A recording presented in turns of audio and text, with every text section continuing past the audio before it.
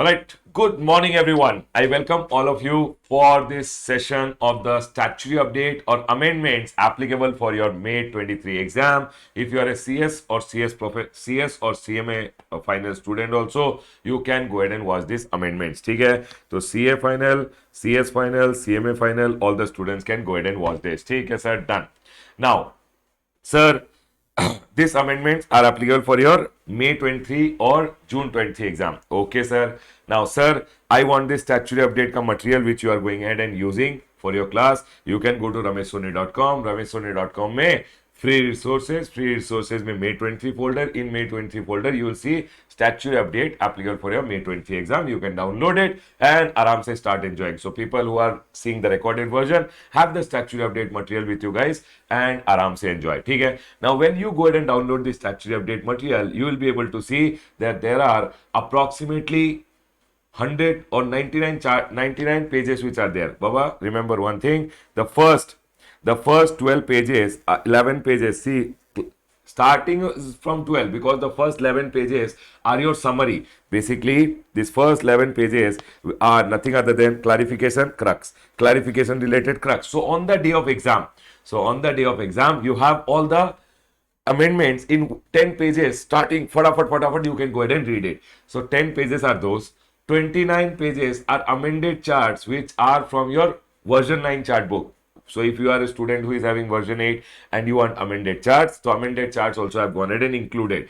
And now if you go ahead and see, at least means only 59, 60 pages are there which are for your amendment. So 99 say 11 pages gone, 29 pages of chart gone. So approximately you will have 60 pages of amendment which you have to go ahead and study. Trust me, we'll go ahead and complete it very quickly and the amendments are very easy. But yes, amendments are very important from exam point of view. At least 10 to 15 marks minimum you should be expecting out of the amendment. Minimum. It can go up to 20 marks also. You have to go ahead and read the amendments properly. ठीक है? Sir, I had taken your classes for November 22. Baba, you must watch the amendment. You should watch the amendment. ठीक है? Sir, I had gone ahead and taken your classes for May 23. Baba, May 23 का students also, I will suggest that you watch it. ठीक है? I will suggest that you go ahead and watch the amendments quickly because watching the amendments will definitely, whatever you have already seen, okay. But seeing the amendments quickly, or at least do one thing, download the amendment booklet, see all the crux. Wherever you don't understand any amendment, quickly go ahead and see from the amendment book, the amendment lecture which will be uploaded. Only those amendments you can see which you don't understand. ठीक है? चलो. So sir, I had taken your classes for May 22. Baba, May 22 student first was the November 22 का amendment and then was the May 23 wala amendment. Can we go ahead and start, everyone? Yes, sir. Let's do it. Chalo. We'll go ahead and start with the amendments. Sir, the amendment booklet includes amendment from which time? Baba, the amendment booklet is for May 23 or June 23 exam. So basically, we have gone ahead and covered the amendments which happened from 1st of May 2022 till 31st October 2022. In between this, whatever amendments came, circulars, notifications, etc. Everything I've gone ahead and covered in the amendment booklet. Chalo, we can go ahead and get it started now. Everyone over here. I will go ahead and first skip this 10 pages which are basically your summaries which are there. ठीक है? Done, sir. Come down. Please come to the first chapter. Everyone listen to me very carefully. We started learning GST with what, everyone? People, we started learning GST with goods or service. Goods or service has to be supplied. Now, supply ka chapter mein there is no amendment. Supply ka chapter mein actually there is no amendment. But what they have gone ahead and done is they have issued some clarification. Quickly, I will explain you. 100% you will be able to understand. There is no tension at all. Chalo, let's start with the clarification which is there. The clarification which is there. Okay, everyone over here now. Number 1, clarification on perquisites provided by employer to employee as per contractual agreement. Everyone listen to me very carefully. Sir, what is this perquisites wala thought? Listen. Sir, there is one employer, ठीक है, and there is a employee who is there. Employer employee provides services. This is the employee. Employee provides services to the employer. Okay, sir. An employer goes ahead and gives what? Sir, as per the contract, means they will go ahead and give, means as per the contract between them, he will provide the service, and for this service, they will go ahead and give, he will go ahead and give him what? Salary. Whatever salary he will give, rent free accommodation give, he will give perquisites also. Correct everyone? Perquisites like, sir, all this rent free accommodation, car for using, etc. Nothing other than perquisite. Okay. Now there was a question which was asked, sir, if there is any perquisites which are provided by employer to employee in the terms of employment, means as per the contractual agreement, Baba, as per the contractual agreement, if any service is provided and you go ahead and pay anything, whether it is salary, perquisites, etc., it is always neither supply of goods nor means this service will be neither supply of goods nor supply of service, no GST. There will be no GST. Whatever is being paid by the employer to the employee on the service, GST will not come. Is this first point clear to all? Quickly heads up everyone. Are we all clear with this first point? Yes sir, this first point is clear. Now listen. Now, not as per the contractual agreement, not as per the contractual agreement, not as per the contract. Supposingly employee is providing services to the employer, and employer went ahead not as per the contract and gave some gift to the employee. Baba, remember one thing, if any amount is given by the employer to employee, if it is not as per the contractual agreement, then gift which are given, if the gift is up to 50,000 people, if the gift is up to 50,000, then what will happen? Sir, if the gift is up to 50,000 per annum per employee, then sir, it is not a supply as per section number 71C. Sir, if gift is not a supply, employer will not get ITC also. Okay, gift is not a supply, employer will not get ITC also. Section number 71C, I hope you guys recall. Okay. Now, but sir, if gift or any amount given by the employer to employee, means any gift etc. given by the employer to employee exceeds 50,000 rupees per annum, then sir, it will be a supply as per section number 71C. Yes, I hope you guys remember section number 71C, we went ahead and learned about it. Yes sir. Now, this point you can remember, and when it is a supply, ITC also will be available. Sir, what was the thought over here? The thought was nothing other than clarification on perquisites provided by employer to employee as per contractual agreement. So sir, if anything is provided as per the contractual agreement, it is neither supply of goods nor supply of service. Simple as that. Perquisites provided by employer to employee. Employer is giving any perquisites to the employee if it is as per the contractual agreement. Always remember, in terms of contract entered between employer and employee will not be subject to GST, because it is this service which will be provided will be neither supply of goods nor supply of service, and there will be no GST. Done, sir. But here, remember, if there is no contractual agreement, employer gives anything to the employee, gift, Baba, it is up to 50,000 is exempt, sir. But if it is more than 50,000, it's a supply, and ITC is also available to the employer. Is my point clear to all? Can we go ahead? When it is not supply, ITC also is not available. Done, sir. Point is clear. Chalo, first amendment is done. Can we move to the second one, everyone? Yes, sir. Let's move to the second one. Please come to the second amendment, everyone. Please come to the second amendment. Chalo. Yes, everyone. I hope everyone is clear with this. Let's go ahead. Please come to the next one. The next amendment which is there. Tell me one thing, everyone. Tell me one thing. If I have a land which is there, Baba, this land is there. There are small stones, etc. Everything lying over here. I sold a land to one person. Baba, sale of land. Sale of land is what, everyone? Sale of land, sir, is neither supply of goods nor supply of service. I hope you guys remember, sale of land is neither supply of goods nor supply of service. Okay, sir. This though people already knew. Now what happened over here? Supposingly there is a land which is there. The land, what I went ahead and got it done is, I got a road roller. Road roller say all the labeling etc. of the road done. This land which is there. This land which is there. What I did the plots over here. Plots. I made the plots over here, and empty plots only. Empty plots only after. Empty plots only, so that I went ahead and I did the labeling. I did all the labeling of the empty plots. Okay, sir. Labeling done. Underline pipelines were also laid down. Okay, sir. All these things nowadays are done. Sir, what happens in this? This is also, now people went ahead and asked, sir, what I did is, I went ahead and did the labeling of the land. I did the plotting of the land. Land ka plots are cut and it is being sold. And we have done it labeled land now. Now you tell me one thing, sale of land which is not labeled or sale of land which is labeled, pipelines are being laid, what is it? It is still a sale of land. Government clarified, sir, whether GST is applicable on sale of land after labeling, lying down of drainage line, etc. Government clarified that Baba, sale of developed land is also a sale of land, is covered under paragraph number 5 and accordingly does not attract GST. So when this land is being sold, I am a real estate guy, I am a real estate supposedly promoter. I went ahead and did what? I did not make building, but I went ahead and bought this land, did the labeling, and I'm selling plot. Baba, selling of this land after labeling and selling the plots is also sale of land, and sale of land is also neither supply of goods nor supply of service. This you guys already know. Okay, sir, done.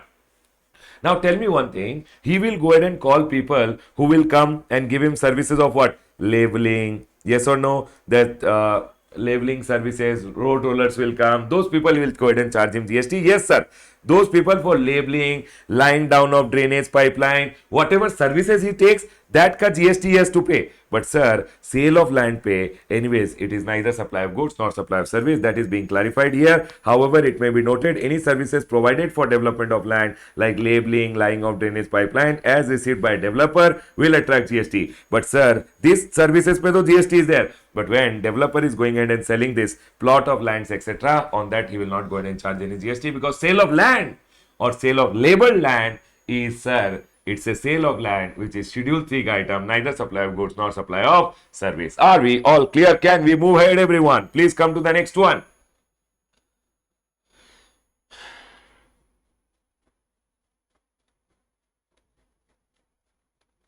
Everyone over here now. People, let's go ahead. Now, the next one over here is GST applicability on liquidated damage. GST applicability on liquidated damage, compensation and penalty arising out of breach of contract or other provision of the law. Okay, everyone listen to me very carefully. Now, there were a lot of cases which were happening where officers were going ahead and telling that you have received this penalty, I want GST on this. You have received this compensation, I want GST on this. You have received this amount as fine, I want GST on this. Okay? Now, officers were going ahead and telling for most of the cases that, sir, listen, if you guys have the chart book, in the chart book you will be able to see over here that in section number, paragraph number 5, Baba, section number 71A, schedule 2 ka, paragraph number 5, you will be able to see over here, refrain, tolerate or to do an act word is there. Yes, everyone, do you guys agree with me? Yes, sir. Now, officers were going in and telling, if you receive any amount to do an act, if you receive any amount to tolerate an act, we will go ahead and charge GST. Now, people went ahead and told the government, sir, can you please go ahead and clarify this situation? You know what? Supposingly, you are going on the road, you are not wearing a helmet, police caught you, and police went ahead and charged you a fine. Okay, everyone, listen to me very carefully. There is one person, supposingly, we'll go ahead and take the example of, sir, why should boys have all the fun? Aparna over here. This is Aparna over here. Aparna was riding a bike and going, no helmet. This is the police over here. Police was standing and police stopped her and she had to pay a fine. She paid 10,000 rupees ka fine. Everyone, okay, sorry, too much. 1,000 rupees ka fine. Now listen to me very carefully. Now, they are, what is being told? That, sir, they are going ahead and tolerating your act, and tolerating an act is a service, and hence 1,000 rupees was being taken by them. Now, listen to me very carefully. This tolerating an act wala service, listen, when you go ahead and read paragraph number 5, no, when you go ahead and read paragraph number 5E, when you read paragraph number 5E, which is basically your refraining, tolerating or to do an act wala service, in that it is written very clearly that, sir, agreeing to the obligation to refrain from an act, agreeing to the obligation means if I am agreeing that, sir, okay, I will not do this and I am taking any money, then it's a supply of service. Agreeing to the obligation to refrain from an act means there has to be an agreement. Now, you tell me one thing, when you were going on the road, was there an agreement between government, means the law, the government and you, that when you break the law, did government and you have an agreement that if you break the law, you have to pay 1,000 rupees? Did you have such kind of an agreement? Tell me one thing. Did you have an agreement with the government that, sir, if I break the law, I will give you 1000 rupees? Did you and government have an agreement? It should be agreeing. First of all, there has to be an agreement, and because of the agreement, an agreement should be to refrain, agreement should be to tolerate, or agreement should be to do an act, and because of that agreement there has to be a consideration which is flowing. Only then you have gone ahead and provided a supply of service. Otherwise there is no supply at all. Remember one thing, first of all, there has to be an agreement, and because of the agreement, there has to be a consideration which is following. Only then it will be a supply. Is my point clear to all? Because when you are going on the way, there is no agreement between government and you that if you are, Baba, such kind of agreements are not done. If you don't wear the helmet, you have to pay. So there is no agreement over here. And when there is no agreement, whatever you pay to the government, it can't be told. It can't be told as a supply. I hope this point is clear to all. Yes, sir, point is clear. Always remember, for something to be termed as supply, there has to be something in return. I should have agreed with you, and then you would have paid me something. Then, sir, it will be a supply. When there is no agreement only, and you have paid me something, then there is no supply at all. I hope this point is clear to all. Can we go ahead, everyone? See, it says over here, in certain instances, questions have been raised regarding taxability of an activity or transaction as the supply of service of agreeing to the obligation to refrain from an act, tolerate an act, or to do an act. Sir, people went ahead and asked, sir, what do you mean by this agreeing to the obligation to refrain from an act, tolerate an act, or a situation, or to do an act? Because officers are going ahead and telling, I received a compensation, supposedly 10,000 rupees. Officer is telling this compensation which you have received is a supply of service, I want GST. Sir, but I never had an agreement with the front party. I hope you guys are able to understand this point. Chalo, let's go ahead. Now, applicability of GST on payments in the nature of liquidated damage, all these things where a lot of doubts were being asked, and sir, so government went ahead and clarified. Everyone listen to me very carefully. When you go ahead and read paragraph number 5, paragraph number 5E of your schedule 2 ka paragraph number 5E, it goes ahead and says, number 1, agreeing to the obligation to refrain from an act. Agreeing to the obligation to refrain from an act. It says, sir, agreeing to the obligation to tolerate an act. Okay, and agreeing to the obligation to do an act. People, listen carefully. Number 1, I should agree to refrain. Number 1, agree. Number 2, to refrain from an act. Okay, I should agree to tolerate an act. Okay, number 3, I should agree to do an act. Only then I can go ahead and say it is falling in paragraph number 5E, and it will be a supply of service. First of all, it has to be a supply, and Baba, supply includes all forms for a consideration. It has to be a form of supply for a consideration. Are we clear, everyone? Yes, sir. Now, listen, they have gone ahead. People, this circular is going to take time, but yes, we will put time and understand it very clearly, because they might go ahead and ask a small point on this in the exam. So you have to go ahead and understand this clearly. Everyone listen. Agreeing to the obligation, beta, please listen. Aparna madam, before any conclusion, please listen. Agreeing to the obligation to refrain from an act. They have gone ahead and given some example of what do you mean by agreeing to the obligation to refrain from an act. I will go ahead and give you non-competence agreement ka example. I went ahead and told you, people listen, you are there, I am there over here. Okay? You went ahead and I went ahead and told, this is Ramesh, and supposing this is Suresh. I told, hey Suresh, I am going ahead and teaching you, but you don't go ahead and open an institute in front of me. So sir, Suresh told, okay. He went ahead and had an agreement with me. We signed an agreement wherein Suresh told, okay sir, I will not open an institute in front of you for CA coaching. Okay, we had an agreement, and agreement was that he will go ahead and refrain. He will not do something, and for that I paid him 10,000 rupees. My question to you guys, is this activity of this guy agreeing to the obligation? Agreeing is there, and then I've gone ahead and given consideration. Yes or no, everyone? Tell me one thing, everyone. Is there an agreement? Is there an agreement? Yes, sir, we have an agreement. Secondly, agreement to what? Agreement to not do something. agreement to refrain, and for that I am paying a consideration. My question is, will it fall in paragraph number 5? Government is selling. Yes, yes, yes, it's a supply of service by him because agreement is there, agreement to refrain, and you are going ahead and paying a consideration. Is my point clear to all? Can we go ahead, everyone? Is my point clear to all? Can we go ahead? Is the first example clear? Now, I'll go ahead with the second example. Second example says over here, supposingly, there is a builder. There is a builder who is there. Now, this builder is going to make a big building because if he goes ahead and makes a big building, the small building or a society besides him, there sunlight will not come. Are we clear? So people of this small society went to the builder and told, even though you have permission, please don't make these 3 floors on the top, because if you make these 3 floors, what will happen? Sunlight will not come. Okay? Now what happened? We are this small society wala people. This builder is making this building.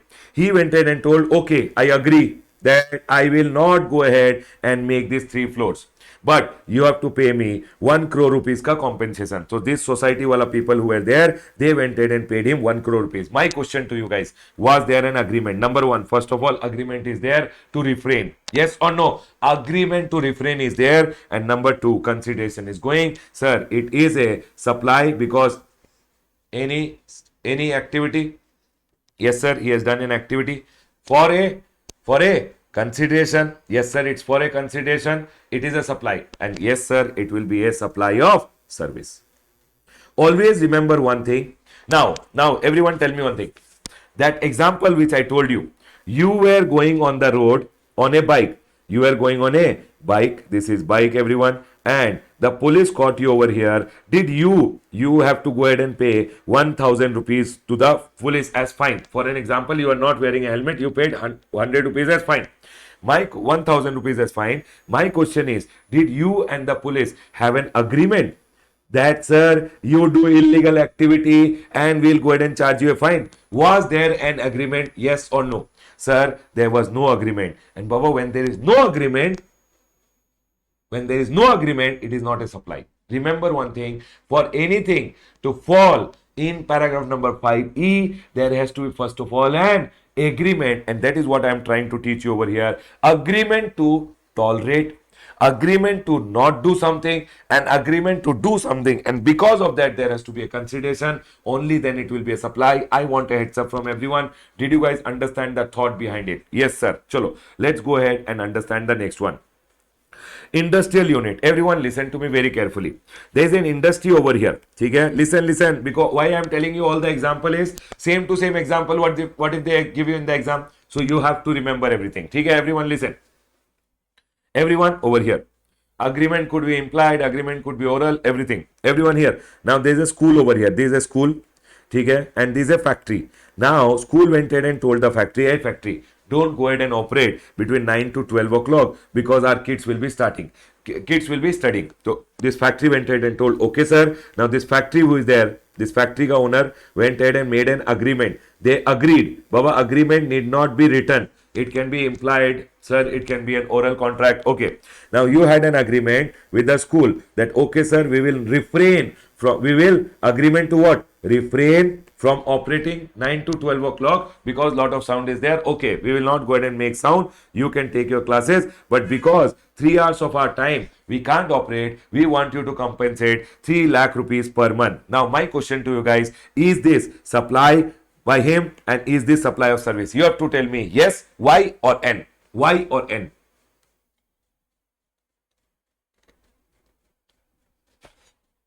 Y or N? Yes, everyone, quickly tell me. Yes or no? Did you guys understand this point? Sir, yes. Agreeing to refrain, and because of that, consideration is following. Yes, sir. Yes, sir. Yes, sir. It's an agreement, and for an agreement, there's a consideration, and hence he has gone ahead and done something, and which will fall in supply of service, and yes, GST has to be charged. I hope this point is clear to all. Chalo, let's go ahead. Next. People over here. Next. The next one over here is agreeing to the obligation to tolerate an act or situation. Let's go ahead and understand this tolerating wala act or situation. Everyone over here. I have a shop in front of my shop. I have a shop over here. In front of my shop, one hawker is there. What he is going ahead and doing? He is going ahead and putting the pani puri ka shop in front of my shop. My shop ka front mein he is putting this pani puri ka shop. You would have seen many big shops ka front mein pani puri wala will put shops, etc. Hawkers will come and put their shop and etc. So this hawker is going in and standing and putting the pani puri shop over here. So what this shopkeeper went ahead and did? This shopkeeper went ahead and had an agreement with him.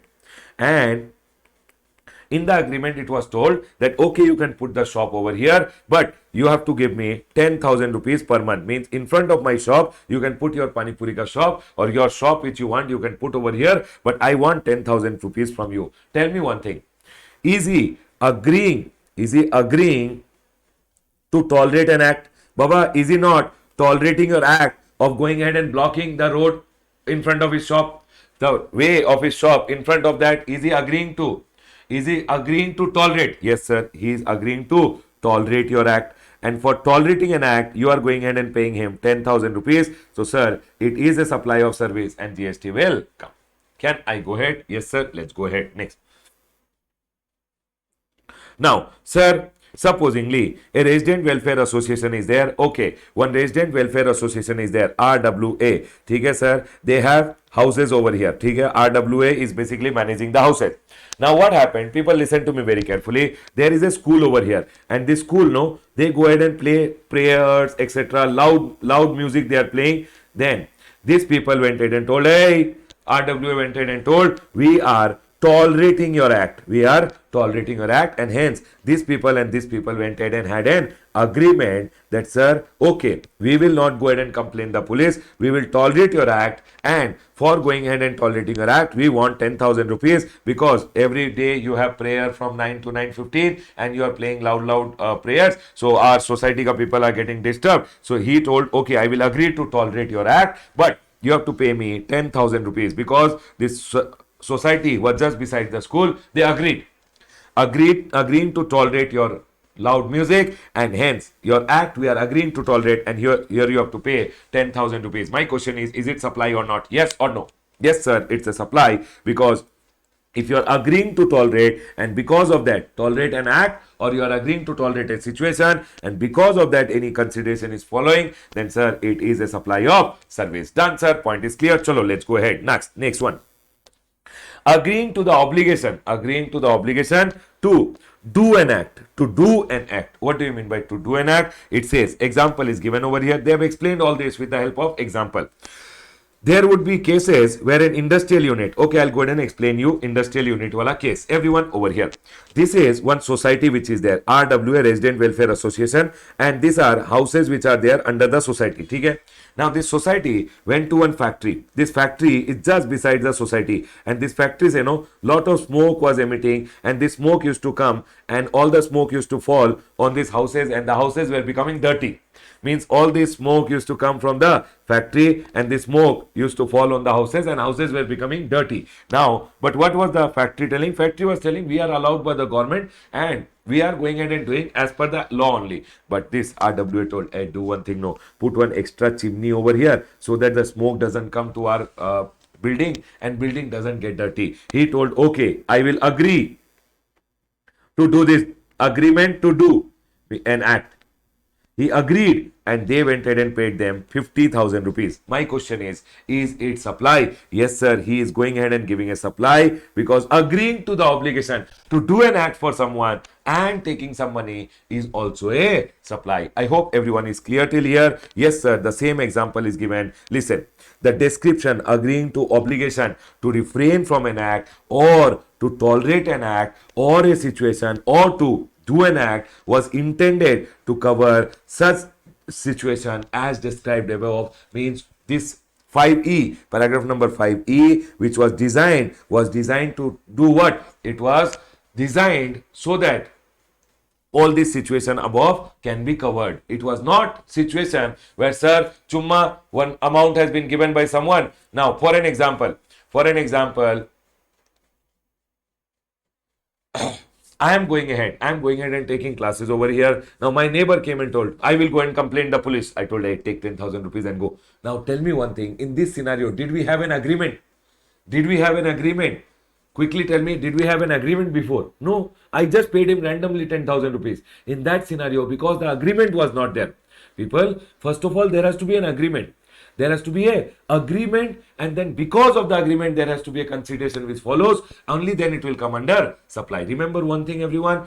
There has to be an agreement to tolerate an act, agreement to tolerate an act, agreement to refrain from doing an act, or agreement to do an act.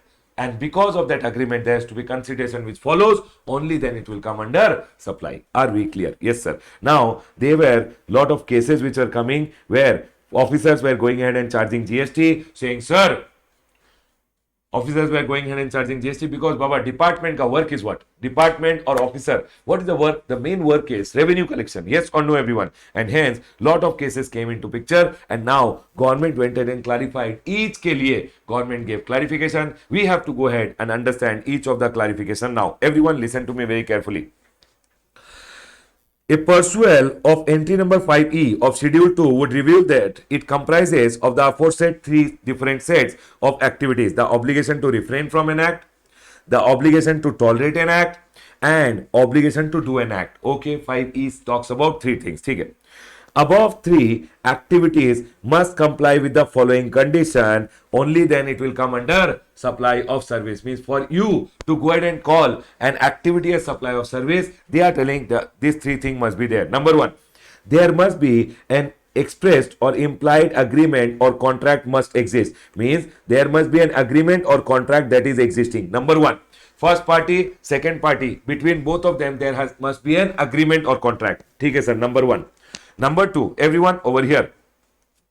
So it says over here, above three must be under a contract, means A, B, C. Refrain, tolerate, or to do an act must be under an agreement or contract, whether expressed or implied, to fall within the ambit of 5E. In other words, other party to such agreement, that is, first party, must be under a contract to either refrain or tolerate or to do an act. There has to be an agreement. Now, people, listen to me very carefully.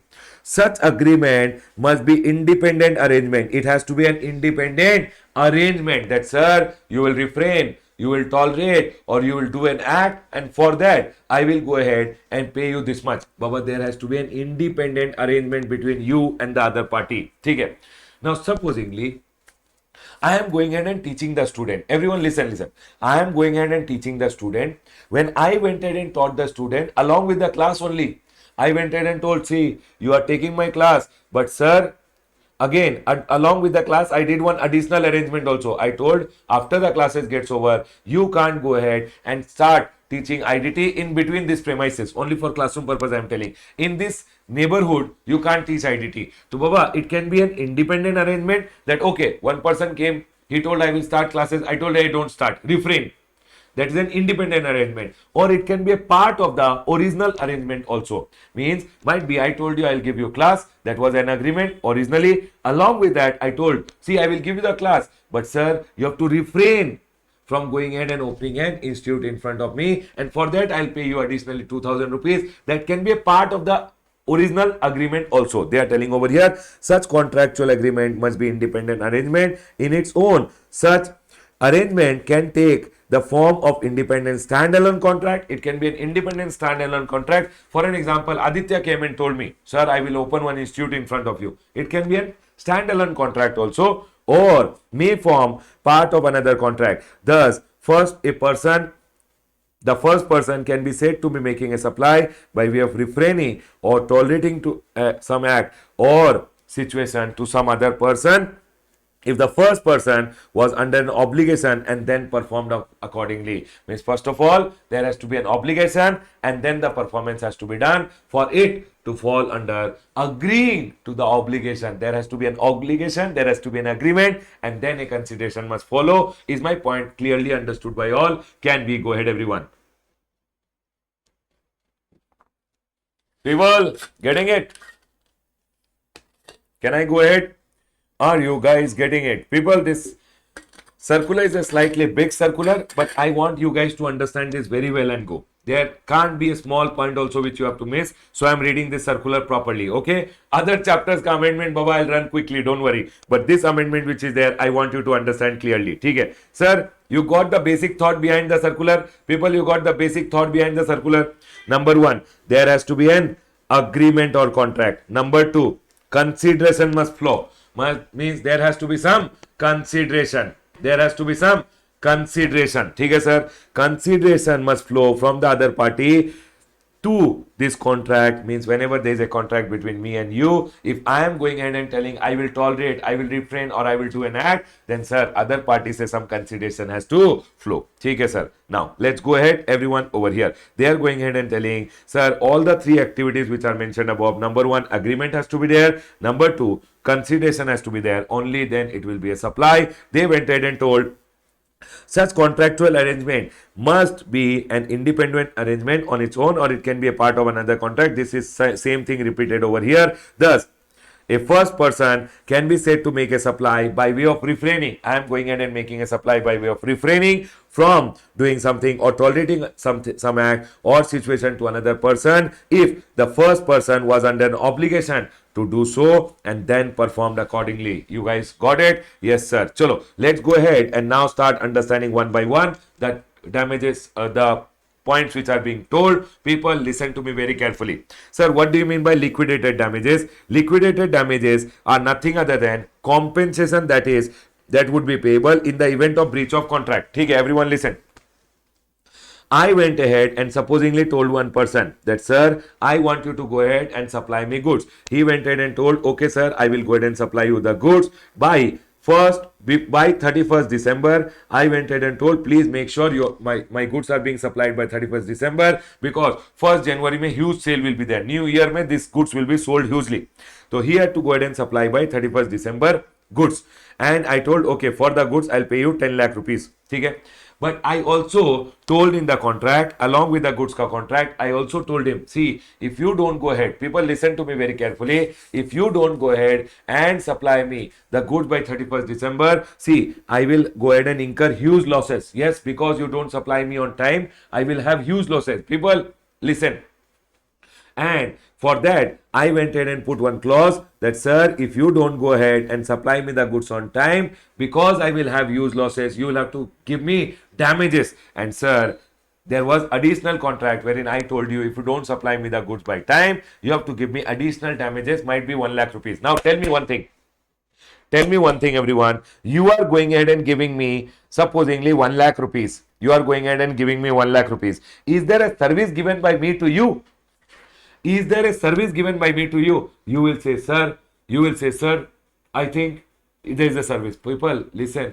When I went ahead and told you in the clause that if you don't supply on time, I will take 1 lakh rupees from you. That is just to make you scared. That is just to make you scared. Am I ready? Am I ready that the goods should be supplied late? I'll be okay with it. Am I ready that my goods, which you have to supply by 31st December, am I wanting that you supply it late? Huh? Tell me one thing. Are you going ahead and agreeing to the obligation that, sir, I will go ahead and supply you late? People, everyone listen, sorry. Am I going ahead and agreeing that, sir, agreeing to tolerate your act or agreeing to the obligation to refrain from doing an act? Baba, I am telling I will not tolerate. I will. See, agreeing to the obligation to tolerate ke liye, if you are receiving something, then it's a supply. I am telling to scare you that, sir, if you don't supply by 31st December, I will take 1 lakh rupees. That is, I am not tolerating. I am telling I am not agreeing to tolerate. I am not agreeing to tolerate. If I am agreeing to tolerate, then it's a supply of service as per paragraph number 5E. Here, I am not agreeing to tolerate.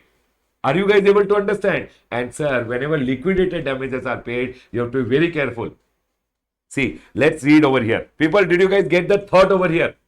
Did you guys get the thought? It says the taxability or otherwise of liquidated damage is clarified. Let's go ahead and understand liquidated damage. You'll take some time to digest liquidated damage, but all others are very easy. Let's understand. It is argued that performance is essence of contract. Sir, liquidated damage cannot be set to consideration for tolerating the breach or non-performance of contract. You did not perform the contract.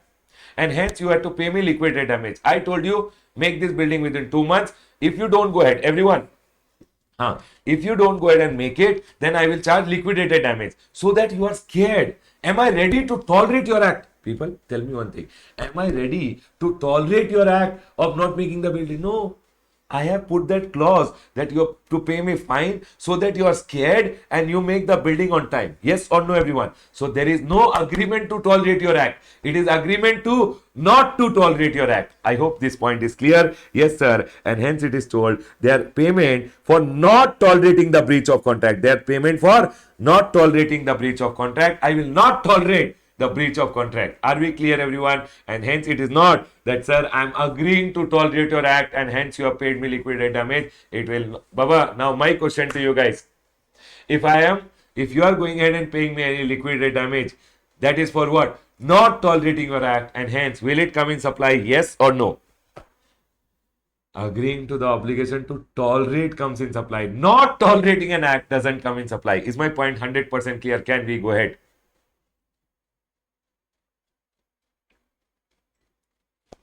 Yes or no, everyone? Will it be a supply? Yes or no? Chalo, we'll read more. Everyone over here, we'll read more. See, payment of liquidated damage is stipulated in a contract to ensure performance and not to deter the performance. Everyone listen. Payment of liquidated damage is stipulated in a contract to ensure and to deter non-performance. Why are we going ahead and including liquidated damage in a performance? Why are we going ahead and putting liquidated damage? Why are we going ahead and telling you have to pay liquidated damage to me? You have to pay damages to me if you don't go ahead and perform the contract. Why? So that the front party, to ensure performance, so that you perform it on time. You don't deter the situation, means you don't delete unsatisfactory performance, so that you don't give me unsatisfactory result, or delayed performance is not there. To scare it is given. Baba, that here everyone, this student has told Chitty saying, sir, to scare. Yes, Baba, that agreement may. Why did I go ahead? Jinal madam, listen. That agreement may. Why did I go ahead and put over there that, sir, if you don't perform on time, then I will charge you 10,000, so that the front party is what? The front party is scared. That's all. There is no agreement that I've gone ahead and told him, I agree that if you don't go ahead and do it on time, I will tolerate this act and you have to pay me 1 lakh. Is that the agreement? No, sir. It is just to scare.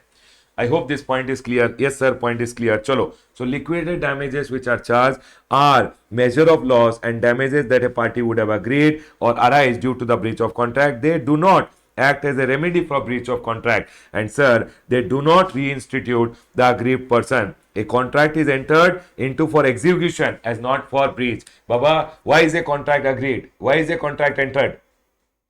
For its breach, that you don't do this, you don't supply me the goods, and that is why I will charge you 1 lakh rupees. Arey, we had an agreement to supply the goods. Are you guys getting my point? I told him, hey, you supply me the goods by 31st December, I will give you 10 lakh rupees. That was the agreement.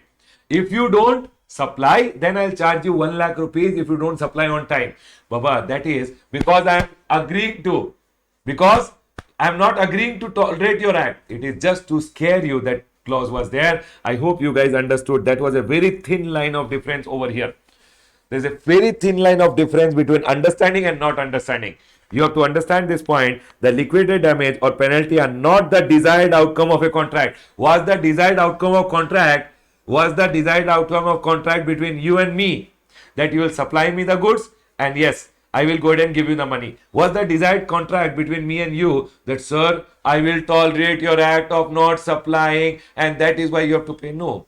Then next, by accepting the liquidated damage, the party aggrieved by the breach cannot be said to have permitted or tolerated the deviation. Baba, just because I took the money from you because you delayed, I have not gone ahead and tolerated your situation. Still, I am telling you, I don't want to tolerate. Not tolerating. I am not tolerating. Next, or non-fulfillment of the promise, where the amount paid as liquidated damage is an amount paid only to compensate for injury, loss or damage suffered by the aggrieved party due to breach of contract, and there is no agreement expressed or implied by the aggrieved party receiving the liquidated damage to refrain from or tolerate an act or to do anything. Everyone listen to me very carefully. What is it telling over here? I never had an agreement with you that I'll tolerate your act. I will go ahead and tolerate your act of not supplying me the goods. Never. This agreement was not there. Baba, tell me one thing. A businessman, people, listen. Everyone listen. A businessman, do you think he will ask someone to supply the goods? Baba, tell me one thing. I'm a businessman. Everyone here, open your mind and listen. I am a businessman. If I am a businessman, I am asking someone to supply the goods. Am I ready that he doesn't supply the goods on time? That also I am making an agreement that I will tolerate your act of not supplying the goods on time. Arey, businessman ka work is that I want you to supply me the goods on time. Hey, you better supply. If you don't supply, then I will go ahead and take fine from you. And that is just to scare him. My intention over here, my agreement was never that, sir, I agree to tolerate your act of not supplying the goods on time. I hope this point was clear to all of you. Then next, it says, there is no agreement express or implied by the aggrieved party receiving the liquidated damage to refrain from or tolerate or to do an act from the party paying the liquidated damage. This point is very clear over here that when somebody is paying you liquidated damage, there is no agreement between you and him that, sir, I will tolerate your act and then you give me liquidated damage. Then, in such case, liquidated damage are merely flow of money from the party who has caused the breach to the party who has suffered the loss. Such payment do not constitute a supply because I have not given you any tolerating of act service. It's just money which has flown from you to me and it will not be a supply. Am I clear with this point? Everyone see here. Damage resulting from damage to property. Okay, everyone listen. My neighbor is there. I threw one brick. His glass broke. Now you tell me one thing. Did we have an agreement? I went ahead and paid him. Okay, sir, 1,000 rupees you take. Did we have an agreement that he will tolerate? People, did we have an agreement that he will tolerate my act of throwing a brick and breaking his glass? No, sir. There was no tolerance which was there. Everyone over here, damages resulting from damage of property, negligence, piracy, unauthorized use of trade name, copyright, etc. I went ahead and used some copyrighted item. I went ahead and used some trademarked item. And sir, did people tell me one thing? Did me and the person whose trademark I used it, people, I used someone else ka trademark. Okay? Now that person and me, did we have an agreement? Did we have an agreement wherein he told, I will tolerate that you will go ahead and use my trademark and you have to pay me money? Or what I paid was just a compensation which I went ahead and paid him. That, sir, sorry, I used your trademark. Sir, it was just a damage which he has suffered and for that I paid him and he has not gone ahead and given me any. We never had an agreement that he will tolerate my act of going ahead and using the trademark. And that is what is being told. Penalty stipulated. So it is going ahead and telling all these are not supply. Sir, penalty stipulated in a contract for delayed construction of house. Now you tell me one thing. I wanted my home to be constructed. Yes or no, everyone? Tell me one thing. I had an agreement with you that you will make the home in 6 months and give it to me. What is the time limit? 6 months. You told I will make the home and give it to you. Did I also tell you that I will go ahead and tolerate your act? I'm ready to tolerate your act of not going ahead and making the home in 6 months, and for that I will charge you liquidated damage. Or beta, liquidated damage which is put is just put to scare you. It is just put so that you are scared and you perform the contract on time. For an example, you did not make the building on time and I charged you 1 lakh rupees as liquidated damage. My question over here, have I agreed to tolerate this situation, or I have agreed just that you make the building, construct the building on time, and whatever is the amount, I'll pay you? Tell me one thing. Is there an agreement that I will tolerate? No, there is no agreement. It is not a supply. Then next, forfeiture of earned money by the seller in case of breach of agreement to sell an immovable property by the buyer or by government or local authority in successful bid, failing to act after winning the bid for allotment of natural resource. Everyone over here, Government is there, I am there. Government is there, everyone. Government is there, I am there. Government went ahead and told me. Government is there, I am there. Government was doing the bidding. I went ahead and told, okay, pre-bid money was given. Then I won the bid. But I did not go ahead and later buy whatever natural resource. Mountain was there, which I had to buy. I did not go ahead and buy. Now tell me one thing, did me and the government had an agreement that government will tolerate my act of going ahead and not buying it later? And Baba, the bidding was happening. Why? The bidding was done that you buy it. Government never went in and told, I will tolerate your act of not buying. What was the intention of the bidding? The intention of the bidding was to sell. The intention of the bidding was not to forfeit the money, and hence whatever the forfeiture of money will be done, if you don't buy it later, whatever the forfeiture of money government does will not be a supply. There is no agreement between you and the government. Government never agreed to tolerate your act of not buying after doing a successful bid. Chalo, everyone listen. You have to go ahead and understand the key in such cases is to consider whether the impugn payment constitute consideration for another independent contract, tolerating an act or situation, or to do an act. If answer is yes, then it would constitute a supply irrespective of whatever name it is called, sir. Otherwise, it's not a supply. Everyone over here, I'll give you some more example. See here, everyone. Everyone over here.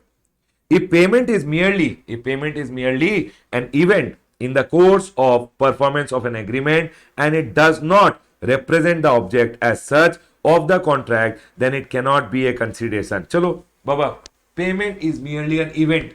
Payment is merely an event. Then, Baba, remember one thing. See, they are telling if payment is merely an event in the course of performance of an agreement and it does not represent the object as such of the contract, it cannot be a consideration. I'll go ahead and explain you from here. Listen. On the contrary, consider this following example. A contract may provide for payment by the recipient of goods or service shall be made before a certain date, and failure to make the payment before the due date will attract late fee or penalty. I went ahead and told you, see sir, I am supplying you the goods and you have to go ahead and pay me 1 lakh rupees. If you don't make the payment on time, if you don't go ahead and make the payment on time, I will go ahead and charge you a late fee or penalty of 10,000 rupees. My question to you guys, do we have an agreement? And because of the agreement, is there a supply which is there? Baba, because of the agreement, is there a consideration? Supply, yes or no? Yes, sir, it's a supply. You had an agreement with him that if you don't go ahead and make the payment, original agreement was supply of goods, and sir, additional was there. If you don't go ahead and make the payment, but it's a normal thing in business. If you don't go ahead and make the payment, I'll charge you 10,000 rupees. Next, a contract for transportation of passenger may stipulate that ticket amount shall be partly or wholly forfeited if passenger does not show up. I went ahead and sold you the ticket. You are going to pay. You have paid me 10,000 rupees. I also mentioned in the agreement that if you don't show up, if you don't come on the day of the flight, for an example, I am tolerating your act, and for tolerating the act, whatever amount you have paid for the flight ticket, that whole amount will be forfeited as cancellation charges. Did we have an agreement? Yes, sir, we had an agreement that I will tolerate your act of not showing up, and sir, whatever amount is there, I will go ahead and forfeit. Done, sir. Next. A contract for package tour may stipulate forfeiture of security deposit in the event of cancellation of the tour by the customer. Same example again. Next, a contract for lease of movable immovable property stipulate that lease shall not be terminated before certain period. We had a lease agreement, and you told me every year you will pay me 1 lakh rupees, but I told you 10 years you can't cancel the lease. I also, in the agreement, it was told before 10 years, if you cancel the lease, you will be required to pay me 5 lakh rupees as damage. Now you tell me one thing, sir, I went ahead and gave you the lease. Along with the lease, you are paying me money. Now you cancelled the lease before the time. Did we have an agreement that I will tolerate the act and you have to pay me this amount? Do you agree with me? Yes, everyone. Is there a supply? Yes, sir, there is a supply, and it says this will be a supply. Next one over here. Some bank similarly charge prepayment penalty. What is prepayment penalty? For an example, I am the bank. I gave you the loan. You have to go ahead and give me EMIs. I gave you the loan. You have to give me EMIs में payment. Now you went ahead and told before 10 years only that I want to close. I went ahead and told in the agreement only pre-closure charges will be 10,000 rupees. Now my question is, I am going ahead and charging you pre-closure charges. Was there an agreement between me and you? Was there an agreement between me and you? Yes, sir. So pre-closure charges which are there will be considered as supply. That's all is being told over here. In the above example, the amount paid for acceptance of late fee, early termination of lease, or prepayment of loan, or the amount of forfeiture of cancellation of services by the customer as contemplated by contract.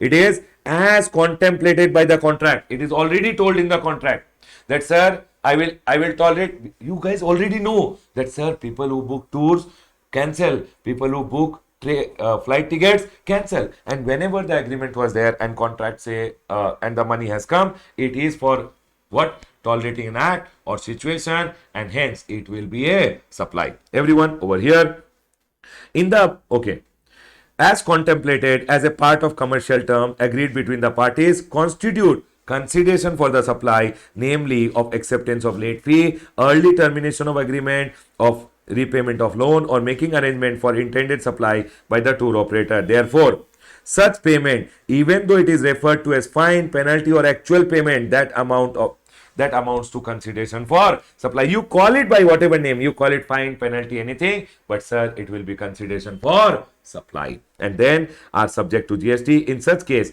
where such supply is taxable, since these supplies are ancillary to the principal supply. But principal supply was supplying of supposingly air ticket. Along with this, if you cancel the air ticket, we went ahead and told you, I will go ahead and charge you 5,000 rupees. People listen, I went ahead and told, if I book the air ticket for you, you get 10,000 rupees. Then I went ahead and told, if you cancel the air ticket, I will go ahead and charge you 5,000 rupees. Baba, this is the principal supply, this is the ancillary supply, taxable at the rate of principal supply. Okay, sir. Now, supposingly the principal supply is exempt, then the ancillary supply also gets exempt, is the point over here. That's all. Say, it says these supplies are ancillary to the principal supply for which the contract was signed. So if there is a contract and along with the contract one more arrangement is there, then this is the principal supply taxable, additional supply also taxable. And it says they shall be eligible to be assessed as principal supply. Naturally, principal supply are not taxable, will not be this such payment will not be taxable if the principal supply is exempt. Everyone over here, please come to the next one over here. Check dishonor or check dishonor ka fine or penalty. Tell me one thing, everyone. You gave me a check. I supplied the goods. You gave me a check. Tell me one thing, everyone. I supplied the goods. You gave me a check. Now, your check got dishonored. Did we have an agreement? Did we have an agreement that you will give me a check? Check gets dishonored. You have to give me 5,000 rupees ka penalty. Me and you. I supplied you the goods, you gave me a check. I deposited your check got dishonored. Now, my question to you guys, did I ever go ahead and expect this? That, sir, or we had an arrangement that if your check gets dishonored, I will go ahead and charge you 10,000 rupees as penalty? No, we never had this. And hence, it says over here, the supplier wants payment to be received. We always want what? I want my payment to be received. I never want your check should get dishonored and I should take 10,000 from you. But a supplier in the normal course of business wants what? I supplied, payment should come. He gave me a check, I'll deposit, money will come. Now, by chance, check got dishonored. I told, hey, your check has got dishonored. Because of you, the check has got dishonored. Now, I want 2,000 rupees from you. You gave me 2,000. My question, was there an agreement between us that if your check gets dishonored, I'll charge you 2,000 rupees, or 2,000 rupees you just paid because the check got dishonored? Sir, is it a supply? Yes or no? Is there a supply between me and you? If your check got dishonored, is there a supply between me and you?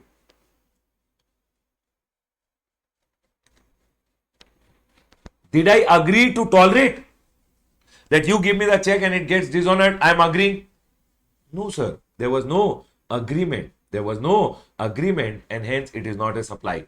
I want an answer from everyone. Is the point clear to all? There has to be an agreement to tolerate an act, agreement to tolerate a situation, and sir, agreement to tolerate an act, to do an act.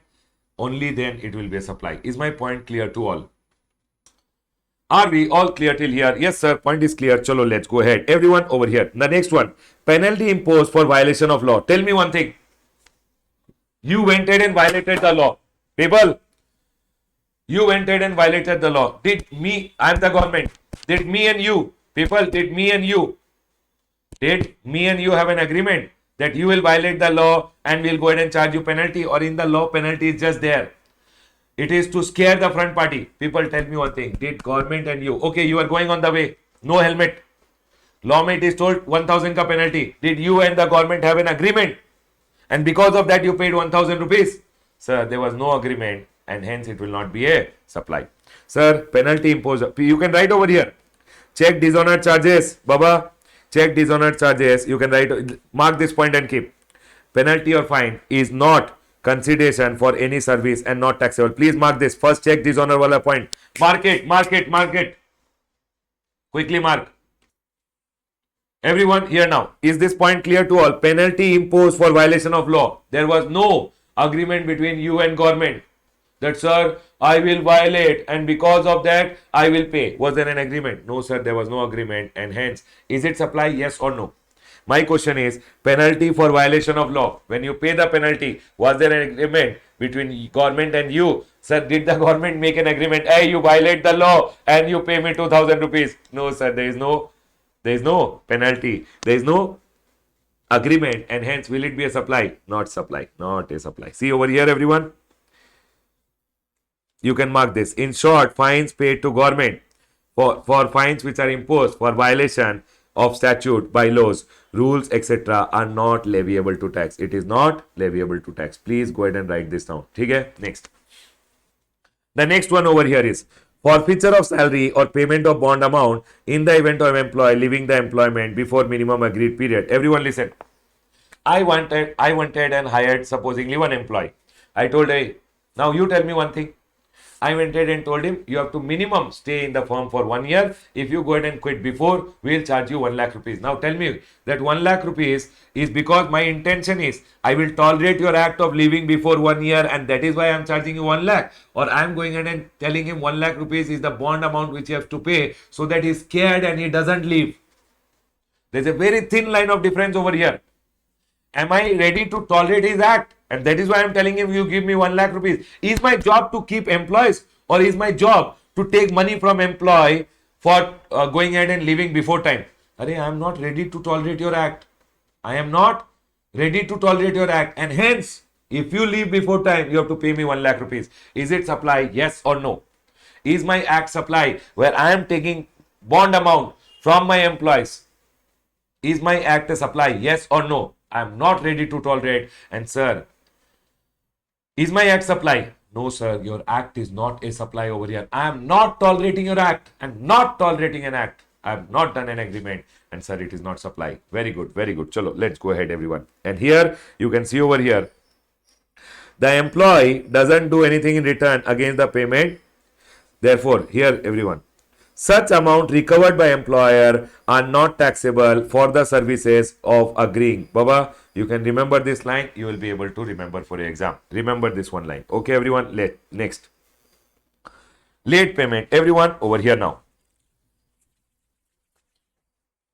Okay. I'll go ahead and read it with you guys. The facility of accepting late payment with interest. Okay. I went ahead and supplied you the goods. People, when I supplied you the goods, I told you, see, we generally know that when we supply goods, no, people don't make payment on time. And I have told all the people that, see, if you don't make the payment on time, please, 50,000 ka amount is there, 10% interest you pay. Now, my question to you guys, am I already expecting that you will not make the payment on time? Yes or no, everyone? Generally, in the business scenario, everyone knows that people don't make payment on time, and that is why we go ahead and insert a clause saying late fee, interest, penalty has to be paid. Now, sir, when I went ahead and gave you a supply of goods, or supposingly, for telephone industry, telephone landline, Airtel has given me the telephone landline, and I pay every month 1000. You know what? Every month I delay the telephone landline ka payment. I always forget. Now, you tell me one thing. Do they already know that people will go ahead and forget, and hence they had an agreement with me that, sir, if you delay, then you please pay 100 rupees. Yes or no, everyone? Is there an agreement? Yes, sir. They are already ready to tolerate the act of people not making the payment on time, and hence they are charging 100 rupees, 200 rupees as interest or penalty. Sir, they are ready to tolerate, and hence it's a supply. Yes. Do you guys agree with me? Yes, sir. And here, hence you have to remember, sir, it's an ancillary supply which is naturally bundled, supplied in conjunction with the principal supply. Principally, they are going ahead and supplying you connection, landline, water, etc. connection, and you are paying them whatever is the water bill along with that, or electricity bill. If you delay, you go ahead and pay them whatever is the fine or penalty. It's a normal accepted tendency, and hence therefore it should be assessed as principal supply, since it's an ancillary supply to the naturally bundled such as electricity, water, telecommunication, uh, uh, cooking, gas, insurance. It should be assessed at the rate of principal supply. Late fees, surcharges, fees, etc. Please to be assessed. It's a supply. It is supply assessed with principal supply at the rate of principal supply. Are we clear with this point? Can I go ahead, everyone? Can I go ahead, everyone? Are we all clear with this point? It takes time to digest this circular, Baba, or even the officers, industry. 2017 GST came till now, 5 years dispute. Now government have gone ahead and sorted out all the dispute. In your exam, they'll ask you all these points may only one question. So please be very careful. Please read properly and go. Can we go ahead, everyone? Yes, sir. Let's go ahead. Everyone over here now. See, what is the next point? The next point over here is fixed charges for power. Everyone over here, tell me one thing. You know, Bangalore में Bescom supplies the electricity. Bescom supplies me the electricity. Bescom supplies the electricity. They tell sir rupees 100 per month will charge us fixed charges. Fixed charges is rupees 100 and then variable charges. Now my question over here, the fixed charges which are there and then the variable charges are there. Sir, the fixed charges or the variable charges which are taken, are the fixed charges taken because they are tolerating your act of not going ahead and using the minimum electricity, and hence they are charging you 100 rupees fixed charges? Or fixed charges is because they are supplying you the electricity, they are doing an act for you, they are telling sir minimum to will take 100 and sir any additional consume, if you consume anything additional then we will go ahead and charge you sir variable charges. It's normal supply, sir. Whatever that minimum 100 rupees is taken every month, that is for supply of service. Bescom is going ahead and supplying me electricity and they are telling sir if you don't use it also minimum we will take 100 rupees and that is for their service. Everyone over here, it says Baba, check dishonor wala charges which is there. This I have explained it above only. So you refer that point. You don't see over here. Okay? Next, see it says the price charged for electricity by the power generating companies from state electricity board, okay, or by firm, means this Bescom, Discom, etc. They go ahead and charges from individual customers are divided into two parts: minimum fixed charge and variable. The fact that minimum fixed charge remains the same whether electricity is consumed or not below the contracted or available capacity or minimum threshold does not mean that minimum fixed charges or part of its charges are for tolerating an act for, Baba, tell me one thing. You did not use, you have to pay me minimum 100 rupees for supposing 10 units of electricity. Everyone, 100 units of electricity, Bescom is going ahead and giving you and they are telling, sir, 100 rupees is the minimum for 100 units. You use it, you don't use it, you have to give me 100 rupees. Now tell me one thing, when they are charging 100 rupees from you, it is for, because they are tolerating your act of not using electricity that you are paying them 100 rupees.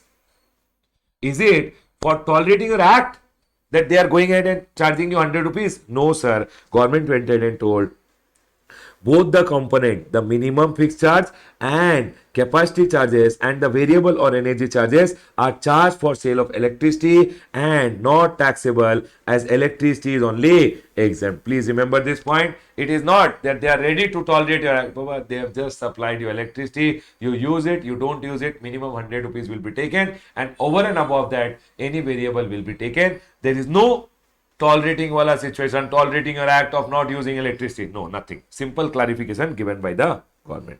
Next, cancellation charges. Everyone over here, you want me to go ahead and tell you about the cancellation charges? ठीक है, I will go ahead and tell you directly. You will understand. Airline companies, tell me one thing. Airline companies ka example will take. Generally, they also know that people will book ticket and they will pay us the amount. But sir, if you cancel the ticket and if you cancel the ticket, they go ahead and charge you an amount. And hence, when they go ahead and give you an agreement, in the agreement, they mention it very clearly. If you cancel the agreement, we will go ahead and charge you 50% of the ticket ka charges. Now, my question to you guys, They went ahead and sold you the ticket. That was a supply. Along with that, an arrangement they did that, sir, if you cancel the ticket, we are tolerating your act and hence we'll charge you this much amount. Is it supply? Yes or no? My question is, cancellation charges which are being charged by the airline company, is there an agreement already? And they are ready. Baba, in the airline company or railway industry, it's normal that people will cancel their ticket and they're ready to tolerate your act, and for that they go ahead and charge you 50% of the ticket charges. Yes, sir, it is a supply. Remember one thing, such payment, you have to go ahead and remember this thing over here about cancellation charges. ठीक है sir, point is clear. चलो, we'll go ahead. Yes sir, supply. Yes sir, supply. ठीक है. चलो, next. This you guys read at home. The last paragraph, the last one which is there, I'm not going ahead and reading, but you read at home. Simple. I'll tell you one thing. Crux is agreeing to the obligation. I should agree, and I should agree to what? Baba, you can write it in your chart only and keep here. You write like this.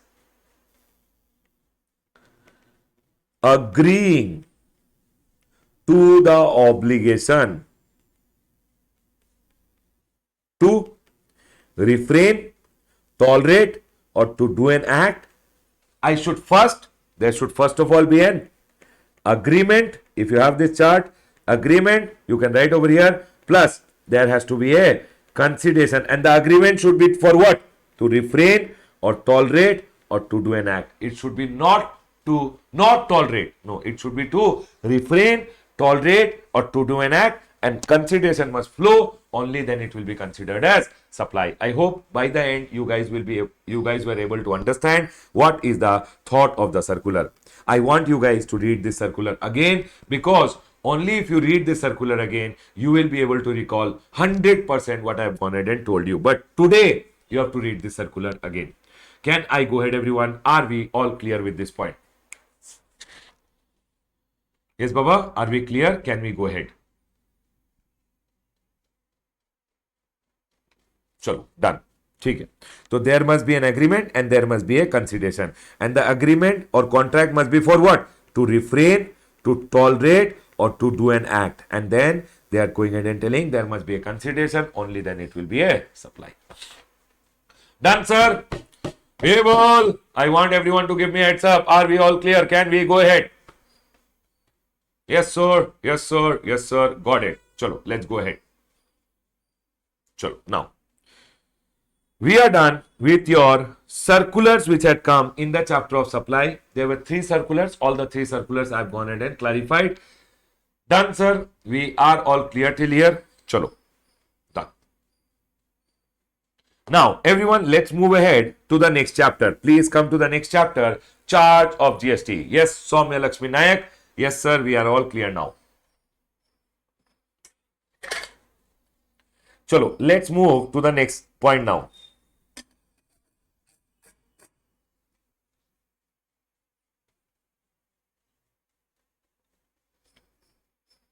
Everyone over here now. Charge of GST. Sir, we started learning GST with goods or service. Goods or service has to be supplied. Supply ka chapter mein 3 circular I told you. Goods or service has to be supplied. Supply can be either interstate or intrastate supply. Here there is no amendment. Interstate or intrastate. Sir, interstate IGST will be levied. Intrastate CGST will be levied. This is the chapter where we are going to talk about now. Let's go ahead and talk what is the amendment over here. People, listen to me very carefully. Before I go ahead and talk about the amendment, can you go down? You will be able to see the charge of GST ka chart over here. Charge of GST ka chart over here. ठीक है sir, point is clear. Now listen. For GTA related service, everyone, goods transport agency related service, one amendment has come. Sir, when will you explain the amendment? This amendment I'll teach you when I am explaining you GTA in exemption. Sir, why are you not teaching now? I will teach you with exemption, because in exemption again I'll have to explain the same point. So after some time when I explain you the exemption, along with the exemption I'll explain you the GTA wala point. ठीक है? Next. Government related service. Also there is an amendment post वाला point में there is an amendment. Everyone, government giving services to a business entity whose aggregate turnover is greater than equal to registration limit in the last year, business entity is required to pay GST under RCM. Here, Department of Post related service में one amendment is there, but this amendment you will understand along with exemption, and hence this amendment also I'll cover along with the exemption. ठीक है sir? Now, sir, 5AA, listen to me very carefully. 5AA is the point which is again any person going ahead and giving residential property. Baba, this point also I will talk along with the exemption. So, charge of GST ka all amendments I will do along with the exemption, because exemption and reverse charge both has to be studied together. When we read to the exemption, I'll cover this point also. You will 100% get it. So, sir, this charge of GST chapter में there are 3 points which are amended. Number 1, GTA. Along with exemption, I'll tell you. Government related wala exemption. Government में post related exemption में there is an amendment, and sir, renting of residential property में there is an amendment. These 3 amendments which are there means there is a new introduction. All the 3 I'll cover along with the exemption. Exemption plus reverse charge always has to be studied together. Can we go ahead, everyone? Did you guys get this point? Yes, sir. Next. Now, everyone over here, people, listen to me very carefully. Come down to the chart of composition levy. Composition levy mein, people, now all the amendments are small amendment. Tak will finish. Chalo, I want everyone to smile and then start listening. Everyone, aram se, life is beautiful. Aram se, chill, relax and keep listening. Everyone over here, don't sleep. Everyone over here now, listen. Composition levy. Baba, can you tell me who are the people? Okay, sir, can you give us a quick linking? Yes, whenever goods or service will be supplied, inter or intra, GST will be levied. Once GST is levied, some people ask for composition levy. Yes, composition levy may one small change is there. Let's understand. Listen. Aram se chill, aram se relax, enjoy and listen. There is no stress, nothing, no tension at all. Listen. Composition levy may, do you remember in composition levy, who are the people eligible? MTR are eligible. ठीक है. Do you remember who are the people ineligible? Mines. MINES. Yes, sir. Mines are the people who are ineligible. M for manufacturers. Do you remember, everyone? Manufacturers are the people who are ineligible. Yes, sir. Manufacturers of what? Sir, manufacturers of pan masala, aerated water, ice cream, other edible ice or tobacco. Pan masala, aerated water, ice cream and tobacco, it was there earlier also. In the last term, there was an amendment which was done where they told, if you are making fly ash bricks, means, what is fly ash, Baba? After ash, what ash means what, sir? After you burn the coal, everything, that ashes will be there, no? That ash will fly. So it is known as fly ash. That ash se, ash color ka bricks are made. Okay, everyone? Bricks, blocks, or you call it aggregates. Bricks, blocks, or you call it aggregates. Now, all these bricks, blocks, and aggregate, in the aggregate part, what government had told, if you are making fly ash aggregate with 90% or more fly ash content, only then you will not be eligible for composition. If you are a manufacturer of fly ash aggregates where 90% or more is fly ash content, only then you are ineligible. What people started doing is 1% less. They started keeping fly ash content as only 89%, 85%, and hence they were eligible for composition. Government told, hey, useless people. We'll go ahead and say, now government told, if you are making fly ash aggregate content and all, nothing. Even if 10% content is there, you are ineligible for composition scheme. And hence now, fly ash aggregates, fly ash block, fly ash bricks, whatever you make, whatever is the content of fly ash, Baba, you will be ineligible for composition levy. Manufacturers, okay, everyone? So manufacturers of pan masala, aerated water, ice cream, tobacco, then fly ash bricks, blocks, or aggregates, whatever you call it. Aggregates may, whatever is the content of fly ash, doesn't matter. You are ineligible if you are a manufacturer. Then, sir, we have building bricks, sir, building related bricks of fossil meal or similar siliceous earth, building bricks, earthen or roofing tile, all these manufacturers are ineligible. Remember one thing, people, are we clear with the amendment that, sir, fly ash aggregates, whatever is the content of fly ash, you are ineligible. That's it. Is the point clear to all? Can we go ahead? Yes. Now listen to me very carefully. Here, Here, remember, only manufacturers are ineligible. Traders are eligible. Traders will be eligible. Done, sir. Point is clear. That's all. There's no other amendment in your composition levy. Chalo, let's go ahead to the next one, everyone. Now, the next amendment over here is in the chapter of registration. Sir, what is the amendment? Nothing. Listen. Do you remember the registration limit, everyone? Do you remember the registration limit? Registration limit, sir. If you are in the state of M square NT, Manipur, Mizoram, Nagaland, Tripura, supplier of goods 10 lakh, sir, supplier of service or goods plus service also 10 lakh. ठीक है sir. If you are in Puducherry, Uttarakhand, Meghalaya, then Arunachal, Sikkim, sir, and Pumas of Telangana, Puducherry, Uttarakhand, Meghalaya, Arunachal, and Sikkim and Telangana, supplier of goods 20 lakh, supplier of service, supplier of goods plus service also 20 lakh rupees. Then government told, if you are in any other state, sir, Assam, Jammu and Kashmir and Himachal Pradesh, then sir, for you, supplier of goods, the limit is 40 lakh rupees. Supplier of service, the limit will be 20 lakh rupees. Yes, sir. Now, this 40 lakh was not available if you are a supplier. Do you guys remember? If you are a supplier of, sir, what? Pan masala, ice cream, tobacco, fly as bricks, fly as blocks, fly as aggregates with 90% or more, with 90% or more fly ash content was written over here. Now they are telling, sir, fly ash wala aggregates ka supplier are ineligible.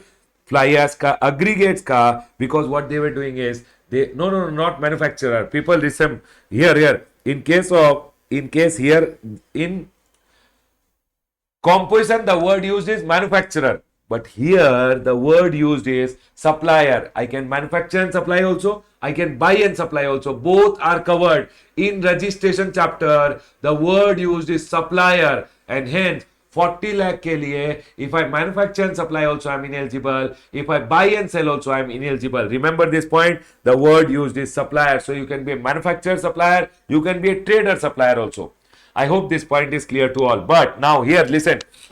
This is not the amendment. The amendment is, if you are a supplier of fly ash aggregates, whatever is the content of fly ash, you are ineligible for 40 lakhs. And then nothing. There is no other amendment in this. Please remember one thing, sir. Suppliers of 40 lakh is not eligible. Who is not eligible? If you are a supplier of pan masala, ice cream, tobacco, fly ash bricks, blocks, aggregate, Baba, with 90% or more fly ash content part has been removed, and hence fly ash aggregates wala supplier limit will be 40 or 20, everyone. Fly ash aggregates ka supplier limit will be 20 or 40. Fly ash aggregates ka supplier limit will be 20 or 40. My question, 20 or 40? Sir, 20 lakh rupees. They will not get a higher limit of 40. They will not get a higher limit of 40 lakh. Yes, sir. Yes, sir. Yes, sir. Got it. That's it. This is the chain. That's it, is the chain. So if you are a supplier of pan masala, ice cream, tobacco, fly ash bricks, blocks, aggregate, bricks of fossil meal, bricks of similar siliceous earth, building bricks, earthen or roofing tile, then you will not be eligible for 40 lakh limit. What is the amendment? That's all is the amendment. With 90% or more fly ash content part has been deleted. Done, sir. Chalo, let's go ahead. Everyone, please come to the next chart. Please come to the next chart, everyone. Please come to the next chart. Everyone over here now. Everyone over here now. Cancellation or suspension of registration. Baba, do you remember that? Okay, I will go ahead and show you the chart where we talk about cancellation. People, everyone over here. Cancellation of registration. Cancellation of registration can be done by the proper officer under section number 29(1). Proper officer can cancel your registration. Registered person can give an application. Registered person is gone. Then legal hire also can cancel. The situations where A, B and C over here. The situations where A, B and C. ठीक है sir. Now, section number 29(1) में there is no change. Section number 29(2) में it was told under which situation the registration will be cancelled. PO may cancel registration when? When can proper officer cancel your registration? When? Number one, when you go ahead and contravene such provision of the act or rules. Sir, when you do the contravention of such provision of the act or rules, there they have gone ahead and made now change. Now, sir, which provision of the act or rules you contravene, your registration will be cancelled. Rule number 21 used to go ahead and tell you. In rule number 21, they have gone ahead and made a change over here. Understand, listen. What are they telling?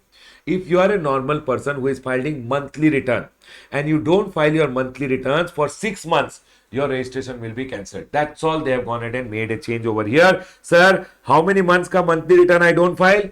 6 months ka. If you continuously don't file your monthly return, for an example, I have to file GSTR 3B monthly. If I am a person requiring to file GSTR 3B monthly, 6 months I don't file, registration cancelled. Okay, sir. Next, sir, if I am a person who is not under QRMP scheme, if I am not under QRMP, then for me 6 months ka return if I don't file, registration will be cancelled. Okay. If I am a person under quarterly return, monthly payment, can you tell me quarterly return? 6 months means how many quarter? Arey quarter, everyone, quarter is always fixed. Can you tell me how many quarter? How many quarter is 6 months? Sir, quarter. How many quarter? Everyone, tell me 6 months is how many quarter? Sir, 2 quarter. And hence it is told over here. Registered person who is filing for each quarter who is under QRMP scheme, then for them it is continuous period of 2 tax period. 2 tax period means 2 quarter ka. If you don't go ahead and file your return, your registration will be cancelled by the officer. That's it, everyone. Chalo, let's go ahead. Everyone over here. And then section number 29(2) में if you go over here, composition dealer के लिए, earlier it was told if composition dealer doesn't file his return for 3 tax period. Sir, you know 3 tax period for composition dealer nowadays. The return is what? For full year, supposing in 2021, they have to file by 30th April 1 GSTR 4. 1 GSTR 4. For whole year, they had to file 1 GSTR 4. Okay, everyone listen. For whole year, they had to file 1 GSTR 4. Okay? Sir, student here. Sir, is it GSTR 3B or GSTR 1? Beta, section number 39 is GSTR 3B. So, I am telling you about GSTR 3B only. Okay, because section number 39 talks about GSTR 3B. Now let's go ahead here. Now composition dealer has not furnished return. Now tell me one thing. Earlier it was used 3 tax period. 3 tax period means 3 years. Composition dealer has not filed his return for how many years? 3 years. Then registration will be cancelled. Baba, that was a mistake in the law. Actually, earlier composition dealers used to file. Composition dealer के लिए tax period was quarterly and hence 3 quarter का if you don't file the return, registration will to be cancelled.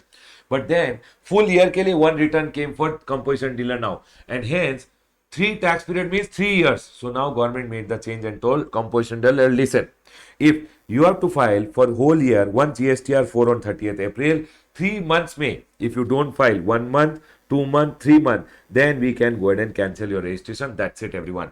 So, sir, can you tell me registration cancellation for normal person? Baba, registration may you have to remember if you are a normal person or you are a composition person. Sir, composition person, GSTR 4, not filed within how much time? Within 3 months of due date. Within 3 months of due date. Sir, what is the due date for composition dealer ka GSTR 4? It is 30th April. If you don't file within 3 months, then your registration can be cancelled. Sir, normal person who is filing basically his monthly returns, then government is telling if you are under quarterly return or you are not under quarterly return. If you are under quarterly return, 2 quarters ka if you don't file return, then we will go ahead and cancel your registration. And sir, here 2 quarters, here it is 6 months. 6 months ka if you don't file return, then registration will be cancelled. I hope this point is clear. And sir, here they are telling registered person other than composition, no return for such continuous period as may prescribe, and that prescribed is nothing other than what I have already told you above. I hope this point is clear to all. Please remember when can your registration be cancelled. Number 1, if you do contravention of the act or rules. Number 2, number B, composition dealer wala, if you don't file your return, due date say 3 months from the due date of furnishing the said return. Number 3 over here, other than composition dealer, GSTR 1. No, we are talking about GSTR 3B. Monthly return is GSTR 3B. Okay? No return. When we talk about return, Baba, remember, GSTR 1 is a statement. We are talking about GSTR 3B. GSTR 3B is a return. GSTR1 is a statement. We are not going ahead and talking about a statement. We are talking about a return. Okay. Next. Sir, voluntary registered person, he has not commenced business for 6 months and you have taken the registration by fraud, willful misstatement or suppression, then your registration can be cancelled. Sir, is it important? Yes, Baba, A graded point from exam point of view. Section number 29 2 pay. They can go ahead and ask you a question. Please be very careful about it. Okay. Now, everyone over here. Do you remember your registration can be suspended? Do you remember your registration can be suspended? Yes, sir. You know what? If you don't go ahead, you are filing your GSTR1. You are filing your GSTR1, but you are not filing your monthly return. You are filing your GSTR1, but you are not filing your monthly return. But do you know, if you are filing your GSTR1, but you are not filing your monthly return, then officer, the portal automatically, not officer, portal automatically suspends your registration.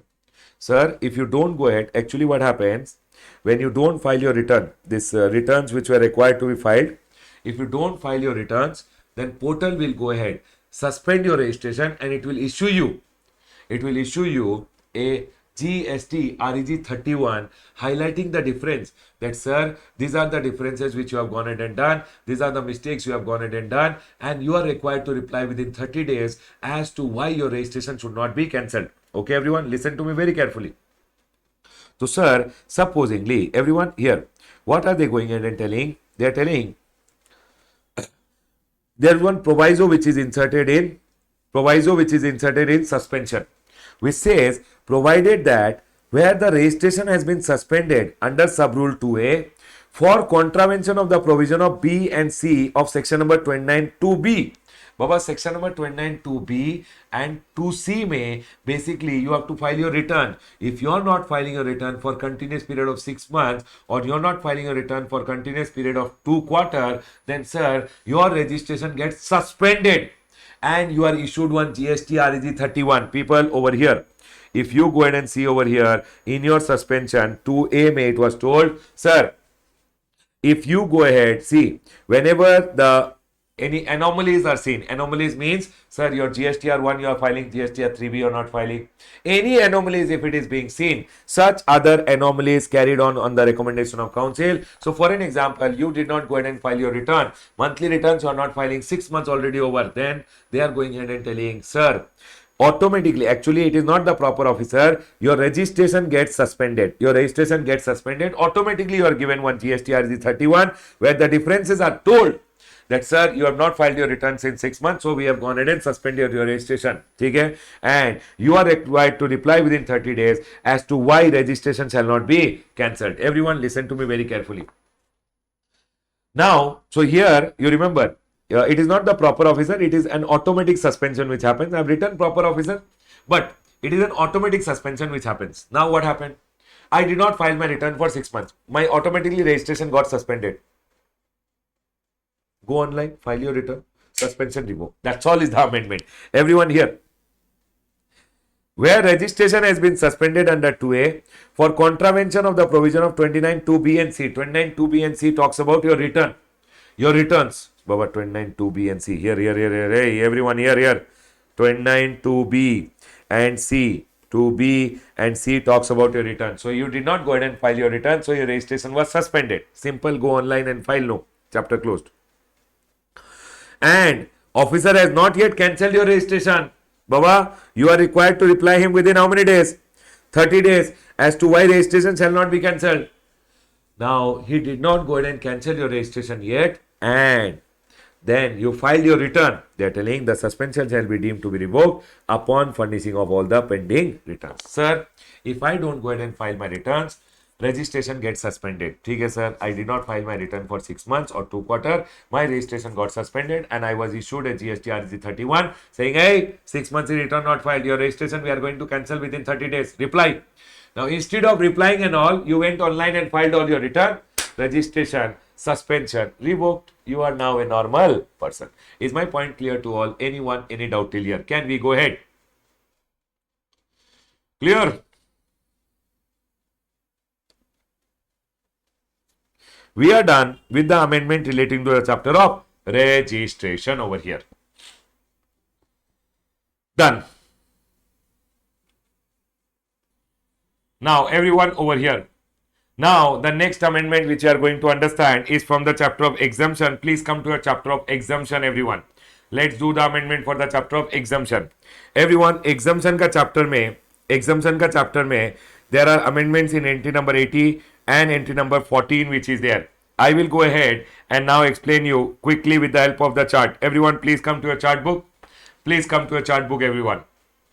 In the chart book, if you remember, if there is an entity which is registered under 12A or AB, everyone listen carefully. Entry number 12, entry number 80 basically, which used to go ahead and talk about if there is an entity which is registered under 12AA or AB, and this entity is going ahead and giving training or coaching in sports related activity, that was exempt earlier also, that is exempt now also. So entity registered under 12AA or AB giving training or coaching in sports was exempt earlier also, now also exempt. ठीक है sir, point is clear. Now listen, everyone over here, but one individual point was there, point number A in your entry number 80, which was not connected with entity registered under 12AA or AB. But that used to say that if there is a person, training or coaching is given in recreational activity, which is basically to rejuvenate yourself, recreate, ठीक है, basically all your hobby related, ठीक है, hobby classes etc., which is for art and culture, relating to what? Art and culture related, if recreational activity is related, training or coaching, number one. Number two, recreational activity in relation to art or culture is given. Art or culture का promotion के लिए training or coaching, basically art and cultural related classes are given. Number three, now the amendment, if it is given earlier, given by anyone, it was exempt. Now training or coaching in recreational activity given by individual only is exempt. I hope this point is clear. So if I am a person, I am giving training or coaching. People, remember one thing, training or coaching in art, recreational activity relating to art and culture given by individual, it shall be exempt. Remember one thing, training or coaching in sports only by entity registered under 12AA AB is exempt. Training or coaching in sports by an entity registered under 12AA AB is exempt. That was earlier there, now also there, nothing changed. But sir, this point please be careful. Training or coaching in recreational activity relating to art and culture given only by individual shall be exempt. My question to you guys, training or coaching in recreational activity relating to art and culture given by entity registered under 12AA AB, exempt, not exempt, Y or N? Yes or no? Exempt, yes or no, everyone? Quickly tell me. Y or N? Exempt, yes, exempt, no. Is it exempt if entity is giving, entity which is registered under 12AA or AB is giving training or coaching in recreational activity relating to art or culture? Tell me, everyone. Yes or no? No, sir, no, sir, no, no, no, no, no, no, no, no. Remember one thing, training or coaching in recreational activity relating to art or culture by whom? By individual only is exempt. Remember this point, everyone. It's a individual point separate. ठीक है, everyone? Done.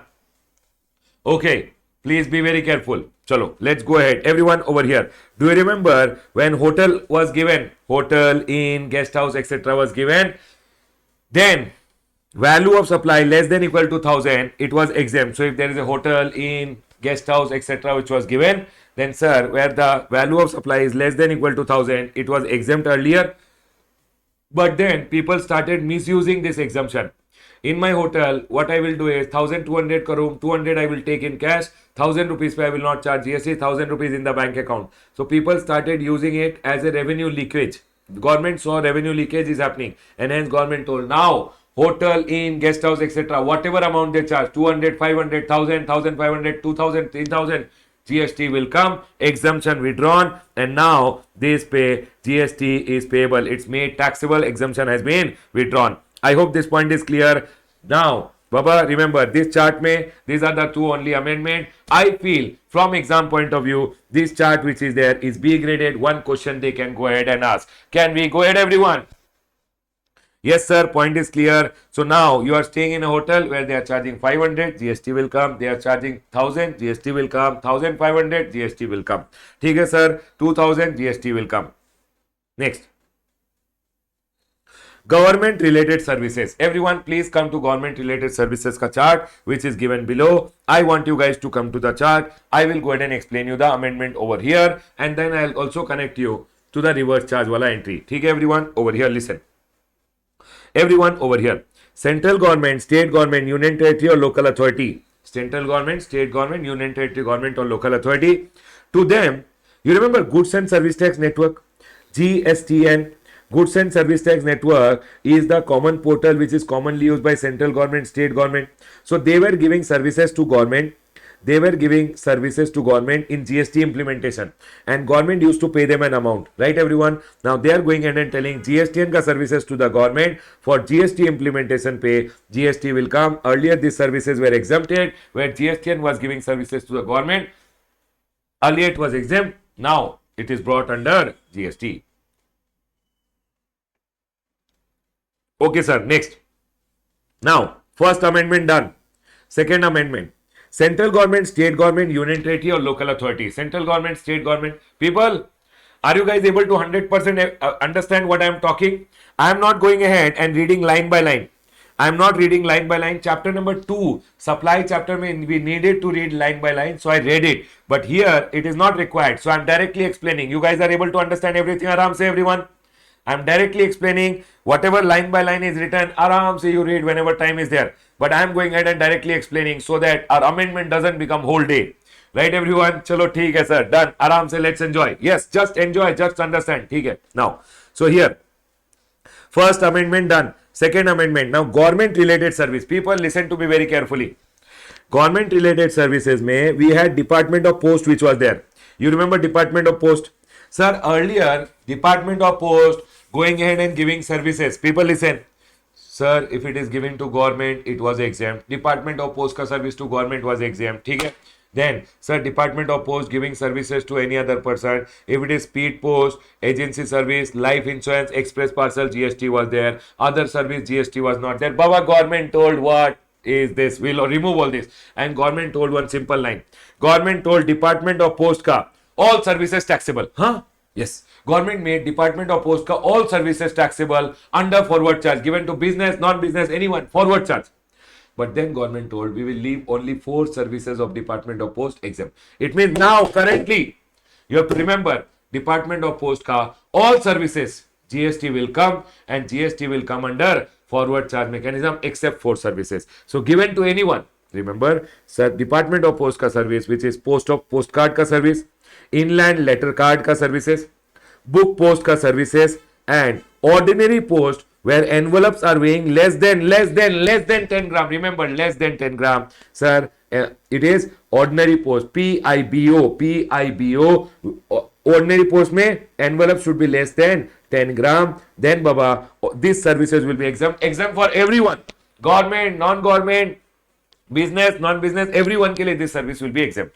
Other than this, Post Office giving all other services. Remember, whether it is speed post, agency service, life insurance, express parcel, etc. means, for an example, I have a bank account with the Post Office and Post Office issued me a debit card. Debit card ke liye they went ahead and charged me an amount. They will not go ahead and charge. They will go ahead and charge me GST because all other services, any service, Baba, I have a saving bank account. They went ahead and gave me any services in relation and they charge me an amount. They will charge me GST under forward charge mechanism. Everyone listen to me very carefully. I have written only speed post, agency, life insurance, express parcel, etc. Means all other services also now will be charged under forward charge mechanism. Everyone over here, remember one thing, speed post, giving services which is PIBO, postcard, inland letter, book post, ordinary post, where ordinary post may envelope weighing up to 10 gram. Then remember one thing, GST shall be exempt. Sir, other than this, all other services of the postal department, whether given to government, whether given to business entity, remember, it shall be GST under forward charge mechanism. I hope this point is clear to all. And that is why I had gone ahead and made post wala point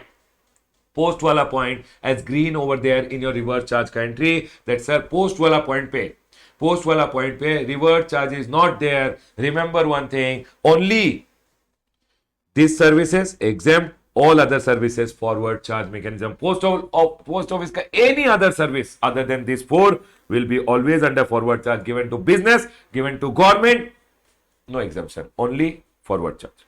Are we all clear with this point? Can we go ahead? Quickly tell me, everyone. Other than this, there is no amendment over here. Yes, one small amendment is there over here. You remember FSSAI, Food and Safety Standard Authority of India. FSSAI, Food and Safety Standard Authority of India. Yes, sir. FSSAI ka services, when they used to come to your restaurant to test the food, any application fees was taken, that service pay. Earlier GST was exempted, now GST will be payable. Entry has been omitted from exemption, it means GST will be payable. Done, sir. Point is clear. Chalo, let's go ahead. We are done with your exemption relating to government. See, Baba, PIBO services I told you. And Baba, all other services which are there, please see over here. Here, wherever it was Department of Post related other services, they deleted only this thing. From everywhere they deleted it. And now you have to remember the crux and FSSAI ka fees I have told you already, and hence you can remember only this much crux now. I hope this point is clear. In my opinion, exam point of view, say very, very important. 1 mark will come. Chalo, let's go ahead, everyone. Please come. Let's go ahead and move to the next entry. Passenger transportation service. Everyone over here. Passenger transportation service. I will go ahead and explain you with the help of the chart. Please come in the chart, everyone. Everyone in the chart. Or is there everyone with me? Quickly tell me. Can I go ahead? Quick, everyone. Yes, sir. We are all clear. Let's do it. Everyone over here. Now, transportation services may. I will go ahead and talk about transportation service over here. Do you remember going to Batman, coming to Batman? Whenever any airline companies are giving transportation of passenger ka service, where you are going to Batman, coming from Batman will fly free. B for Bagdogra, Arunachal, Tripura, Manipur, Meghalaya, Mizoram, then sir Assam, Nagaland and Sikkim. Sir, BATMANS. Batmans always used to fly free, means you are going to Batmans or coming from Batman. GST were not there on the tickets which was there. On the ticket, GST never used to come. Air ticket pay. But now they have gone ahead and told this exemption will be only in case of economy class. If you are going by business class, GST will come. Simple as that, everyone. Economy class mein exemption is there. If there is any transportation of passenger, remember one thing, sir. Transportation of passenger by air, Batman, if you are going to Batman's, sir, or you are coming from Batman's, remember one thing, Batman's, if you are going in economy class, then government is telling in economy class mein GST will not come, but sir, you are going to Batman's or you are coming from Batman's on, sir, business class, if you are going ahead and coming business class mein, then GST will come. Earlier this was also exempt, now Baba, GST is there. Please be very careful. GST will come. Only economy class mein exemption is there. ठीक है sir, this is fine. Road का case also clear. Rail का case also clear. Water is also clear. There is nothing over here. Goods का transportation में individual. Okay. Everyone, goods transportation by air. Let's understand goods transportation by air now. Sir, air mein we have international transportation, domestic transportation. Baba, remember, domestic transportation is always taxable. Domestic transportation by air, whatever goods it is always taxable. Remember this point, okay? Then, international transportation from outside India to India is exempt. Sir, if air ke through transportation is happening from outside India into India, it was exempt also. Now, here, from India to outside, international transportation of goods from India to outside was exempt only till 30th September. Can you tell me, if it was exempt only till 30th September 2022, now what will happen? Now GST is payable, it is taxable, everyone. It is taxable, GST is payable. Now it is taxable. Done, sir. Point is clear. Okay. Vessel transportation may remember. Vessel transportation means ship ke through if transportation is happening.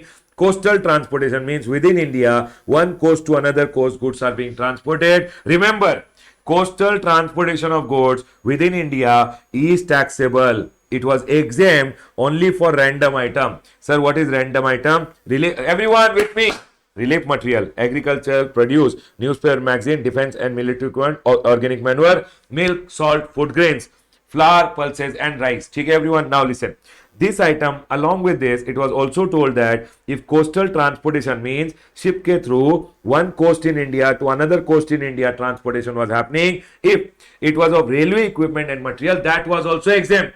Coastal transportation of railway equipment and material was also exempt. Now entry omitted, and hence railway equipment and material, whenever it is transported now, entry omitted means GST will be payable. Done, sir. Point is clear. Next. Now, if it is not coastal transportation within India, if it is international transportation of goods, international transportation from outside to the custom station in India, that was always taxable, still taxable. Okay, sir. From India to outside India was exempt till 30th September, and Baba, now because 30th September is gone, this pay GST. So transportation of goods from India to outside India by vessel, sir, GST will be payable. Remember one thing, GST will be payable. It is now taxable. It is no more under exemption. Done, sir. This point is also clear. Chalo. Now I'll go ahead and tell you about rail. Rail ke through if goods are being transported, everyone over here. Rail ke through if goods are being transported, it is always taxable. But sir, random item ka case mein, relief material, agricultural produce, then Baba tell, relief material, agricultural produce, defense and military equipment, newspaper and magazine, then sir, O for organic manure, milk, salt, food grains, pulses, etc. It was exempt earlier also, exempt now also. Now they are telling rail ke through, if transportation is happening of railway equipment and material, that is deleted, and hence, can you tell me, will GST come now? Yes, sir, GST will be payable. Only random is exempt. Railway equipment and material, whenever it is transported, GST will be payable. Now it is taxable. Done, sir. ठीक है. Now, road ke through, whenever transportation is done, Baba, individual truck wala, etc., there is no amendment, nothing. ठीक है. Sir, courier, nothing. GTA ka services. Can I go ahead and tell you in one shot about GTA, everyone? Yes, sir. GTA, I am going to teach you. Now, from forward point of view also, reverse charge point of view also. Everyone, listen to me very carefully. From forward point of view, reverse point of view, sir, forward charge when it will come, reverse charge when it will come, when it will be exempted. Everyone ka one solution I'll go ahead and give you. You can remember this for your exam. GTA, 2 marks to 4 marks, 100% you can expect a small adjustment. Please be careful. Baba, remember, goods transport agency, GTA ka services. Always remember, whenever GTA gives services, GST is always under 5% RCM. GTA, whenever it is giving services, GST is always under 5% reverse charge mechanism. So you remember GTA ka services mein, if GTA gives services to a registered person under GST, or GTA is going ahead and giving services to an unregistered person under GST. Remember these 2 points first of all, whether it is giving to registered or unregistered. Now registered person may, you can have TDS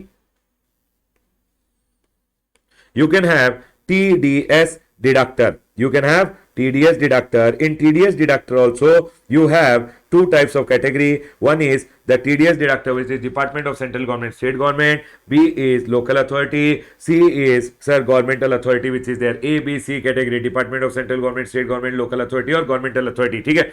And you have the D category, which is the notified category. Okay? And sir, registered person may, you have all other registered person. Sir, okay, this is one more category over here. This is one category of TDS deductor. This is one category of TDS deductor.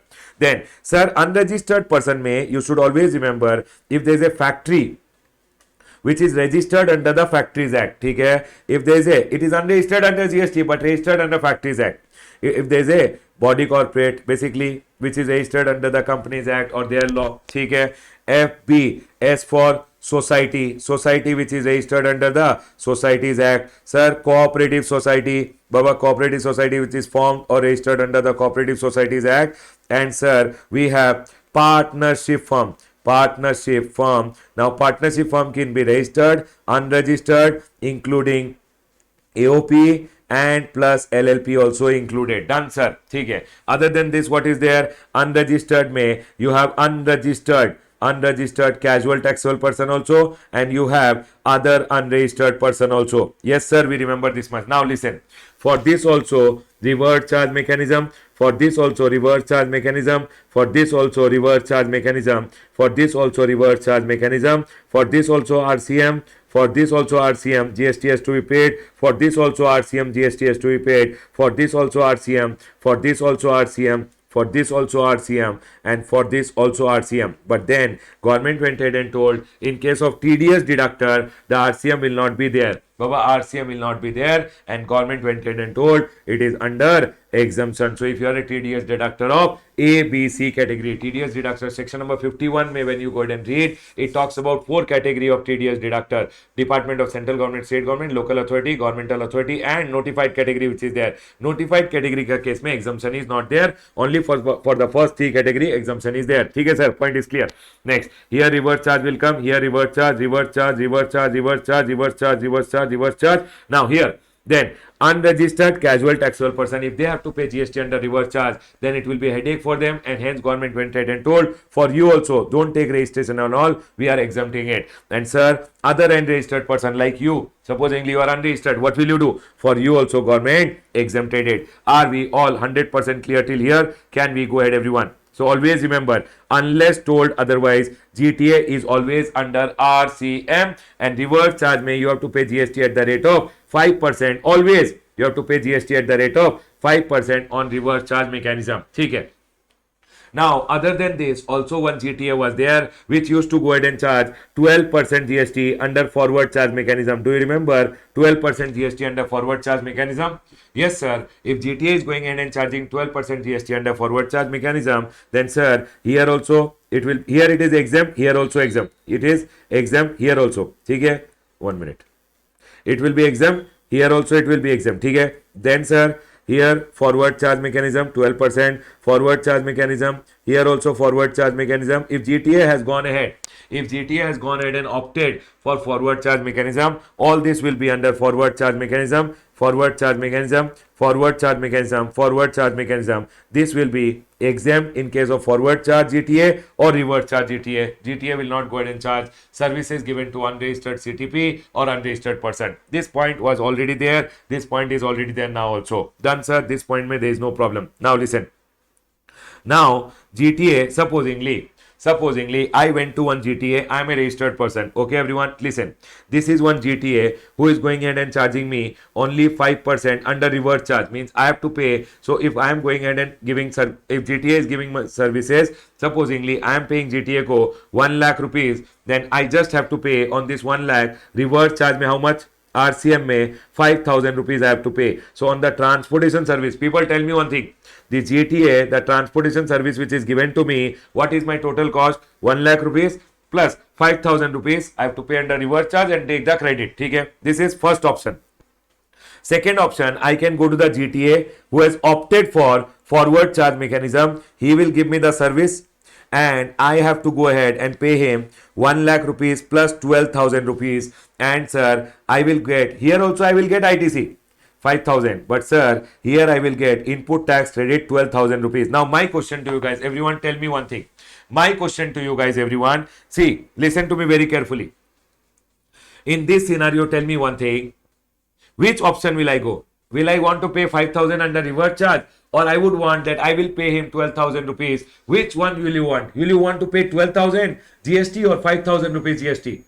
Will you want to pay? Will you go to the option number 1 or option number 2? You will say, sir, I will go to option number 1. Why will I pay so much GST? Why will I pay so much GST? Although I am getting credit, but so much credit also I don't want. Yes, sir. And hence people were going to option number 1 GST. Correct, everyone? It means very less people were coming to those GTAs who were taking this 12% forward charge mechanism wala option. People started not going to that option. And hence government went ahead and told, hey GTA, for this 12% GTA wala option, they went to government and they told, sir, people are going to all those unorganized GTA where they just have to pay 5% reverse charge. Sir, we are so organized, but people are not coming to us. People are telling you are charging 12%. We don't want so much credit and all. People are not coming to us, sir. What to do? So government went ahead and made one amendment, and government told, okay, you do one thing. You do one thing. You can now charge 12% under forward charge mechanism, or government gave them an option amendment. Sir, these GTAs can charge 5% also under forward charge mechanism. Are we all clear till here? Now tell me one thing. Where will you go? Will you go for 5%? GTA giving services to you, you will have to pay reverse charge में 5% and you will get ITC 5%. Or you can go to that GTA, he will go ahead and charge you 5% under forward charge mechanism. You pay the 5% to him and you will be able to take 5,000 rupees ka ITC also. So now GTA is under, sir, forward charge or reverse charge. So if my GTA is under forward charge, I will pay him, he will pay to government, I'll take credit. If my GTA is under reverse charge, sir, he went ahead and gave me the service, I will pay under reverse charge and take the credit. Do you guys agree with me? So now this forward charge wala GTA who is there is given two options. Forward charge mein he can charge 12% also and forward charge mein he can charge 5% also. Done, sir. This is the first thing. Are we all clear with the first amendment which I went ahead and told you? I'm not getting into the complication, but I'm now telling you that, sir, earlier, one GTA had only one option. GTA had two options. Now also two options only. If GTA is not opting for forward charge, recipients will pay under reverse charge. But if GTA is opting that I want ITC, everyone, I want ITC, then he will go ahead and charge 12%. So GTA ke liye what was there? If GTA is going ahead, GTA is going ahead and opting for charging 12%, then he will go ahead and get input tax credit. Yes, everyone, do you guys agree with me?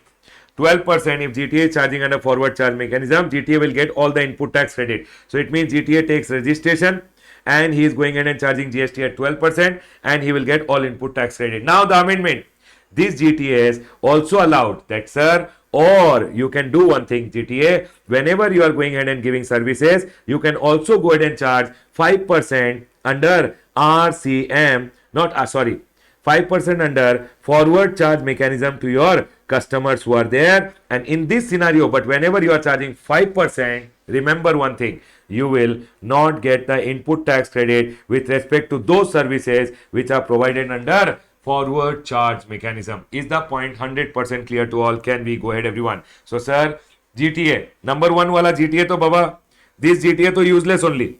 Reverse charge. Unorganized, no ITC, I don't want. Let the recipients pay, story is over. Second type of GTA which was there was 12%, or additionally now they are allowed 5% forward charge mechanism. But remember one thing, if they are going ahead and charging 12% forward charge, they will get all the input tax credit. If they are going ahead and charging for some supplies, sir, forward charge at 5%, with respect to those supplies, they will not be given any input tax credit. Is my point clear to all? Can we go ahead, everyone? GTA ka service, did you guys understand that now GTA has been given one more option which I am going to show you over here. Sir, GTA ka case mein they went ahead and told, see, generally a GTA ka service pe always recipient will pay. But sir, if provided that nothing contained in this entry means RCM will not be applicable. If the supplier has taken registration, GTA has taken registration, and he is exercising the option to pay tax on the services of GTA in relation to transportation of goods under forward charge. And forward charge, he can charge 12% or he can charge 5%. He has to opt for that option. Generally, GTA ka case mein always reverse charge is there. But sir, if GTA wants, he can go online and opt for the option of 5% or 12%, which is basically forward charge mechanism he can opt. And when he opts for forward charge mechanism, he can charge 12%. If he charges 12%, he'll get all the credit. If he charges 5% forward charge, he will not get the credit. But sir, number one, he has to take registration. Number two, he has to go ahead and opt for the option online that, sir, I want to charge GST under forward charge mechanism. And thirdly, the supplier means the GTA has issued a tax invoice. Thirdly, he will issue a tax invoice to the recipient charging CGST at the rate of applicable rate. He will charge CGST at the rate 12% or 5% under forward charge mechanism. And also on the invoice, he will go ahead and make a declaration in as prescribed in Annexure 3 on such invoice. Sir, Annexure 3 is not applicable for you guys. Basically, in the invoice, he will go ahead and say, I am a GTA registered and I am going ahead and charging GST under forward charge mechanism. That's all. He will give a declaration. That's all. Are we all clear with this point? People, generally GTA reverse charge over. But if GTA is going ahead and taking registration, opting for forward charge, GTA is taking registration. Online, he went in and gave written declaration that I will charge GST under forward charge. Then he can charge 12% or 5% on forward charge, and for that he will give a tax invoice, and in the tax invoice he'll charge GST, plus in the tax invoice he will give a declaration that, sir, I will charge the GST under forward charge. You don't have to pay under reverse charge. Basically, a simple declaration you will go ahead and give. Sir, what is the declaration? Not required for exam. Are we clear with this point? Can we go ahead, everyone? Yes, sir. Point is clear. If GTA opts to pay GST under forward charge, 12% and 5%. If does not opt for under forward charge, then recipient pays under RCM. Is everyone 100% clear? I want a heads up from everyone. Are we all sharp clear with this point?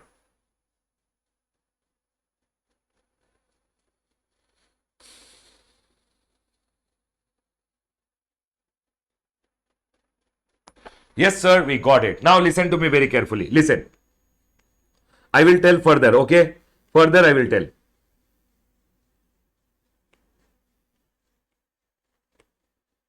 Wherever the GST is there, wherever the GST is there under forward charge or it is under reverse charge, wherever GST is there, if, mind it, if wherever GST is there, if the transportation done by the GTA is of random item, random. What is random? Relief material, agricultural produce, newspaper and magazine. D for defense and military equipment, organic manure, milk, salt, food grain, rice, flour, pulses. Remember, it will always be exempt. It will always be exempt. If see, this is done over here. Who is the GTA who issues consignment note? Okay? And sir, this is the one which I have just now told you. Now see, specified goods, random item exempt means wherever GST is there, wherever GST is there under forward charge or it is reverse charge. Remember, if the transportation is of random item, it shall be exempt. Is this point clear to all? Yes, sir. Point is clear. Now, everyone over here, listen to me very carefully. So, this area which is there, this area may also GST will be exempt if it is random item. That's it. You know what used to happen earlier? Earlier, GTA had one exemption. Now deleted. Sir, if they are transporting the goods and I am paying them only 1500 for full truck, they will not charge me GST. Earlier, if they were going ahead and transporting for 2-3 consignee, and per consignee, the charges which are taken is only 750, then they will not charge GST. Now government told all these are revenue leakages. People were dividing the bills, etc. And government told all other goods wala this point 1500 in single carriage, single consignee 750 deleted. And hence, sir, can you tell us GTA ka what should we remember? First of all, remember GTA is one person who issues consignment note. ठीक है sir, done. Who issues consignment note is a GTA. Now GTA giving services to registered person, unregistered person. Please be very careful. And sir, these three places anyways it is exempt. Sir, GTA can charge reverse charge. If reverse charge, you will go ahead and pay GST under RCM. If forward charge, GTA will charge you either 12% or GTA can also charge 5%. If GTA charges 12%, it will not get ITC. If it is 12% it will get ITC, 5% it will not get any ITC. And sir, wherever GST is there, forward or reverse, always remember random item is always exempted. ठीक है sir, random item is always exempted. ठीक है sir, point is clear. चलो, let's go ahead. Sir, wherever GST has to be paid under reverse charge, one more additional point. ठीक है. Chalo, Venki says one more additional point. Because they are unregistered under GST, how will these people pay under RCM? Baba, they will take compulsory registration under section number 24 when they have to go ahead and pay GST under RCM. Yes, everyone, point is clear. Can I go ahead and close my discussion on GTA? Take a picture quickly and we'll go ahead. Yes, sir, we are all clear. Let's go ahead. Everyone over here, please come back now. Please come back. Let's go ahead. Now, everyone, listen. I went ahead and told you the amendment relating to this chart. This chart is A graded for your exam. One question, 100% they will ask you 2 to 3 mark in my opinion. Number 1, air services. Number 2, this GTA wala point. ठीक है. Number 3, sir, rail wala में railway equipment and material. Sir, number 4, over here, water transportation में here. This GST is payable. Number 5, railway equipment and material deleted from here. ठीक है. Then number 6 over here GST is payable. Please be very careful. ठीक है sir, point is clear. Okay, chalo, can we go ahead, everyone? Yes, sir. Chalo, let's go ahead. Everyone over here now. Please come down to the next one. Sports related. Total Bakwas amendment. I'll go ahead and show it to you from the amendment, from the chart. Everyone, please come to a chart quickly. Quick, quick, quick. Yes. Everyone, services by way of admission to means entry ticket they are talking about. They are talking about what? Entry tickets. What they are telling over here. Sir, where is the amendment? Here. You remember Women World Cup 2020 had to happen in India, but 2020 who came, everyone?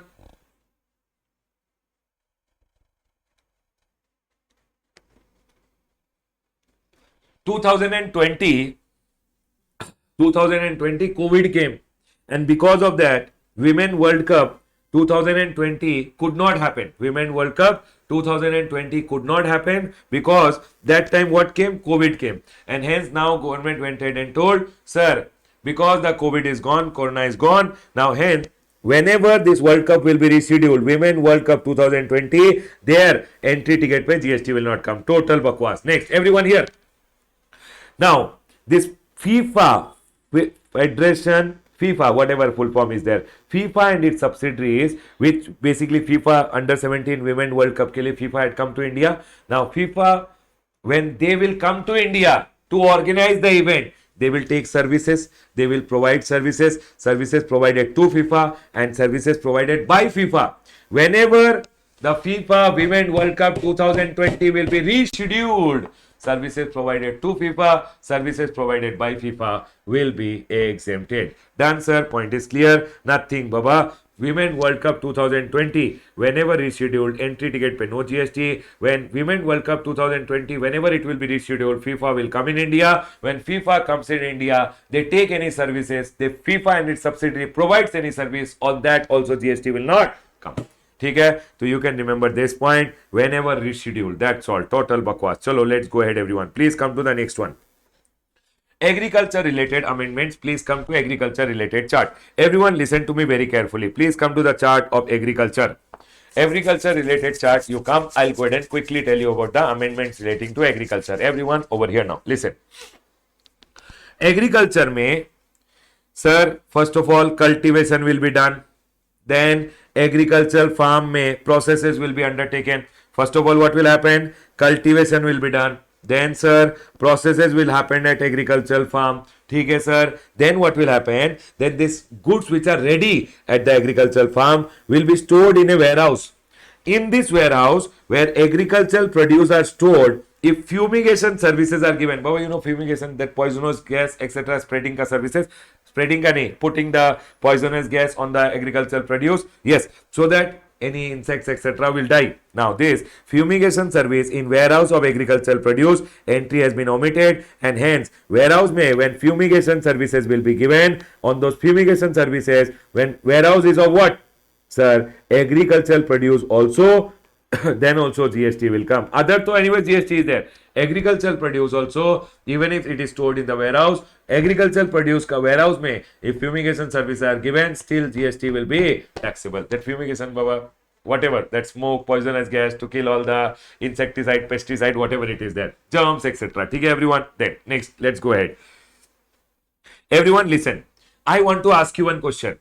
If in the warehouse of agricultural produce fumigation is done, then GST will come. But tell me one thing, if fumigation is done, might be your crops are growing over here. For cultivation of plant, if you take fumigation service, then might be when the crops are in the field you wanted fumigation service, or might be in the agricultural farm you took some fumigation services, then Baba, fumigation service given over here for cultivation of plant. Sir, fumigation service given at the agricultural farm. Remember, exemption was there, exemption is still there. Exemption was there, exemption is still there. No GST. That time no GST, but GST will come. Now, if fumigation is done in the warehouse of agricultural produce. Okay, sir, point is clear. Only fumigation services in warehouse, GST will come. Yes. Next. Now, everyone listen. Warehousing of agricultural produce. Whoever is giving warehousing service. People, I am doing warehousing services. I'm giving warehousing services of agricultural produce and rice. That is exempt. Warehousing services are exempt. Fumigation not exempt. Fumigation nahi. I'm telling I have a warehouse. In warehouse, I'm storing storage services I'm giving for agricultural produce and rice, that is exempt. Warehousing of minor forest produce, tamarind, etc. All this is also exempt. But here, government had introduced one more entry and government told warehousing of cereal, pulses, fruits, nuts, vegetable, spices, copra, sugarcane, jaggery, indigo, unmanufactured tobacco, betel leaf, coffee, tea, etc. Everyone over here, listen to me very carefully. Government went ahead and told this was under exemption, but now this exemption entry withdrawn. Only four things ka government told: warehousing of cereal, pulses, fruits, and nuts only left in this entry. All other items now has been deleted from here. Is my point clear to all? And hence, can you tell me all other items ka case mein will GST come? Yes or no, everyone? Will GST come? Yes or no? Those items which are deleted, will GST come? Yes or no?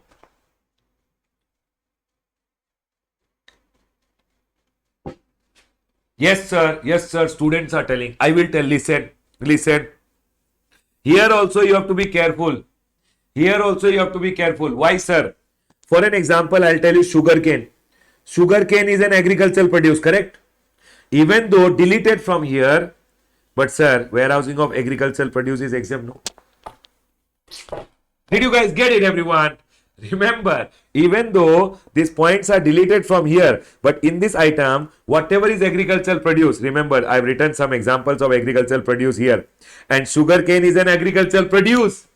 And when sugarcane is an agricultural produce, although deleted from this entry, but sir, please be very careful. Warehousing of agricultural produce, sugarcane is an agricultural produce and hence exempted. Clear, clear, clear.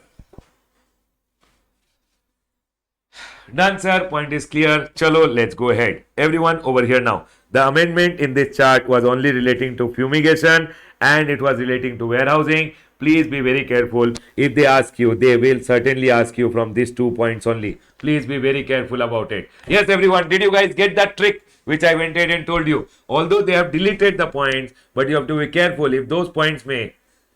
Hey, nothing to get mad about. It's simple point. Chalo, let's go ahead. Everyone over here. In this point, if anything is agricultural produce, then Baba agricultural produce is anyways exempted. Okay, chalo, next. Please come down, everyone. Healthcare service. Healthcare service. Please come down, everyone. The next one is healthcare service. Chart. Chart of healthcare, everyone. Quick, quick, quick.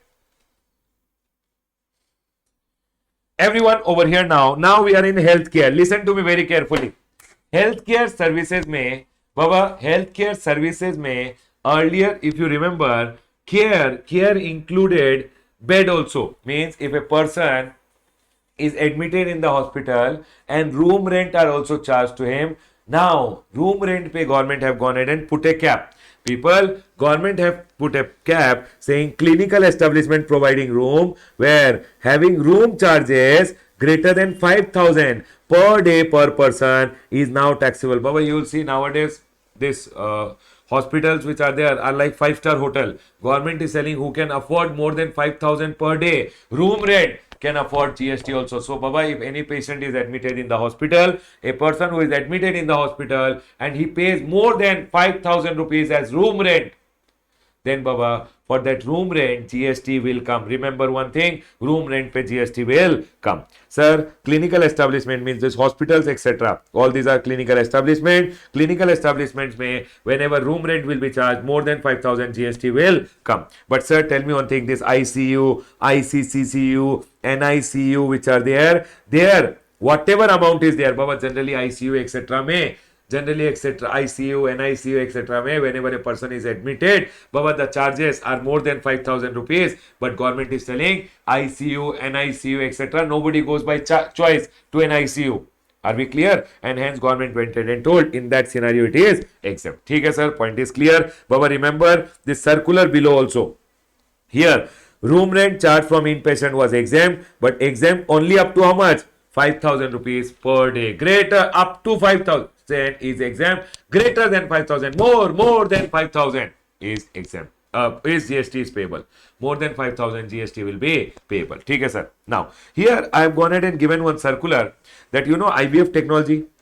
Inverto fertility, IVF technology, government went ahead and told IVF technology is nothing other than treatment for what? Pregnancy, and hence it will be exempted. Simple, sir.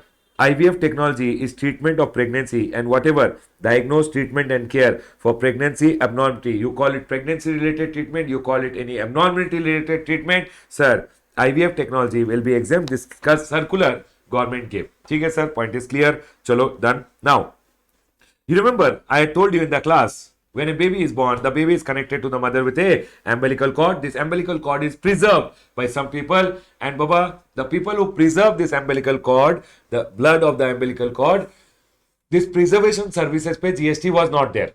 Now government told code blood bank ka service. Code blood bank ka services pe GST will be payable. Now it is taxable. Earlier this was exempted. Code blood bank, the code will be preserved, the blood will be preserved, that code blood bank services पे GST will come. Exemption has been withdrawn. ठीक है, next.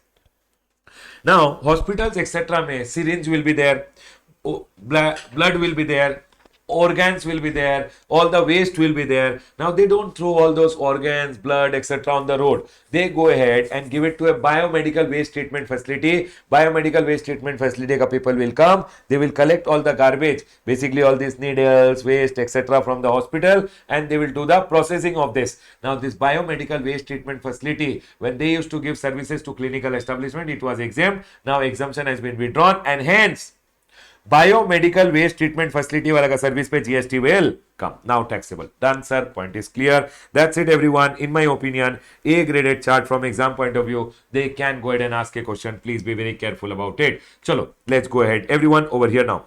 Now we are in the miscellaneous exemptions. Everyone, miscellaneous exemptions mein let's go ahead and learn. Entry number 12. Entry number 12 goes ahead and talks about renting of residential house. People, listen to me very carefully.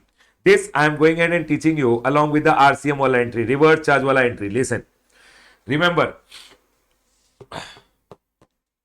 renting of residential house. Okay, I'll ask you. Renting of residential house. My landlady who is there.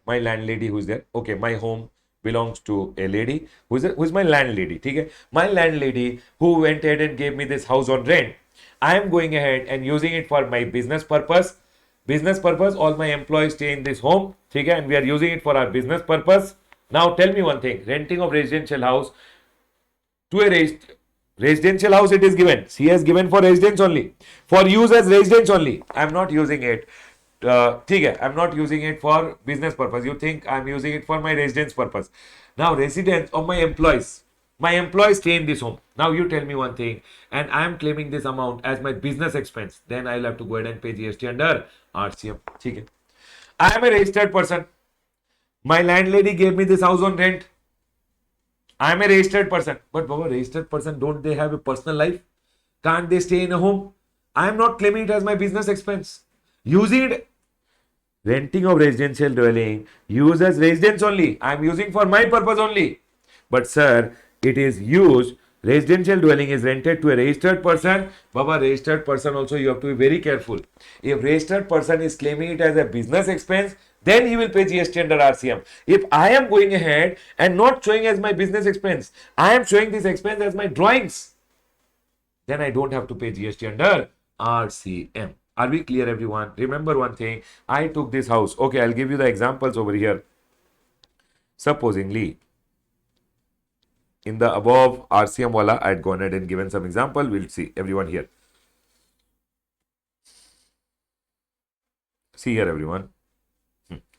Now, whoever, any person, okay, gives you a house on rent. So, sir, any person who gives a residential house to a registered person. Now, registered person is also using it for his residence, but use as residence of employees, and he is claiming as business expense, then RCM. Okay. Next, used by Suresh, basically the person who is the recipient, as his residence, expense is claimed as drawing. Baba, it is not. I am a registered person, but I am not going ahead and using it for my business. Baba, remember, it is not used as residence, but it is not your business expense. Personal expense pay GST will not come under RCM. That time it is exempt. Sir, given by any person, and I am an unregistered person. Baba, if I am unregistered, he will not go ahead and charge under forward charge. I will not go ahead and pay under reverse charge. That time it will always be exempt. So, sir, when it is taxable, always remember, supplier is any person. Recipient is a registered person. Supplier can be registered, unregistered, doesn't matter. Number two, recipient is a registered person. Thirdly, renting of residential dwelling is done for the purpose of residence. Renting of residential dwelling is done for the purpose of residence. And sir, if residence also, you have to see if business expense, only then you will pay GST under RCM. Personal expense pe to, why will you go ahead and pay GST under RCM? So, it will always depend on the treatment of the expense. If you treat it as your business expense, residential dwelling, used for residence, treated as business expense, pay GST under RCM. Treated as drawings, don't pay GST under RCM. I hope this point is sharp, clear to all. Residential dwelling given for residence, claim to registered person. Residential dwelling, Baba, residential dwelling given for residence to a registered person. Residential dwelling given for residence to a registered person. He claims as business expense, then Baba RCM. He claims as drawings, then Baba exempt. That's all you have to remember. I hope this point is sharp, clear to all. Yes, sir, point is clear. So let's go ahead and come back. Please come back, everyone. Please come back. Done, sir. Point is clear. Please be very careful in your exam. Chalo, let's go ahead. Everyone over here now. The next one. Services provided by RBI. Baba, RBI ka services are now being, services provided by RBI is now what under, sir? Services provided by RBI is exempted. It was exempted. Sorry, it was exempted. Now it is taxable. Entry has been omitted and now it is taxable. Entry omitted. So, services given by RBI, services given by IRDA, Insurance Regulatory Development Authority, services given by SEBI, services given by Goods and Service Tax Network to government, which I have already told you earlier. All these people, RBI ka services, IRDA ka services, sir, SEBI ka services, and GSTN ka services are now taxable. Exemption withdrawn, taxable. Exemption withdrawn, taxable. Okay, sir, point is clear. Now, everyone over here, tour operator service. I will go ahead and talk about tour operator services. Listen, and I will talk about it. I will talk about tour operator service. Okay, everyone, here. Slaughtering of animal. Government told, hey, slaughtering of animal. Earlier it was exempt. Now, if I am giving slaughtering of animal ka service, cutting of animal ka services, Baba, now brought under tax GST. Remember one thing, if there is one person who is into slaughtering of animal, his services given to anyone now will be under GST. But provided he is a registered person, he will charge GST under forward charge. Otherwise, no GST. ठीक है, services by way of slaughtering of animal, services by way of slaughtering of animal with effect from 18(7) GST is payable. ठीक है sir, point is clear. Animal cutting GST is there, animal cutting GST is there. ठीक है, very good. Next sir, services provided, see services provided by RBI people, RBI giving services by RBI is now GST will come. ठीक है everyone, GST is payable. Listen, if services provided to RBI in relation to, see here, services provided to RBI, services received by RBI means services provided to RBI. Services, if somebody is giving services, so somebody is giving services to RBI in relation to what? From outside India. Services provided from outside India. It means if services are received by RBI from outside India, then in relation to foreign exchange management, sir, in relation to management of foreign exchange, in relation to what? Management of forex. Earlier this was exempted. Where importation of service, RBI was not required to pay any GST. It was exempted, but now the exemption is not there. And sir, whenever services are received by RBI, it is importation of services by a importation of service by RBI, importation of service for a consideration, GST will be paid under RCM by RBI, entry omitted, and hence now this pay, it is taxable. So sir, can you tell me services received by RBI? So if I say you over here, services received by RBI from outside India, taxable. Services provided by RBI, also GST is payable, and hence this is now taxable. Is my point clear to all? Can I go ahead? Services received by RBI is also taxable. Services provided by RBI is also taxable. Can we go ahead, everyone? There is no exemption now. Okay, next. Everyone in the chart now. In the chart, listen. Here, I have gone ahead and told you earlier renting of residential house for residential purpose to anyone was exempt, but now given to a registered person will pay GST under RCM provided he claims it as his business expense. ठीक है sir. Next, RBI का service deleted, services provided by RBI deleted, SEBI deleted, IRDA deleted, ठीक है, and GST and networks वाला entry we had studied in government related chart. ठीक है, done sir. Here slaughtering of animals वाला entry deleted, hence GST will be payable. ठीक है, right side. Okay, now I'll explain you tour operator service, but before you understand tour operator service, everyone over here now, services, can you see this entry over here? Services provided by tour operator to foreign tourists where the tour is wholly outside India. Everyone listen, I am a tour operator, I am giving services to a foreign tourist. Okay, he is going ahead and giving me my service. I am giving tour operator ka service, okay everyone, and he is giving me 1 lakh rupees. And now tell me one thing everyone, okay, if the tour is completely outside India, might be the tour I have gone ahead and organized for him is completely outside India. If the tour is outside India, then what will happen? For an example, the tour which I have organized is in Nepal. Will GST come on the tour operator service which is provided by me, or it will be exempt? Sir, in this scenario, it will be exempt.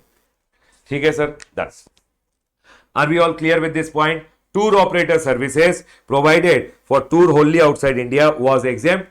Now also exempt. There is no problem at all. Okay. Now, government ko people went ahead and asked, sir, tour operator service given to a foreign tourist, ठीक है, in relation to tour within India, government told GST will come. Within as well as outside India,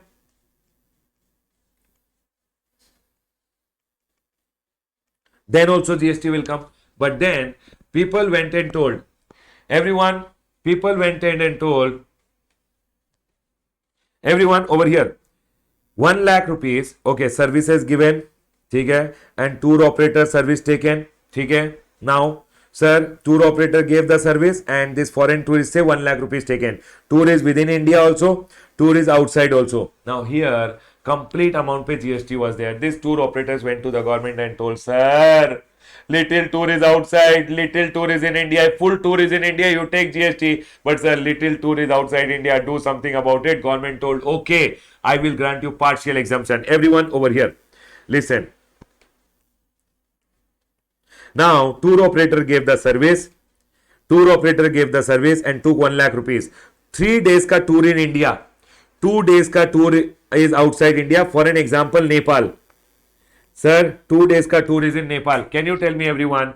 Everyone over here, can you tell me now in this scenario what will happen? Sir, 1 lakh say 60,000 rupees pe GST will come.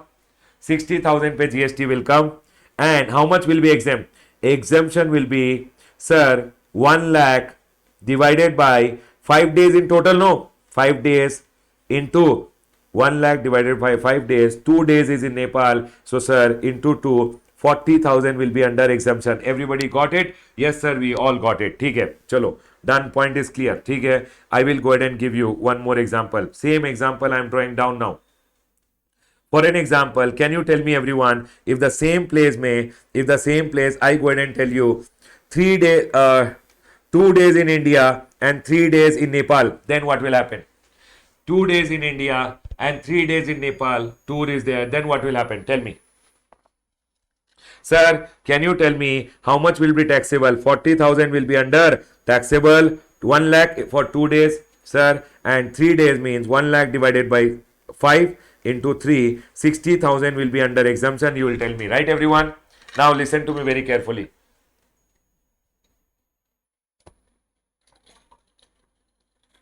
Government went ahead and told over here, government went ahead and now applied one trick. And government told, sir, 60,000 exemption will not give. The maximum, no, listen.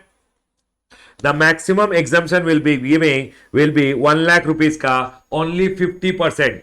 1 lakh rupees ka 50% will be given as exemption. Maximum exemption can be 50%, which is 50,000 rupees will be exempt. 60 or 50, which is lower, sir, and hence 50,000 only will be exempt. And can you tell me on what amount GST will be charged? 50,000 will be taxable, on which GST will be charged. I hope this point is clear to all. Can we go ahead, everyone? Yes, sir, point is clear. Now listen. I'll give you one more example. I'll give you one more example over here. Sir, supposingly, everyone, 2 days, 2.2.5 days in India, 3 days in Nepal.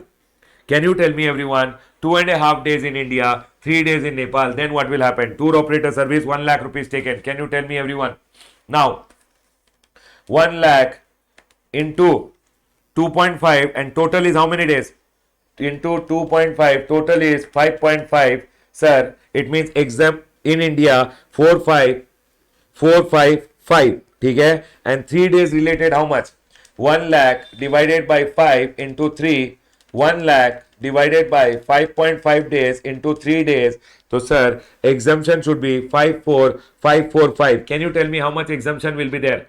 Can you tell me how much exemption will be there? This will be exempt, or this ka only 50%, which is 50,000 rupees. Can you tell me what will be the exemption, everyone? Sir, the exemption will be only 50,000 rupees will be exempt over here. 50,000 rupees will be exempt. Done, sir. Point is clear. Chalo. So, sir, 50,000 will be exempt, and hence what will be taxable? 45 or 50? Baba, remaining amount, full 50,000 will be taxable. 1 lakh rupees say tour operator will remove the exemption, and remaining 50,000 pay, he'll go ahead and charge GST. Done, sir. Okay, I'll go ahead and ask you one more thing. Everyone listen to me very carefully. Sir, tour operator services. Baba, it should flow in your blood so that in the exam you don't forget. Everyone over here now, listen. Tour operator service. 2 days in India and 2 days and 6 hours in India. And sir, here outside India is 3 days. Can you tell me, everyone, 2 days, 6 hours, what will you take? 2 days, 6 hours, you will take it as 2 days, or you will take it 2.5 days, or what will you take? So they went ahead and told in the amendment over here. This amendment I have explained you. In the amendment, all the examples I have explained. One point you should remember. They are telling, sir, listen. Sir, provided that in making the above calculation, any duration of time equal to or exceeding 12 hours shall be taken, considered as, sir, equal to or exceeding 12 hours shall be considered full day, and any duration of time less than 12 hours shall be taken as half day. So sir, 6 hours means less than 12 hours, and it will be 2.5 days. I hope this point is clear to all. Can I go ahead? Yes sir, this point is clear. Greater than equal to 12 hours will be 1 full day. ठीक है, and less than 12 hours will be half day, and it is 2.5 day, and it is 3 days. Done, sir. And always remember, this exemption entry is applicable in case of foreign tourist. Done, sir. Point clear. Let's go ahead. Baba, here I was telling 2.5 days. I am not talking about hours over here. I told directly 2.5 days. Here I am telling 2 hours, 2 days, 6 hours. 2 days, 6 hours means 6 hours. 6 hours, what will you take? Less than 12, you will take it 0.5, 2.5 days. So this will be what? 2 days, 6 hours means it will be 2.5 days. It is less than 12 hours. Yes, everyone, point is clear. Chalo, let's go ahead. Everyone over here now, this exemption is good from exam point of view. Please be very careful about it. Chalo, let's go ahead. Everyone over here now, come down. Yes, we are done with your exemptions over here. Now, there is one circular which government went ahead and gave. I would like to go ahead and explain you the circular quickly, everyone. Chalo, let's go ahead. Everyone over here now. Do you remember education wala chart? People, you have version 8 chart book, you have old chart book, whichever chart book you have, education wala chart, please take it out. Education wala chart which is there, please take out the educational services related chart. I am opening my chart book. In the chart, I'll explain you from the education related chart. Sir, if I don't have the chart book, no problem. You listen, you will be able to understand. Everyone, listen to me very carefully. Wherever it is told exempt, only then exempt. Wherever it is not told exempt, it is not exempt. Chalo. Aparna madam, I hope you got it. Wherever it is exempt, it is exempt. If it is not exempt, then it is not exempt. Everyone over here now. educational institution going ahead and providing services to student, faculty and staff, services provided to student, faculty and staff is always exempt. And sir, educational institution providing services by way of conduct of entrance examination against entrance fees is also exempt. So when educational institution is providing services to student, faculty and staff, it is exempt. And educational institution, supposingly you are going to be the student, prospective student, from you entrance fees is taken, that is also exempt. Okay, sir, point is clear. Now listen. Now they went ahead and gave one clarification over here. Sir, whether GST is applicable on application fees charged for entrance fees or for issuance of eligibility certificate for admission or for issuance of migration certificate by educational institution. Everyone listen. These educational institutions, no, from students, they go ahead and charge what? Number one, sir, entrance fees. They are not their student, but entrance fees which is charged, taxable or exempt, T or E. Sir, entrance fees, normally entrance fees, here only it is told, by conduct of entrance examination, whenever they are charging entrance fees from prospective student, it is always exempt. Okay, they might be their student, they might become their student, they might not become their student, but entrance fees per GST will not come. Secondly, you know, your college, before admission, you need eligibility certificate, and that eligibility certificate is also issued by colleges. Eligibility certificate is also issued. Remember one thing, eligibility certificate to issue, they will go ahead and charge you a fees. That fees pay also no GST, it is exempt. Remember, entrance fees also no GST, eligibility certificate also no GST. Now, third, you are leaving your college, they will go ahead and give you migration certificate. This migration certificate which is there, whatever charges are being taken by your school or college, that is also exempt, because it is nothing other than services provided to a student, faculty and staff, and all service provided to student, faculty and staff will be exempt. And the same thing, I have gone ahead and put it in the chart so that one day before the exam you don't have to run here and there. You can write it in the chart only and keep that, sir, entrance fees from prospective student, no GST. If from prospective student any eligibility certificate is issued, any charges are taken, no GST. Sir, migration certificate is issued and migration certificate के लिए any charges are taken, then also no GST. ठीक है sir, point is clear. Let's go ahead. Everyone over here now. Everyone over here. Do you remember India has a big baseline? India has a big baseline like this, correct? And sir, supposedly this is Nepal over here.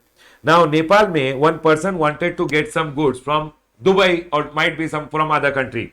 Okay? Now, this Nepal ka person, what he will do is, he will go ahead and book the goods, and the goods will come in a ship, and the ship say goods will be unloaded, and then the goods will be put in a truck, and the goods will be put in a truck over here, and the goods will be sent, means they will be transited to where?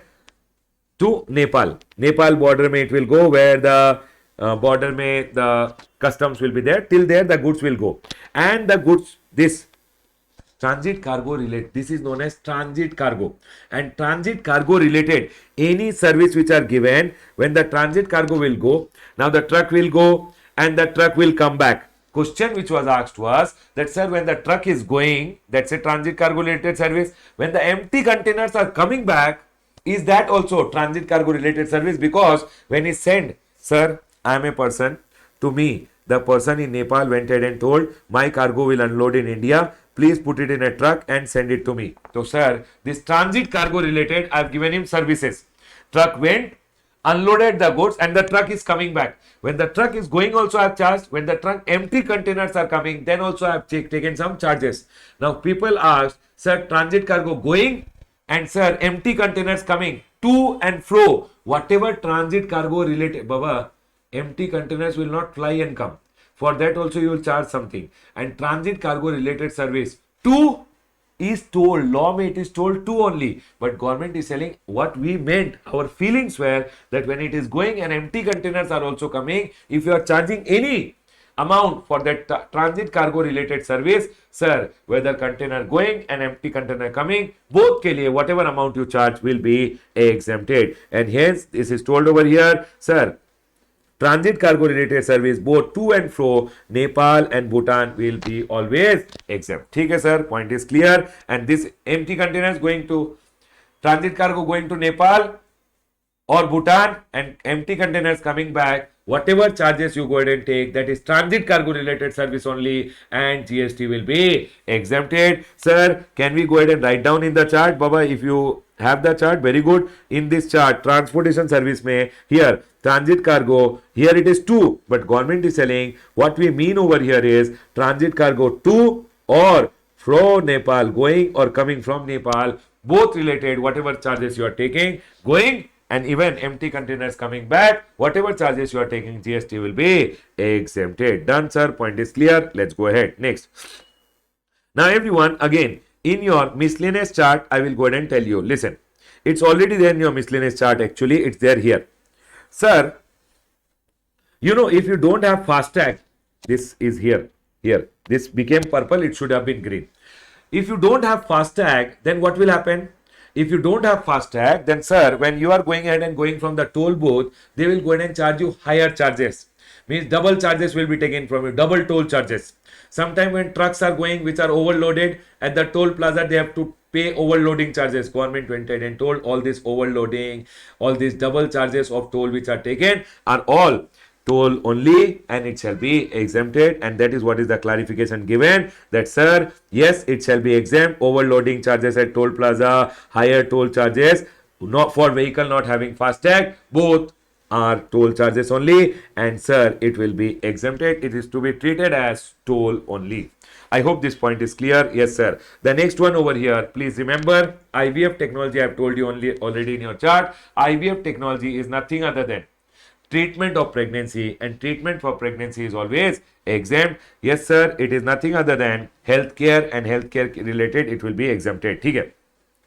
People, I will go ahead and show you the transportation wala chart. Everyone over here. Yes, this transportation wala chart mein now, listen. Do you remember transportation of passenger by contract carriage? What is a contract carriage?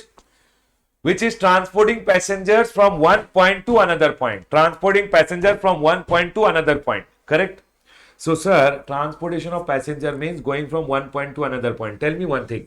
When it is transporting passenger and it is telling, I will take you from point A to point B. Do you want to come? You get in and you pay the fare. Correct? Now, for an example, you got inside the non-AC contract carriage and you are going from one point to another point. That's transportation of passenger. Supposingly, my question to you guys, if I take contract carriage on hire, GST will come or not? Sir, if you take it on hire, then it's up to you from where you want to take it. From here to Manali you want to go, from Kullu to Manali, you want to go from here to Delhi, wherever you want to go from one point to one point, it's taken on hire, GST is there, correct? Now, one firm went ahead and asked one total bakwas question. The firm went ahead and told, sir, we have taken one contract carriage on hire for transporting our employees from home to office, office to home. For transportation of employees, we have taken one contract carriage on hire. Can we classify it as that person has given transportation of passenger ka service and it will be exempt? Government told, hey, what nonsense. Government told, hiring of vehicle by firm for transportation of employee to and fro work is exempt under this entry, that is transportation of passenger by non-air conditioner contract carriage. Government told, hey, it is taxable. Exemption shall not be applicable. I have already told you this. You guys already knew that, sir, whenever you take it on hire for transportation of what? Write it and keep. Hire can be for anything. Hire for transportation of employees, then also it is taxable. Others ka case mein also it is taxable only, already written in your chart. So there was nothing specific. Next. Everyone over here, I will ask you one question. Do you remember public transportation? Yes, sir, public transportation by sea is always exempt. So if I go ahead and ask you, supposingly this is India. India mein, this is Andaman and Nicobar Island. In Andaman and Nicobar Island, you will see islands are here. Okay? Now tell me one thing, everyone. Listen. Here, ferries will run. You know ferry? Small ferry boats will run, which will take you from one island to another island, one island to another island. Ferry boats will be there. These are known as ferry. What is the job of ferry? Ferry boats are basically for public transportation. Public transportation only, and Andaman and Nicobar is again in India only. So public transportation in India. My question is, ferries say whenever transportation is done, will GST come or it is exempt? Quickly tell me, will GST come or it is exempt? Quick, everyone. GST will come or it is exempt? Sir, ferry ke through if transportation is done, GST will be. It is public transportation, it will be exempt only, sir. And hence, now clarification, you know what happened? People told, sir, if the ferry is run by government, or if the ferry is being run by a private person, or the ferry is run by anyone else, then government told, hey, ferry means ferry. Public transportation means public transportation. Whether the ferry is owned by, see, whether the ferry is owned by private sector or PSU or bank, or PSU or government, all the cases it will be exempt. So ferry means nothing other than public. So public transportation you can write over here and keep. It includes what? Ferry. Ferry is nothing other than public transportation only, and ferry can be owned by private ownership, or it can be PSU, or ferry can be run by government. Anyone is running. Ferry is basically for public transportation within India, and it is always exempt. Ferry is equal to public transportation, exempt. Ferry which is run by government, ferry run by PSU, whoever it is. Done. Chalo, I'm going ahead and telling you things in the charts only, so that you guys, if you want, you can write down in the charts only. I hope you guys are doing it. People who have the chart book, you are doing it. People who don't have the chart book, whichever material you are referring, please go ahead and make a note of it.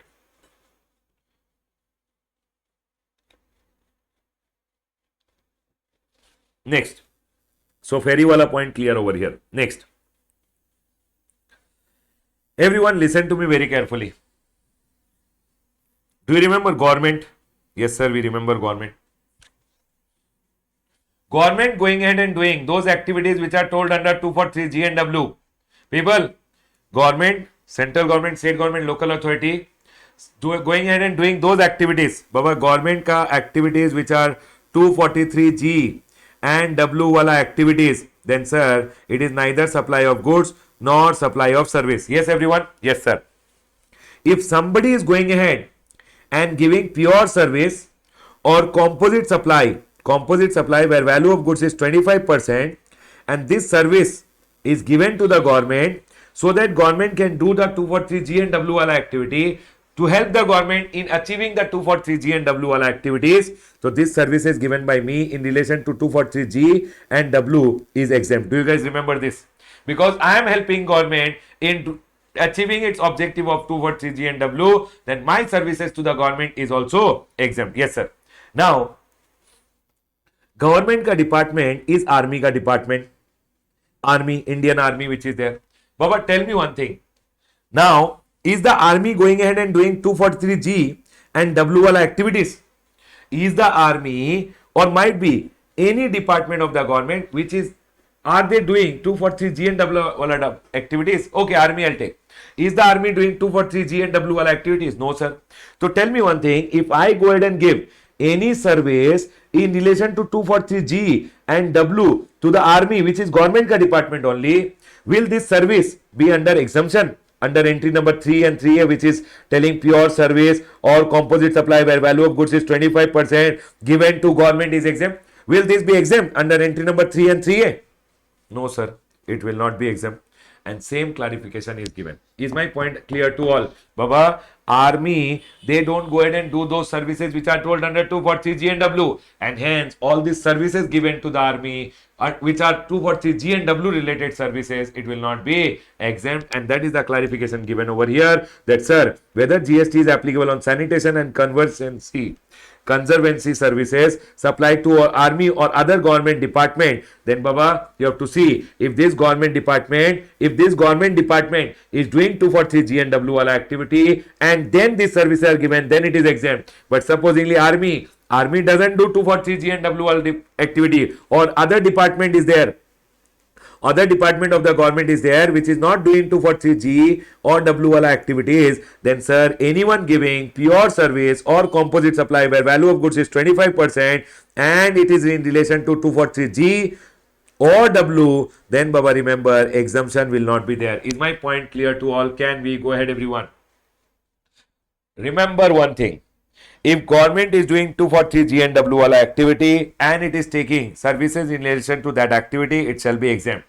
But if government is not doing, government ka any department is there who is not doing this activity and then taking 243 GNW wala activity, it shall not be under exemption. Are we all clear? Can I go ahead, everyone? Outward has to be neither supply nor supply of goods, neither supply of goods nor supply of service, then this service is exempt. If outward is not 243 GNW all activities, this service taken by them also will not be exempt. GST will be payable. That's all is the clarification given over here. The next one over here. Listen to me very carefully. Do you remember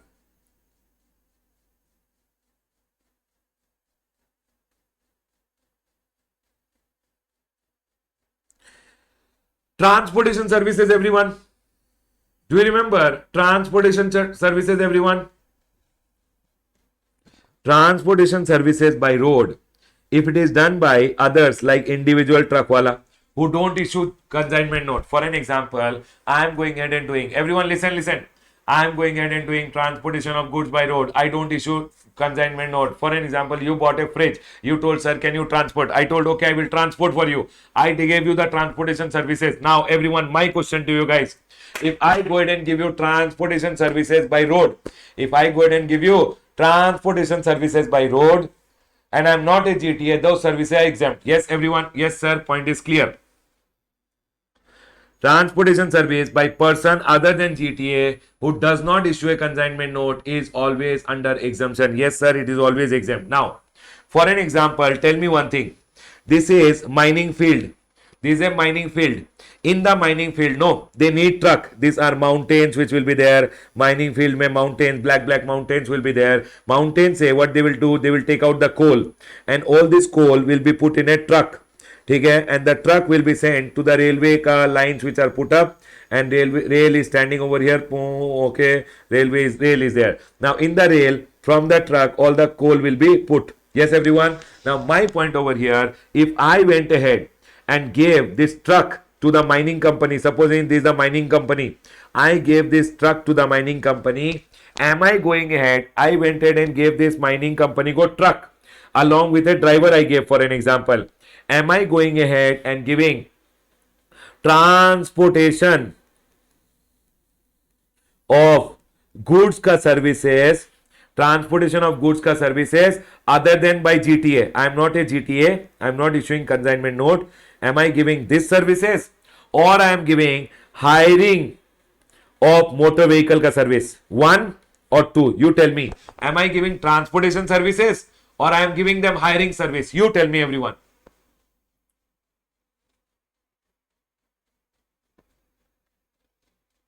Sir, you are not giving transportation of goods ka service. You are giving them trucks on hire. Might be you are giving them truck on hire along with a driver. But still it is giving of trucks on hire, and giving of trucks on hire, GST will come. It shall not be exempted. It is not transportation of goods. See, government told where transportation of material within a mining area, say from the mining pit to the railway siding, by vehicles deployed with driver for specific duration will be covered under exemption, basically other than GTA. Then government went ahead and told no such is renting of truck and other freight vehicle with driver is the services of renting of transportation vehicle with operator. It is hiring or renting of motor vehicle with operators. And you can't go ahead and say, sir, if it was this, then it would have been exempt. But sir, it will be transportation. It will be renting or hiring of motor vehicle, which you are going ahead and giving it to them. And your service pay, GST will come. Simple. There is no exemption in this regard. I hope this point is clear. Yes, sir. Point is clear. Chalo, let's go ahead. Next, everyone over here. Please come to the last chart which is there, which is relating to your other exemption. Baba, in other exemption, do you remember upfront amount payable for granting of long-term lease of industrial plot for financial business or industrial development to SIDC? I will go ahead and tell you this entry. Everyone listen to me very carefully. Everyone listen to me very carefully. Sir, supposingly, this is State Industrial Development Corporation. Okay, this is me over here. I went ahead and told, sir, I want a plot. SIDC is there, State Industrial Development Corporation. I went ahead and told them I want a plot. Okay? They went ahead and told, see sir, these are the plots which is there. These are the plots which are there. If you want to set up an industry, we can give you the plot. But sir, the plots which are near to the main road, see, all the plots are 1 crore rupees upfront amount you have to pay. If you want the plot, we will give you the plot on long-term lease of greater than equal to 30 years. And sir, you have to pay us 1 crore rupees upfront amount. Upfront amount. And sir, this upfront amount, whenever long-term lease was given and upfront amount was taken, there was no GST on this amount. Okay, sir? Now listen.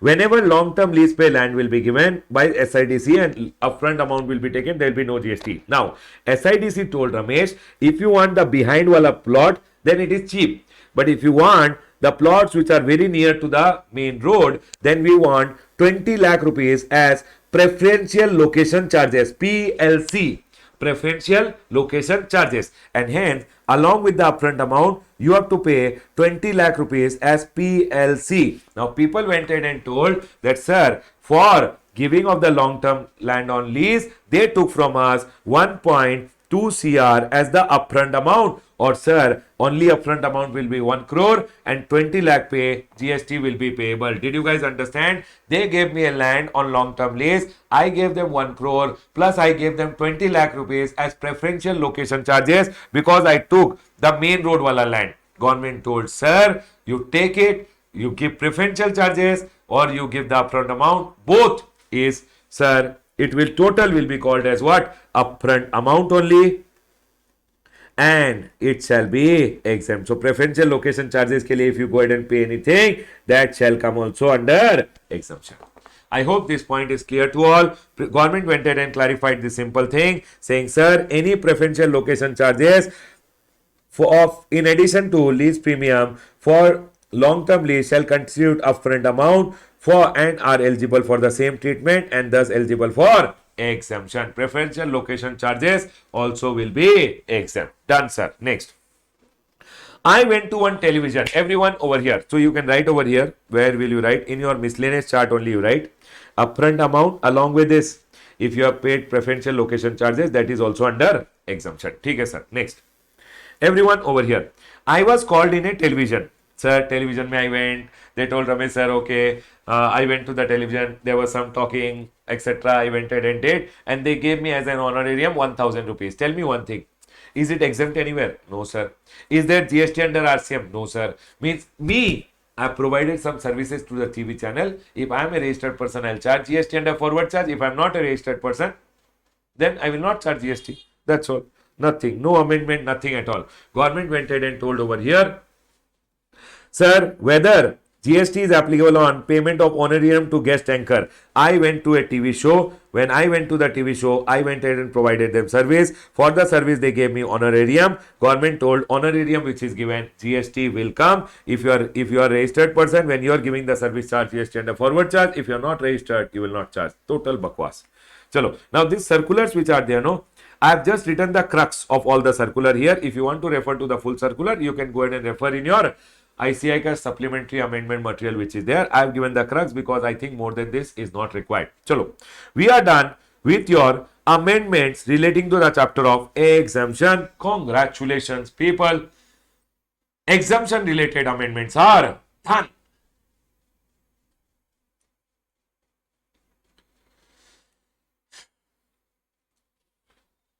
Everyone, let's move to the next amendment, tax invoice ka chapter. Please come to the chart below. Please come to the chart below. You will be able to understand the amendment very quickly. Please come to the chart below. Everyone over here. Sir, do you remember the time limit to go ahead and declare the time limit? Sir, the time limit to issue and declare the details of the credit note. Sir, if I go ahead and issue a credit note, can you tell me, for an example, there's an invoice which I have issued for the year, sir, 2021. This invoice related, if I want to issue a credit note and declare it, if I want to issue a credit note, this invoice related credit note, if I want to go ahead and issue and declare, the maximum time I can go ahead and declare. Earlier used to be September month ka return, that is 20th of October when you file September month ka return, or annual return ka actual date, whichever is earlier. Now government have told the credit note declaring maximum time limit will be November 30th. November means, sir, October month ka return you are filing by 20th November, 22nd, basically October month ka return when will you file? 28th, 22nd, 24th, whenever. 28th you are filing late, no problem. But till 30th November, you can go ahead and show this credit note in your return. And sir, whichever return you are filing till 30th November, you can show in your return. And government will give you you had already paid the tax. Credit note means your liability will get adjusted. You will have to pay. Adjustment of liability will be there if you go ahead and show the credit note by 30th November, or supposingly annual return filed here, Baba, then it will be annual return, actual date of filing, or 30th November. Annual return is earlier. But sir, if annual return supposingly filed over here, then the last date will be 30th of November. First amendment. Is the point clear to all? 30th November or annual return actual date, whichever is earlier. 30th November or annual return का filing date, whichever is earlier. This is the first amendment over here. ठीक है sir? Am I clear to all? Quickly heads up everyone. Quick.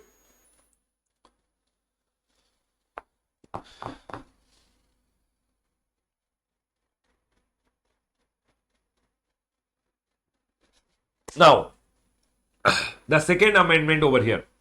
Do you remember e-invoicing? Do you remember e-invoicing everyone? In e-invoicing, the limit was 20 crore. Now, with effect from 1/10/2022, government have told if you are a registered person plus your aggregate turnover in any preceding financial year from 17-18 exceeds 10 crore. Earlier it was 20 crore. Now the limit for e-invoicing is 10 crore. So 17-18, 18-19, 19-20, 20-21, 21-22 is only up to, sir, 22-23. 22-23 is not got over, right everyone? So sir, you have to see what? 17-18, 18-19, 19-20, 20-21, 21-22. If any year may your turnover exceeds 10 crore, then you will be liable to do e-invoicing. Sir, e-invoicing provision, even if their turnover is more than 10 crore, is not applicable for whom? BGPM. He writes a GLS. Do you remember everyone? B for banking company means NBFI. NBFC, banking company, financial institution, insurance company. G for, sir, G for GTA. P for passenger transportation service. M for whoever is in multiplex. Multiplex is not required to do. Sir, then G for government department. L for local authority. And S for SEZ unit. Remember always, I go ahead and call this as B, G, P, M, and sir, G, L, S. B, G, P, M, G, L, S. Even if their turnover is more than 10 crore, they are not required to do invoicing. Everyone listen to me very carefully. They are not required to do e-invoicing. Correct, sir? Yes, sir. Point is clear. Now listen. Sir, the people who are not required to do e-invoicing, to them, people were asking, hey, why are you not doing invoicing? Your turnover is to more than 10 crore rupees. It means you are non-compliant. So everyone was asking them. So I also asked one person, I told, why are you not doing invoicing? So they went ahead and told, sir, this is the reason, because e-invoicing provisions are not applicable on us. So government went ahead and told, so that you don't have to keep answering to anyone, do one thing.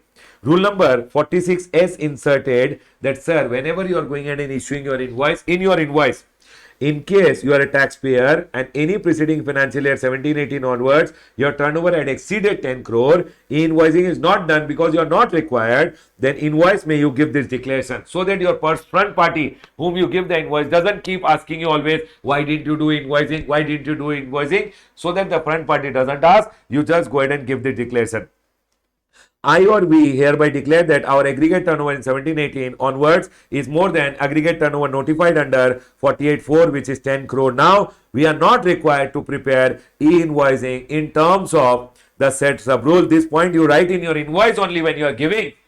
People whose turnover is more than 10 crore in any preceding financial year but are not required to do invoicing, so that they don't have to keep answering to everyone. In the invoice only they will write, I or we declare that, sir, e-invoicing provisions are not applicable on us. Even though our turnover has crossed the limit, but e-invoicing provisions are not applicable. You just write this down so that people don't ask you again and again, why are you not doing invoicing? Why are you not doing invoicing? Done, sir. Point is clear. Remember one thing, the maximum time limit to declare your credit note is 30th November or annual return ka actual date. If you declare, your liability will get reduced. If you declare after that date, Baba, your liability will not get reduced. You will not get any adjustment in liability. Secondly, e-invoicing ka provision, very, very important. E-invoicing limit now is 10 crore rupees. And sir, if you are not doing e-invoicing, even if your turnover is more than 10 crore, you are not required to do. Please give this declaration.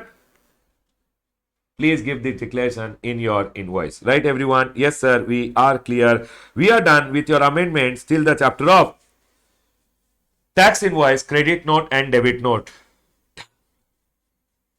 Now, we'll be moving to the input tax credit related amendment. Let's take a small break. Once we come back from the break, we will go ahead and continue with our discussion on input tax credit. Let's take a break. Now, the next chapter which we are going to learn the amendment is the chapter of input tax credit. Everyone, let's take a quick linking. We started learning GST with goods and service. Yes, sir. Goods and service has to be supplied. Supply can be either interstate supply or intrastate. Sir, interstate supply or intrastate. Interstate IGST, intra CGST. Once GST is levied, GST has to be collected and paid by a taxable person. Sir, how will he collect? How will he pay? He'll calculate GST is equal to value of supply into rate of tax. Once you know the value, you will raise the tax invoice, credit note, debit note and delivery challan. Now, you will maintain your accounts and you will send the goods to the other person with the help of e-way bill. Listen to me very carefully, everyone. Till tax invoice, we are done. Accounts and records, e-way bill, there is no amendment. Let's go ahead. Now, the next chapter comes says, sir, your liability to pay GST comes at the time of supply. In time of supply also, there is no amendment. For an example, your liability is 1000 rupees. You will use your input tax credit. Baba, in the chapter of input tax credit, there are amendments. Let's go ahead and do it. Very interesting, very nice amendment. Sir, let's go ahead and learn input tax credit. Please come to input tax credit, everyone. Listen. I will directly go to the chart. First, I'll explain you the amendment and then we'll go ahead and read the text quickly. ठीक है, चलो, done. Everyone over here. Input tax credit. On your input, whatever the tax is there, you get the credit. Input tax rate mein first per section was section number 16.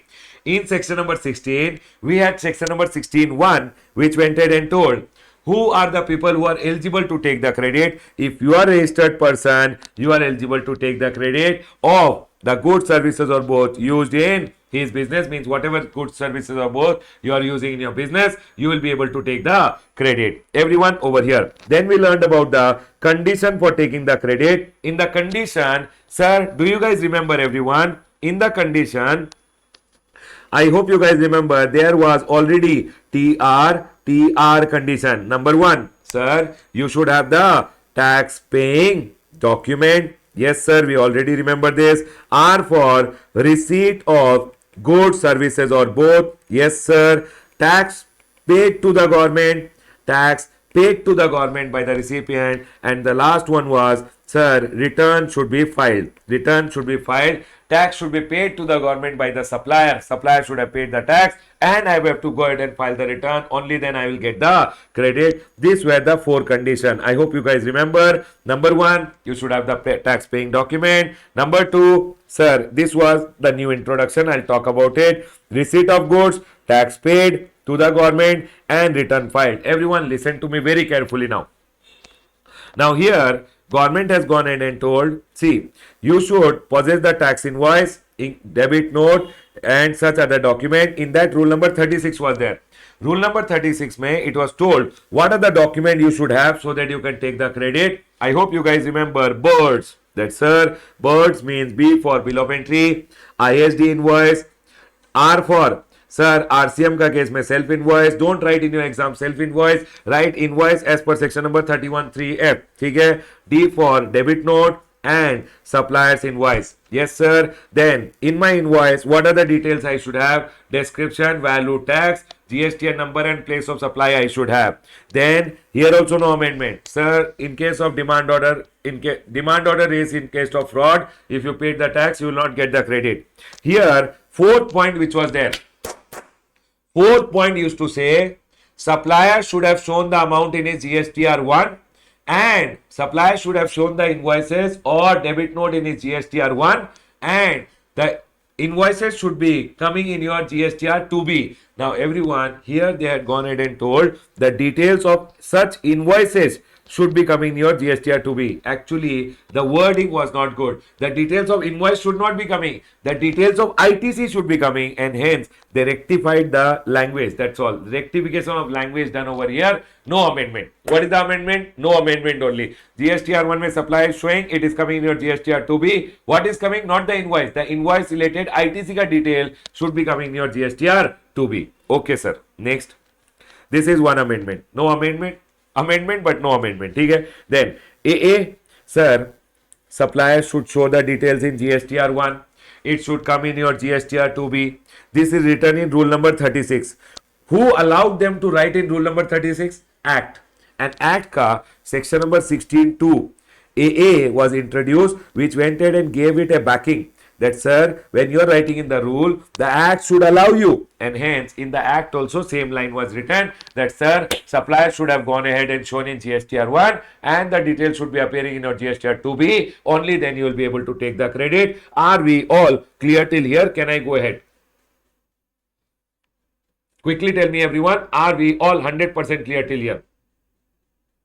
Quick.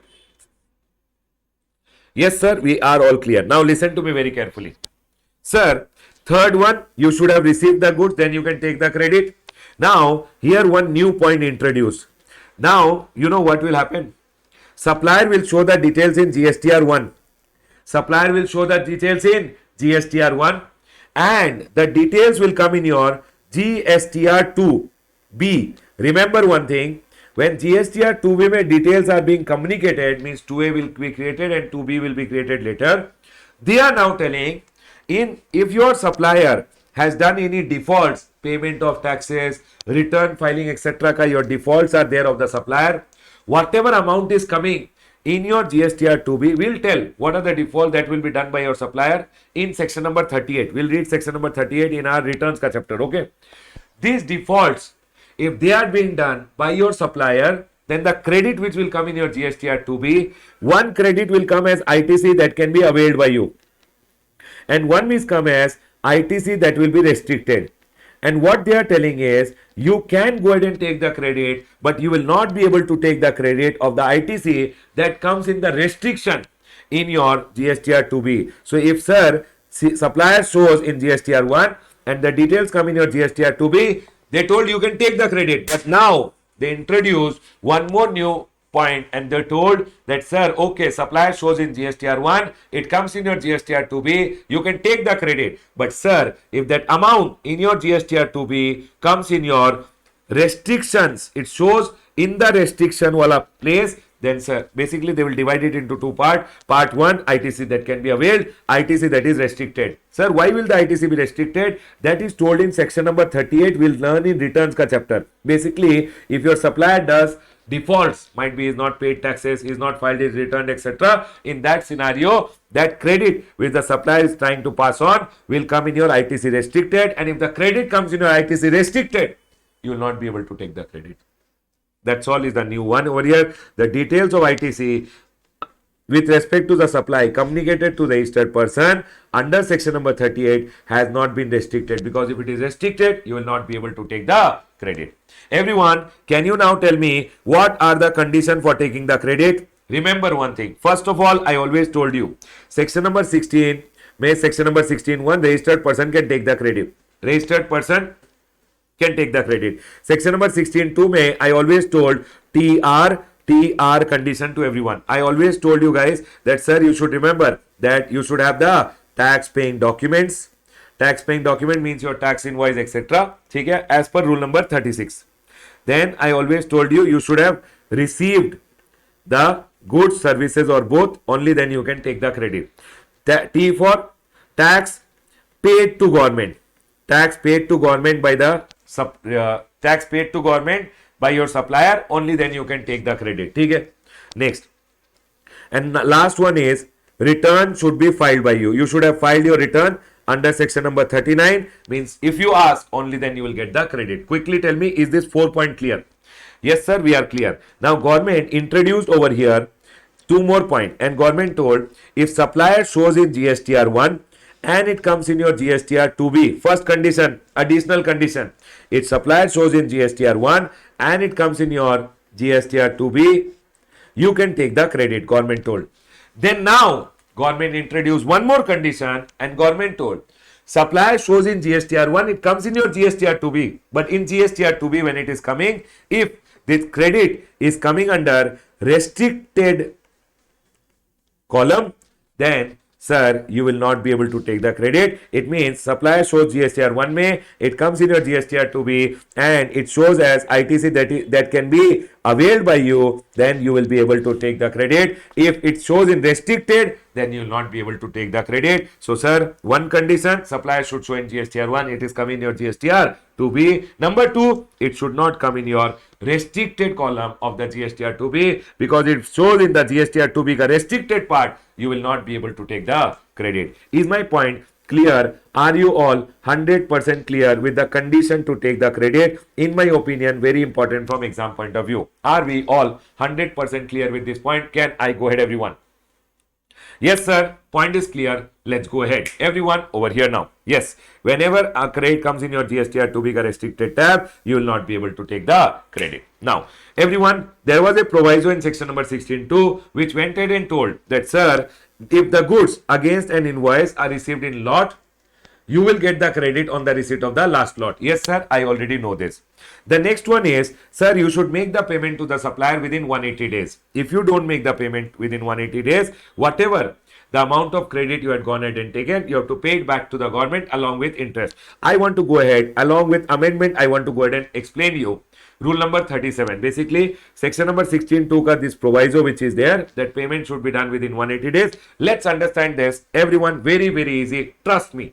People, but I want a heads up from everyone. Are you all 100% clear till here? Can I go ahead?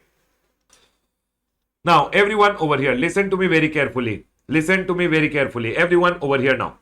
Here. Sir, I went ahead and received date of invoice. I received one invoice on 1st of January. Can you tell me, if I received an invoice on 1st January, by what time should I go ahead and make the payment? If I received an invoice on 1st January, sir, January month ka invoice, you should make the payment 1st January ka invoice by within 180 days. So January mein 31 days, 1 day gone. Sir, 30 days January, February 28 days, March 31, April, sir, April 30, May 31, June 30. How many days? Sir, this is nothing other than 30 plus 28 plus 31 plus 30 plus 31 plus 30, 180 days. So, sir, by 30th June, I should go ahead and make the payment. 30th June, 180 days gets over. ठीक है, sir, point is clear. Tell me one thing, everyone. January month ka invoice, when do you go ahead and take the credit? Sir, 20th February, when I will file my return. Baba, think that you filed your return on 20th February. So when you filed your return on 20th February, you will go ahead, and one is ITC, you will go ahead and avail with respect to the invoice. For an example, 1 lakh rupees ka invoice and GST is 18,000. So sir, ITC availed will be 18,000 rupees. Quickly tell me, everyone, how much ITC you availed? You went ahead and availed a credit of, sir, 18,000 rupees. You know what? There are two things. One is ITC availed and one is ITC utilization. One is ITC availed and one is ITC utilization. What do you mean by avail? Avail means claiming the credit. So whatever is appearing in my GSTR 2B, I will claim. When I am filing my monthly return, I will say, sir, this much is my credit, and government will give me the credit. Everyone, I will ask and government will give me the credit. Now this credit I will use against my output tax liability, that is utilization.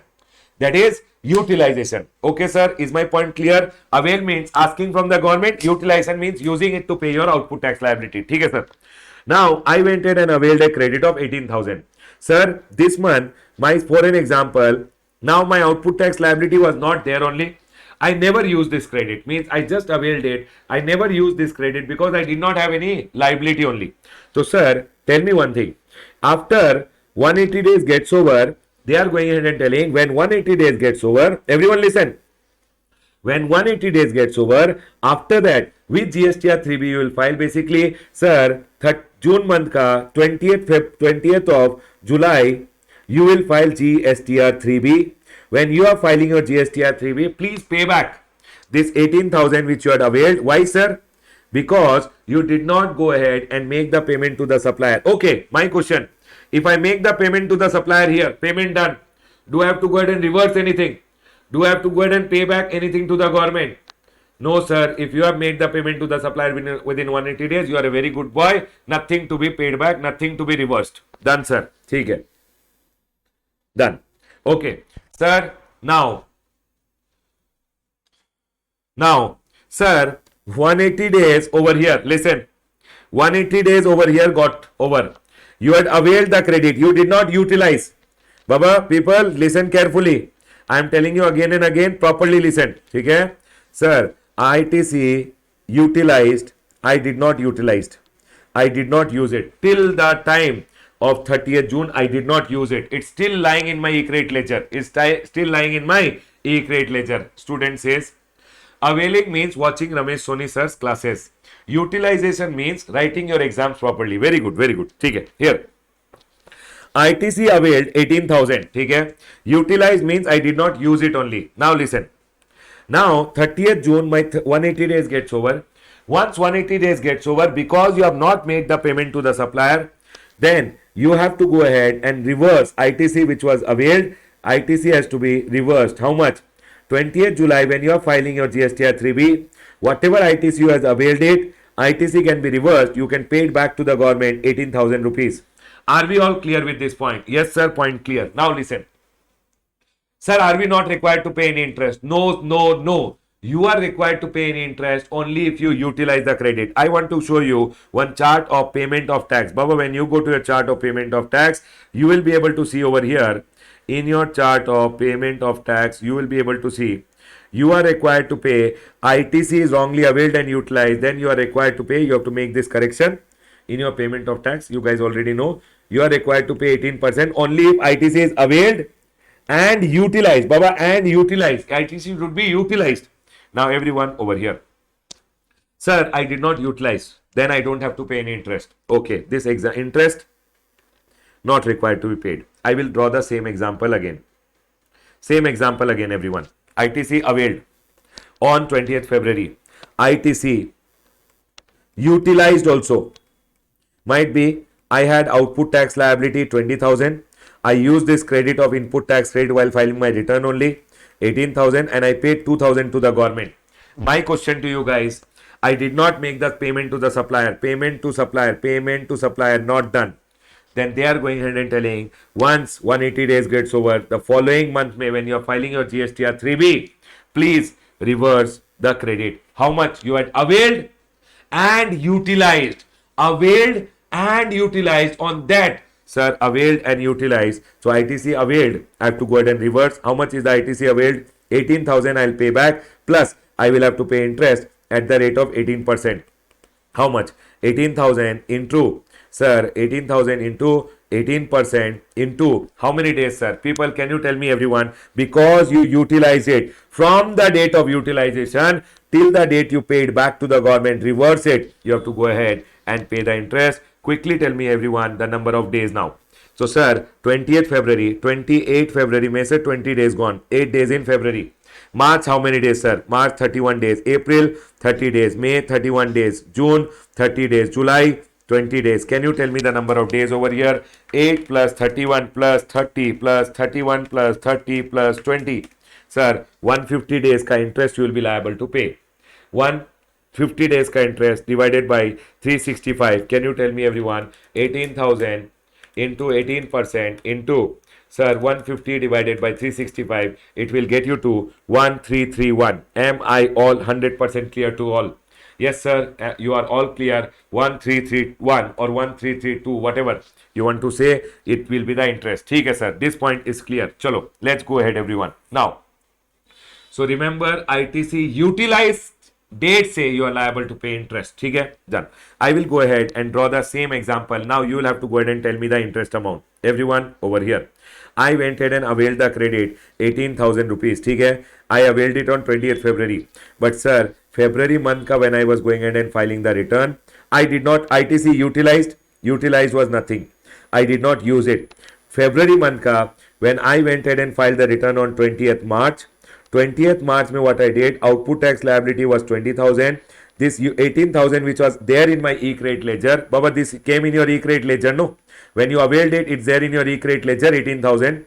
You use this input tax credit of 18,000 over here and paid the remaining 2,000 in cash. So when did you use it? 20th March. Now can you tell me, everyone over here, listen to me very carefully. If you avail, you don't have to go ahead and pay interest. Avail, then you just have to reverse. But avail and utilize, then reverse with interest. Okay, sir? Now here, everyone over here. Now 18,000, 20th March it is. 20th March May, you utilized it. You used it to pay your output tax liability. You used it on 20th March. So, sir, interest will start from here till here. So, sir, ITC, what you have to reverse? Reversal will be 18,000 and 18,000 pay. You have to pay 18% interest for how many days? Can you tell me now? Quickly tell me, everyone. Can you tell me how much is the interest portion now? Sir, now interest portion will be March में 31 days, 20 days gone, 11 days in March, April में how many days? 30 days, May में sir 31 days, June में 30 days and July में it will be July 20th if you are reversing, 20th July. Sir, how many days, everyone? Student says, sir, 122 days, 122 divided by 365. So, sir, 18,000 into 18% into 122 divided by 365 will give you 1083. 1083 is the amount of interest. Did you guys understand, everyone? Remember one thing, everyone. I will tell you again. Sir, I availed the credit. If you availed the credit, which is ITC availed wrongly, correct or not, because you did not make the payment to the supplier within 180 days, do one thing. Just go ahead and reverse it. Just go ahead and reverse it. You will not liable to pay any interest. Okay, sir? Then, sir, if I availed also and utilized also, the day you utilize, from that day till the date of reversal, you will be liable to pay interest. Okay, sir? I availed it here, but I utilized it later. The day you utilized it, that day say you have to go ahead and pay interest. Baba, remember, reversal so you have to do, but with interest only from the date of utilization, and how much you use on that only interest will be payable. Is my point clear to all? Can we go ahead, everyone? Can I close this discussion over here? That, sir, payment to the supplier should be done within 180 days. That is the value plus the tax both. Sir, if not, then whatever ITC you had availed, that you have to go ahead and basically reverse. You have to go ahead and add it to your output tax liability. GST 3B may you reverse it. And interest will be payable from the date of availing, you write over here, and utilization. Availing and utilizing. Both has to be there. Availed and utilized. It has to be utilized. Interest has to be paid from the date you avail and then later you utilize. The day you utilize, from that day till the date the amount is added to the output tax liability is paid, means till the day you go ahead and reverse it. Till the day you go ahead and reverse it, you will be liable to pay interest. And sir, that is what is told. Registered person shall pay the amount equal to ITC availed. Okay. You have to pay whatever ITC you have availed plus interest while filing GSTR 3B for the tax period immediately following 180 days. Can you tell me interest when? Interest only if utilized. Interest is only if you utilize it. Quickly give me a heads up. Are you guys clear with this point? Are you guys clear with this point? That, sir, interest is only if ITC has been utilized. From the date of utilization, you will be liable to pay interest. Sir, if I don't utilize, I don't have to pay any interest. Done, sir. Point is clear. People, I went ahead and told you about the amendments over here. Now, the last one over here.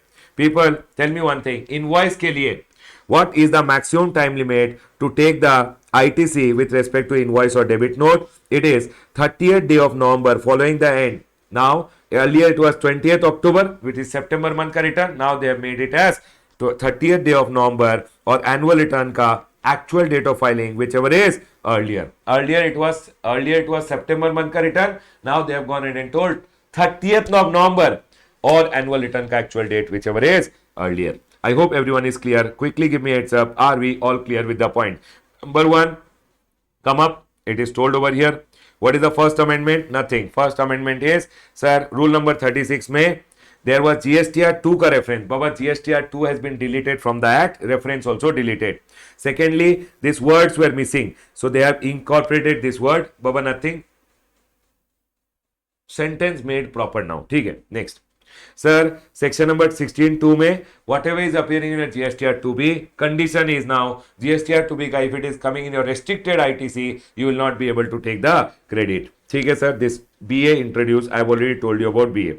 There was section number 43A written. People listen to me very carefully. I will tell you one small thing. Listen. Huh. Everyone over here, listen. When I am going ahead and taking the credit, everyone tell me one thing. It's told over here, tax paid to the government, only then you can take the credit, correct? But sir, supplier to will pay the tax on 20th. I am taking the credit on 14th. Supplier will pay the tax on 20th. I am taking the credit on 14th. Yes, sir. And hence, when you actually read the C point in your book, no, it says subject to section 41, you can take the credit, but that credit is subject to section number 41. Baba, tax paid to the government, subject to section number 41, they say, and then they say that tax should be paid to the government. Sir, what is subject to? See over here. It says subject to section number 41, the tax charge has been actually paid to the government, means the tax should have been paid to the government. Okay? Only then I can take the credit. But sir, tax is yet to be paid, correct? And hence, what does section number 41 say? Earlier, section number 41 used to say, take the credit on provisional basis. Everyone, now there is nothing called provisional, and section number 41 has been amended, and government is telling, hey, there is nothing called provisional now. There is nothing called provisional. You are taking the credit. Take the credit. On final basis, you take it. But that is subject to the supplier paying. If the supplier does not pay to the government, whatever credit you have taken, you will have to reverse it. Remember that. That is told by section number 41.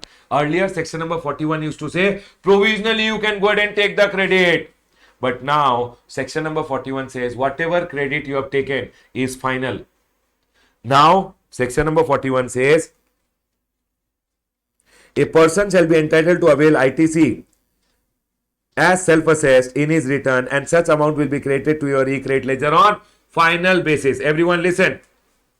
And not on provisional basis. Not on provisional basis as earlier. Okay? If tax is not paid by the supplier, whatever credit I have taken, availed by the registered person, it shall be reversed. If I don't use it, then I will not pay interest. If I use it, then I will pay interest. Okay? Later on, if the supplier makes the payment, sir, supplier did not make the payment to the government. Whatever I had availed, I will reverse it. Sir, if I had availed and utilized it, then interest will also come. Interest will also come. Okay. Later, supplier made the payment to the government. Later, supplier made the payment to the government. You can go ahead and take the credit again. Sir, however, the reversal and reavailment may be as may prescribed, and central government is yet to prescribe. Central government has not prescribed any rule yet, because they have gone ahead and told reversal and taking will be as may be prescribed.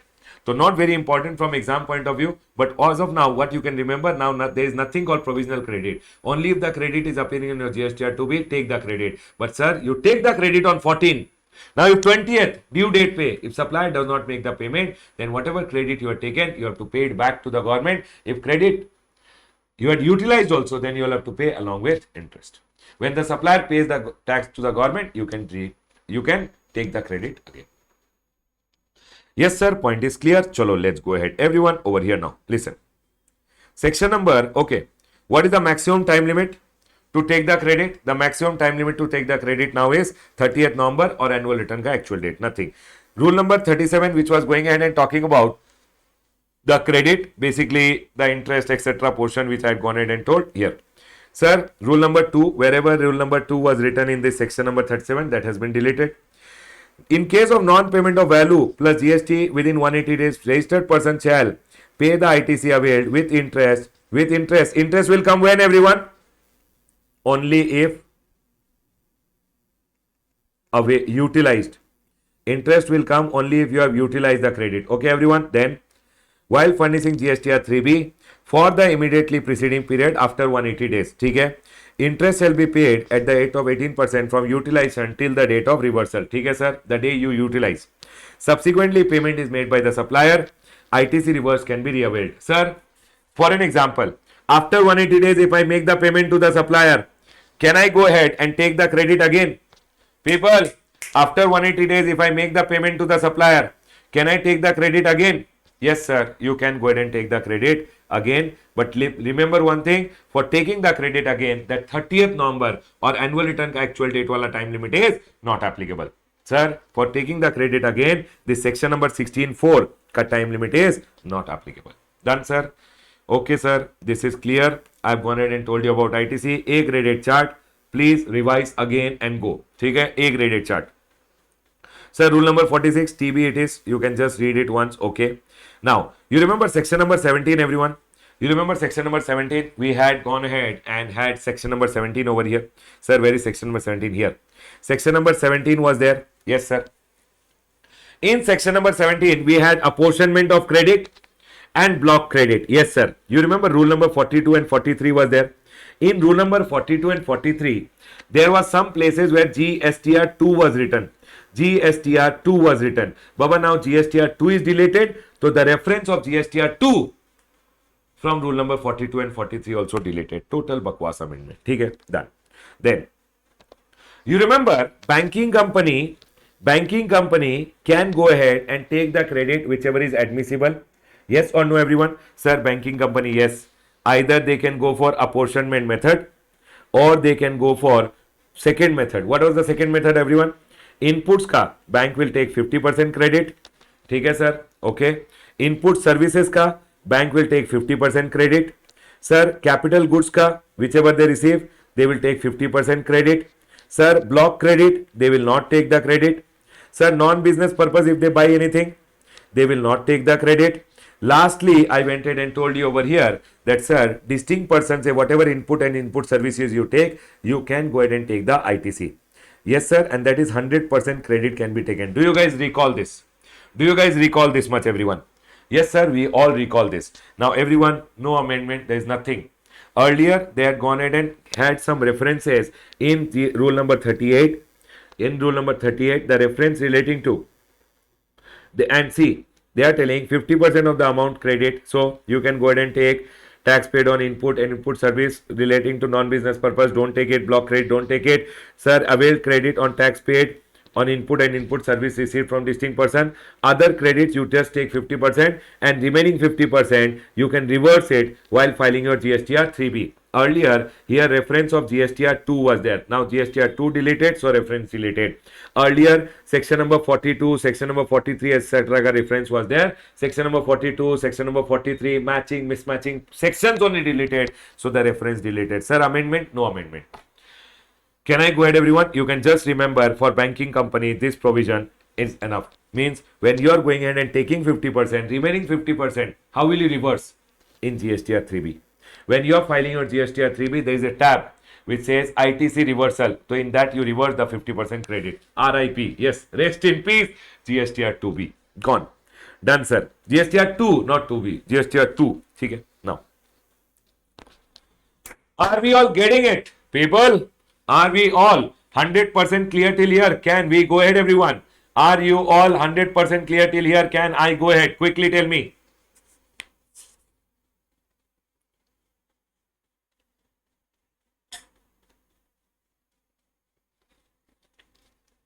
Do you guys recall? Do you guys remember exempt supply का meaning? For the purpose of apportionment, everyone, exempt supply means nil rated, only exempt, non-taxable. Supplies under RCM. Transaction in securities, 1% of the sale value. Thirdly, sale of land and completed building was also considered as exempt supply. Now government have told, and here they told exempt supply may you will not include. What will you not include? Means these things will be considered as if it is a taxable supply. You will not consider it as exempt supply. Although interest income is exempt supply, but you will not consider it as exempt supply. You will not consider it as exempt supply. ठीक है, तो sir interest income and discount income, basically bill discounting वाला income which is there is exempt supply, but you will not consider. So if I give money to use to someone and receive interest, it will not be considered as exempt supply for the purpose of apportionment. ठीक है, but in case of bank and financial institution, it will be considered as exempt supply. ठीक है sir, value of service by way of transportation of goods by a vessel from custom station in India to outside India. Earlier it was exempt supply. Sir, now to anyways it is taxable. Now to anyways it is taxable supply. ठीक है sir, done. No problem at all. Anyways, now amendment has happened and this is anyways taxable supply. So why to consider as a taxable supply? It is already taxable supply. ठीक है. Now government went ahead and told duty credit script, additional one done point, not very important but okay. Duty credit script. Duty credit scripts, if you go ahead and talk about duty credit script, means sir under MEIS scheme, or MEIS scheme is gone. Sir under ACIS scheme, sir export promotion capital goods, sir not export promotion capital goods, under RODTEP scheme, RODTEP scheme. So under SCI scheme, under RODTEP scheme, what used to happen is people used to go ahead and receive duty credit script. Now this duty credit script, if I go ahead and sell on this, GST is nil. GST is nil and hence it is an exempt supply. But government told, please don't consider it as exempt supply when you are doing apportionment. These three things, please consider it as taxable supply. That's all. Now exempt supply means what? Exempt supply means nil rated. Exempt supply means wholly exempt. Exempt supply means nil rated, wholly exempt supply, and exempt supply means non-taxable supplies. Plus, for the purpose of apportionment, they told your RCM ka supplies 1% of sale of land and completed 1% of sale value of securities, and sir stamp duty value in case of transaction in case of stamp duty value of sale of land and building. ठीक है sir, done. ठीक है. Here they told in exempt supply, please don't consider, means this will be treated as taxable supply. Interest income, basically normal people के लिए, not bank के लिए. Banks के लिए interest income will be exempt supply. Sir, transportation of goods by a vessel from India to outside India. And the last one was duty credit script, which is newly added. Although duty credit scripts are nil rated, means they are exempt supply, but sir, please consider it as taxable supply for the purpose of apportionment. Quickly tell me everyone, are we all 100% clear? Can I go ahead everyone? Yes people, tell me, are we all clear? So sir, in this chart, what is the major main amendment which you have to remember? Sir, the most important amendment means okay, you can remember the duty credit script. If by chance they give you duty credit script in your paper, please remember for the purpose of duty credit script generally are exempted. But for the purpose of apportionment, when you sell duty credit script, although GST is not there, but for the purpose of apportionment, we will consider it as taxable supply. Done everyone? Yes sir, point is clear. Chalo, done. ठीक है. Now everyone over here, we are done with your section number 17 related amendments. See here. Here GSTR 2 RIP, rest in peace GSTR 2, GSTR 2 ka point deleted. Sir, here. Now this duty credit script also to be considered as taxable supply, although exempt, but to be considered for the purpose of apportionment as taxable supply. Banking companies, wherever this GSTR 2 ka reference was there, section number 42 etc. ka reference was there, those are deleted. Total bakwas. Chalo, please come down everyone. Are we all 100% clear? Can we go ahead everyone? Can we go ahead? Can we go ahead? Are we all clear till here? Yes sir, we are all clear. Let's go ahead. Down. People, okay, I will show you from the chart. From my chart I am showing, it's not in amendment booklet, but actually there is no amendment, so I have not given the amended chart also. There is no amendment. Whichever chart you have, you can refer. See here. People went ahead and asked, sir, in section number 17.5, block credit, you went ahead and told leasing, renting, hiring of motor vehicle, vessel and aircraft. So sir, if I buy motor vehicle, vessel, aircraft, no credit. I go ahead and take it on lease, rent or leasing, renting or hiring of motor vehicle, vessel or aircraft also, I will not get the credit. If I buy it also, I don't get the credit. If I take it on rent also, if I hire it also, I will not get the credit. Do you guys agree with me? Yes. Now, People went ahead and asked one question to government. Sir, leasing, renting, hiring of motor vehicle, vessel and aircraft, no credit. What if I am taking leasing, renting of machinery?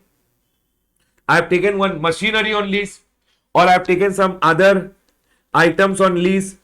Can I take the credit? Government told, hey, motor vehicle, vessel and aircraft का leasing, renting, hiring पे motor vehicle, vessel and aircraft you buy or you take it on lease, rent or hire, you don't get the credit. Machineries etc. का case में 1 minute everyone. हाँ, government told machineries etc. का case में I never told credit is blocked. Always remember ITC is always allowed here. If you take on lease machineries etc. credit was never blocked. Credit is always allowed. Unless blocked, credit was always allowed. ठीक है sir. Next. Then one more thing people asked. People told, sir, there is one proviso. In between, if you see, one proviso is there. This proviso says that, sir, if employer is going ahead and providing any service, all this thing, this or this to the employee, and it's obligatory under law, ITC will be allowed. Now this proviso which is there, no sir, people ask this proviso, is it applicable only to the first one or is it applicable to 1, 2 and 3, all the 3? Government told, hey, it is applicable to all the 3.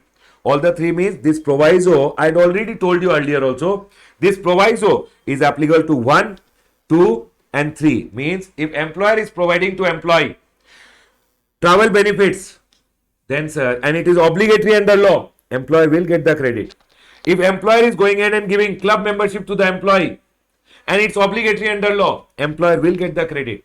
Sir, if employer is giving outdoor catering to employee, it is obligatory under law, employer will get the credit. This was there earlier also, this is there now also. Just clarification that this proviso is applicable to this and this, all the 3. Is my point 100% clear? Block credit means no amendment. No amendment, there is just clarification which has been given. I hope everybody understood. Yes sir, we understood. Leasing, renting, hiring of motor vehicle, vessel and aircraft, the credit is blocked. Leasing, renting, hiring of other machines etc. credit is not blocked. Secondly, this proviso is applicable to section number 17(5)(b) ka 2, 1, 2 and 3, all the 3. It is not that this proviso is applicable only to the first one. No, this proviso is applicable to all the 3. Done sir. Chalo, let's go ahead. That is what is being told over here. Chalo, okay, this is done. This proviso is not applicable only to 1. This proviso is applicable to 1, 2, 3, all the 3. Okay. Next, leasing, renting, here. See here, sorry, here. This, this proviso, this obligatory wala proviso is applicable to all the 3. 1, this is 2, and this is 1, 2, 3. It's applicable to all the 3. And leasing, renting ke liye only motor vehicle, vessel and aircraft ka leasing, renting pay. If you take it, credit blocked. But sir, otherwise, other vehicle, other machineries etc. ka case mein credit is not blocked. Done sir, point is clear. Congratulations people, we are done with your input tax credit. Done. Input tax credit after is done.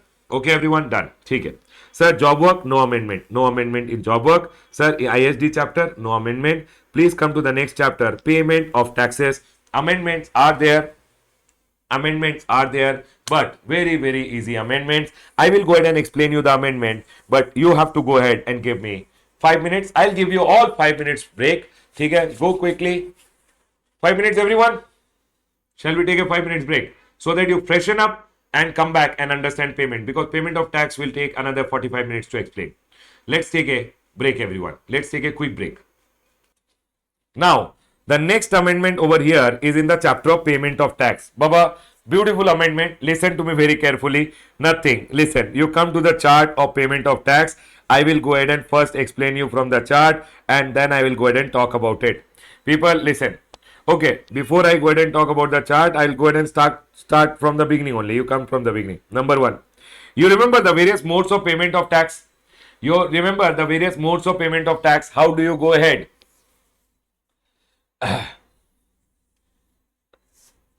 Everyone over here, what are the various modes of payment of tax? The various modes of payment of tax is in net banking, credit card, debit card, NEFT, RTGS, or such other mode means government can go ahead and prescribe the mode. And in the modes being prescribed, it is told over here now that, sir, you can use UPI also for making the payment, and IMPS also mode can be used. So, sir, UPI and IMPS mode also now allowed for making the payment. Although practically it is not yet there in the portal, but sir, for your exam, remember UPI and IMPS mode allowed for making the payment of tax. Please remember the various modes of payment, and in the chart I will show you over here. Here. IMPS and UPI is now allowed for making the payment of tax. I have gone ahead and made the change in the chart also. Everyone over here now. Also, one more point in rule number 87, they have told, when you generate NEFT or RTGS related challan, you get a mandate along with it. Now, in IMPS, when you are using IMPS mode, along with the IMPS mode challan generated, you will also get a mandate. So, sir, for NEFT, RTGS and IMPS as well, the mandate also will be generated by the portal. So what is the amendment? No amendment. Simple amendment is, sir, modes of payment में UPI and IMPS also allowed. चलिए आगे बढ़ते हैं. Let's go ahead, everyone. Everyone over here. Section number 49(2) में one section number 43A का reference was there. Section number 43A is now RIP. It is already deleted, and hence the reference also being deleted. Total bakwas amendment. Next, everyone over here, tell me one thing. Government went ahead and introduced this rule number 86A. People, is everyone there with me? Can we go ahead? Quickly give me heads up. Are you guys there? People, are you there? Can we go ahead?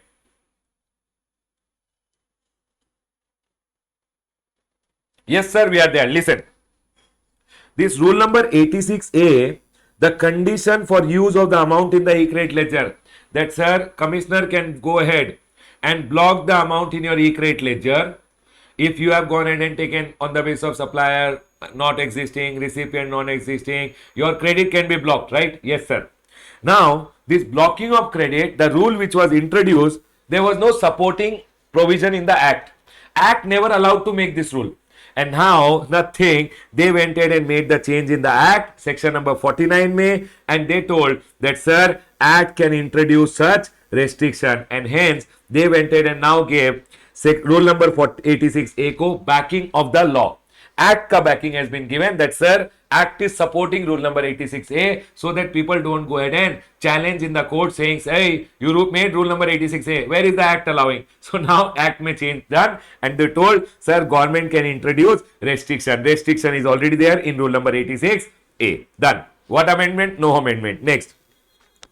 Sir, everyone over here, do you remember in the e-liability ledger, you get all the liabilities as per your return, as determined by proper officer, interest. Here one more point was there which used to talk about rule number 42, 43 and the related interest.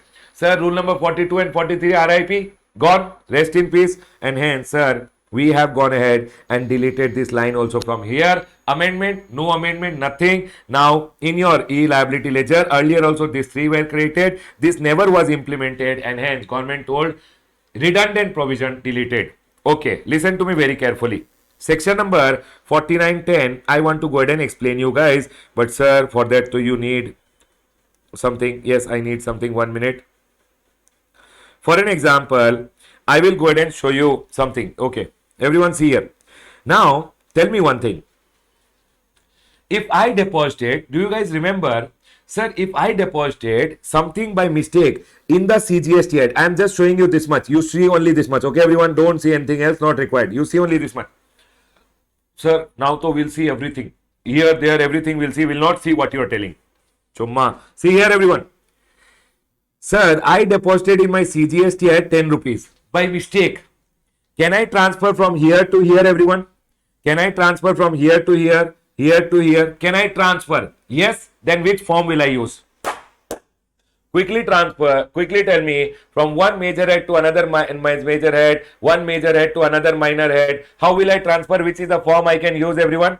Sir, you can go ahead and use GST PMT09. Yes, sir. Point is clear. Now, people went in and told the government that, sir, in my e-cash ledger, people, in my e-cash ledger there is some balance which are lying. Okay, sir. People went and told the government, in my e-cash ledger balance is lying, sir. And sir, my distinct person who is there, distinct person means same state, separate registration, different state, different registration. Sir, my distinct person needs some help. He needs money in his e-cash ledger. Can I transfer? Earlier, that provisions were not there that you can transfer to your distinct person also. See, this provision, though it was there. From one head to another head, you can transfer in your own ledger. But sir, now you can transfer money to your e-cash ledger of your distinct person also. Use GST PMT09 provision introduced in law, and now from your CGST head you can transfer to your distinct person ka CGST head or IGST head. Sir, from your IGST head you can transfer to your distinct person ka CGST head or IGST head. Sir, but supposingly SGST mein amount is there, can I transfer to my distinct person? Are baba, SGST mein amount is there, you can't transfer directly. But do one thing, no. First transfer from SGST to CGST and then transfer. So sir, everyone listen to me very carefully. Everyone over here now, listen to me very carefully. What am I telling over here? I am telling now provision in the law made. You can go ahead. Section number 4910, read with rule number 87. It says, sir, any amount in your tax, interest, penalty, fees or any other amount, tiplo, tax, interest, penalty, fees or any other amount, you can go ahead and transfer under the CGST head in the e-cash ledger, can be transferred to CGST and IGST. Remember, only e-cash ledger balance they are telling you can transfer. Don't transfer e-credit ledger balance and all. What they are telling is e-cash ledger ka balance to e-cash ledger of distinct person under section number 25.4 and 25.5 using PMT09. Similar amendment has been done in IGST Act also. Hence, IGST amount also you can transfer to distinct person ka CGST and IGST. Remember one thing, sir, help yourself first, then help your distinct person. If you have any liability in your e-liability ledger, then you can't do such transfer. Remember one thing, first help yourself. If you have any liability in your e-liability ledger, pay that. Only then you can transfer. The third point, such transfer to distinct person shall not be allowed if the registered person has any unpaid liability in his e-liability ledger. Are we clear with this point that PMT09 say in your e-cash ledger you can transfer to another head, or sir you can go ahead and transfer to another head in your e-cash ledger also, or you can transfer to your distinct person also. CGST say you can transfer to CGST of distinct person and IGST of distinct person. IGST head say you can transfer to IGST or CGST head of your distinct person, but SGST is not allowed to be transferred. Do one thing, SGST first transfer to your CGST or transfer it to your IGST and then transfer. Done, sir. Point clear. And for all of this, you can use your GST PMT 09. ठीक है, sir. Next. People remember, everyone here, you remember this rule number 86B? 86B told e-credit ledger only 99% you can use. 1% you have to pay in cash. Do you remember? 1% to be paid in cash. This restriction which was imposed, no? Government never had backing of the law only. Section number 49 it was never written that government can go ahead and introduce such and such rule. But government introduced. Now people, so that people don't start challenging, government went ahead and wrote that we can give some such kind of restriction, and government wrote this in the act so that people don't challenge rule number 86B and say, hey, you made rule number 86B, where is it allowed? And hence government went ahead and wrote in section number 49(12) and government told we can go ahead and now introduce max restriction that how much is the maximum amount you can use your e-credit ledger. See, e-credit ledger should be completely used, but government told you can use only 99% in rule number 86B. Who allowed the government? Now the backing of the law has been provided. Amendment type, total bakwas. Next, everyone over here now, listen to me very carefully. Everyone over here, listen. E-credit ledger related one amendment is there. I would like to go ahead and talk about it. It says, in case wrongly sanctioned refund, supposingly there was a wrongly sanctioned refund which was given to you, okay? So supposingly in your e-credit ledger balance, there was 1 crore rupees. You applied for a refund in GST RFD 01, and sir, refund sanctioned, and in your bank account you got 1 crore rupees. Everyone listen to me very carefully. You know what happened? Later it turned out that this refund which was given to you was erroneous refund. It should not have been given to you. Later it turned out that the refund which was given to you was an erroneous refund. You are a bad boy and the refund should not have been given to you. Now what will happen? You have to pay it back. So do one thing. Listen. When e-credit ledger say 1 crore rupees, you applied for refund. What happened? E-credit ledger. Whatever the amount was there, 1 crore rupees, as soon as you applied, it was debited. 1 crore rupees was debited over here and the balance became 0. Everyone, balance became 0. E-credit ledger mein 1 crore was there. You applied for a refund. As soon as you applied, balance became 0. It was debited. And the money came in your bank account. Now it was erroneous refund. Do one thing. Please pay it back. You please pay it back using your e-cash. Government gave in your bank account, no? From the bank account, deposit the money in your e-cash ledger and pay it back through your e-cash ledger. Means this 1 crore rupees with interest plus whatever penalty is there, I should pay back. If I pay back, government is telling, officer will you paid the money back to the government, no erroneous refund. Okay, we will pay back your e-credit ledger mein 1 crore rupees we will recredit. Listen, sir, 1 crore was already there in my e-credit ledger, correct? I applied for refund, you debited it, correct? 0 balance now in my e-credit ledger. You gave me the money in your bank account. It was an erroneous refund. Okay, I will return it to you. I returned the e-cash ledger ke through. I deposited the money in my e-cash ledger and I paid back the 1 crore rupees along with interest and penalty, whatever is applicable, I paid back. Sorry, sir, I paid back to you. Now, government, what will I tell? Sir, I paid back. What you paid, I paid back. What you took from me, give it back. You took the 1 crore rupees ka credit you had debited. Please give it back to me. And for giving it back to you, the officer will issue GST PMT 03A and the amount will be recredited to your e-credit ledger. Did you guys understand this point? Quickly tell me, can I go ahead, everyone?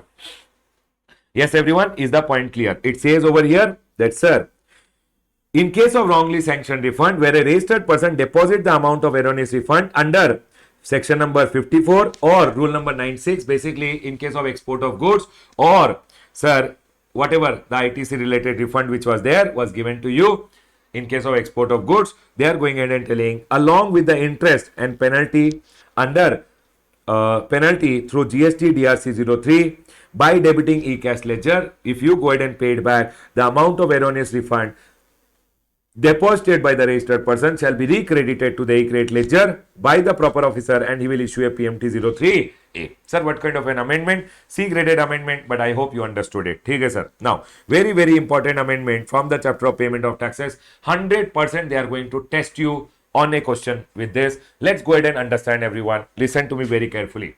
Very, very easy. Baba, important doesn't mean it is difficult. It's a very, very easy amendment. Let's do it, everyone. I want everyone to tell me, yes, sir, we can go ahead. Shall we do it? Arey Baba, quickly tell me.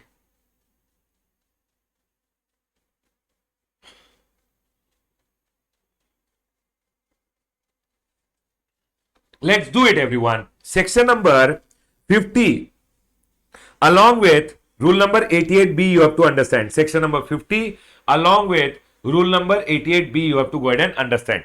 Sir, what is section number 50 read with rule number 88B? Manner of calculating interest on delayed payment of tax. People, listen. Here, earlier what was happening, section number 51 was already there.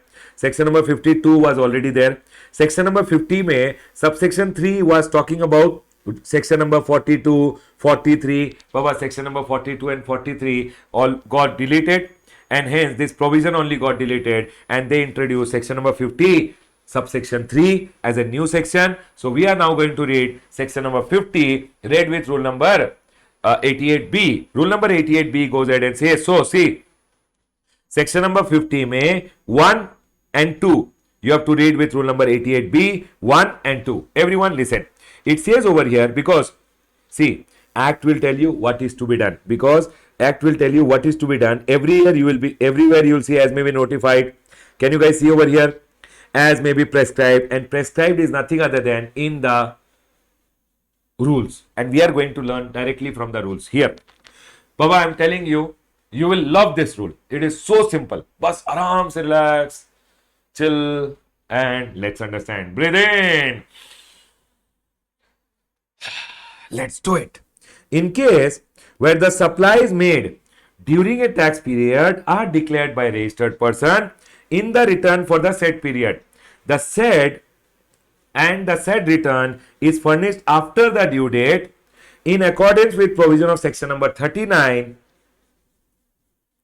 The interest on tax payable in respect of supplies shall be calculated on that portion of tax which is paid by debiting e-cash ledger for the period of delay beyond the due date at the rate notified under section number 51, and sir, rate notified is 18%. Everyone over here now listen. For an example, I will give you example first. For an example, April month में you went ahead and did a sale. Invoice is of the month of April, 10 lakh का sale, 1.8 lakh का GST is the output tax liability. Everyone over here, listen to me very carefully. April month का sale, 20th May को you are going to file your return. ठीक है? When you file your GSTR 3B, you will go ahead and show your output tax liability is supposedly 1.8 lakh. You have an input tax credit supposedly 1 lakh rupees. How much is the net payable? 80,000 rupees. Sir, this is your output tax liability for the month of April. ठीक है? The credit till the month of April. Yes, everyone, the credit opening balance or April month का credit. Till the April month का credit. ठीक है? तो sir, this GSTR 3B is of the month of April. Sales related output tax liability is also for the month of April. Credit is also till the month of April. Then they are telling whatever you are paying in cash, you can pay 80,000. Now, you know what happened? I did not go ahead and file my GSTR 3B over here. Sir, I filed my GSTR 3B, supposingly over here, I filed my GSTR 3B on 30th May. I filed my GSTR, this is GSTR 3B for the month of April only. Instead of filing on 20th, I delayed and I filed on 30th May. Can you tell me everyone, instead of filing on 20th, if April month ka GSTR 3B only, I filed on 30th May, I will have to go ahead, because I delayed, I will have to go ahead and pay interest. Can you tell me, interest will be on gross tax liability, gross, or interest will be on net? Can you tell me everyone, interest will be payable on gross tax liability or net tax liability is my question over here. April month ka sale declared in April month ka return only. It's just that the return is filed late. Remember always, April month ka sale declared in April month ka return only. It's just that the return is filed late. Remember, you will pay interest only on the net tax liability, and net tax liability over here is 80,000 rupees. So when you are filing your GSTR 3B, you have to pay 18%. Can you tell me number of days of delay? 20th, 30th. How many days? 30 days minus 20. 30 minus 20, 10 days. So 10 divided by 365. This will be the interest amount which you have to pay. Is my point 100% clear? Yes, sir. Point is clear. I've written down here. Supplied made during April, declared in the same period, just that the return is filed late. Beta, if you file the return late, April month ka sale declared in April month ka return only, it's just that the return is filed late. Proceeding section number 74 and 73 ka is not initiated. You just have to pay interest on the net tax liability, and that is for the delay in filing the return beyond the due date. Yes, everyone, are we 100% clear? Can I go ahead? Is this point 100% clear to all? Yes, sir. This point is sharp clear, no doubt at all. Okay, next. Now, everyone over here, you know what people were going in and doing? I will tell you. For an example, there is a this is the month of April. April month में they made a sale of 10 lakh rupees. 1.8 lakh is the GST. Now 20th May को when they were going ahead and filing GSTR 3B, they filed the GSTR 3B for the month of April. Output tax liability they showed nil because they did not have any input tax credit. They went ahead and did not show the sale only. You know what people do? They show the sale late. Now what they will do is, for an example, May month, May month he did not have input, so he went ahead and did not show the sale. Now, for an example, in the month of June, he got some input tax credit. He got some 1 lakh rupees ka input tax credit in the month of June. So what he will do is June month ka 20th July when he is filing GSTR 3B for the month of June. What he did, he went ahead and told, okay sir, I forgot to show this invoice. I am showing now. Output tax liability. Baba, this sale is for the month of April. Shown in the month of June. April month ka sale shown in the month of June 1.8 lakh input tax credit which was till the month of June you used it, then they are going ahead and telling if it is 1 lakh rupees here, sir, now you are going ahead and paying only 80,000, which is your net liability. Can you tell me interest will come on net or gross? Now you tell me when you are filing your return, you have to go ahead and pay interest on output tax liability 1.8 lakh or you have to go ahead and pay interest on 80,000 rupees. Remember one thing, what people were going ahead and telling, okay sir, I am going, see output tax liability is 1.8, input is 1 lakh, 80,000 only I delayed. No, government told, hey, you think we are a fool over here. You think we are a fool over here. It is not net. We will see. Government told supplies of a period. If you declare in the next period or any other period, remember interest always on gross tax liability and hence you will have to pay when you are paying this 80,000. Okay, pay 80,000. But sir, 1.8 lakh pay, you will be liable for interest into, can you tell me from when and how many days? Can you tell me the number of days, everyone? Sir, from 20th May, it was due May 31 days, 20 days gone, May 11 days. June May how many days, sir? June May 30 days. Sir, July May how many days? 20 days. So, sir, 61 days ka you have to pay interest. 61 divided by 365. Tell me the interest, everyone. Sir, 61 days, 1,80,000 rupees into 18% into 61 divided by 365, you will be liable to pay 5415 rupees ka interest. Is my point 100% clear to all? The first point which I told you over here was which one?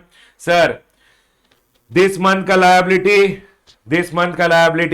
shown in this month ka return only. April month ka return में April month ka liability you showed. It's just that the return is filed late. Then Baba, you have to pay interest on net tax liability only. ठीक है? Only for the number of days of delay. Sir, April month ka liability you went ahead and showed in June month, April month ka liability. Then remember one thing, whatever liability of older period you are showing later, for that you have to pay interest always on the net gross tax liability which you are showing. You will not pay on net. Is my point sharp clear to all? Can I go ahead, everyone? Yes sir, we are all clear with this. Let's go ahead, everyone over here now. Next, sir, supplies made during a period you did not declare only or you declared short. You did not declare only or you declared short. Then what will happen? Everyone over here.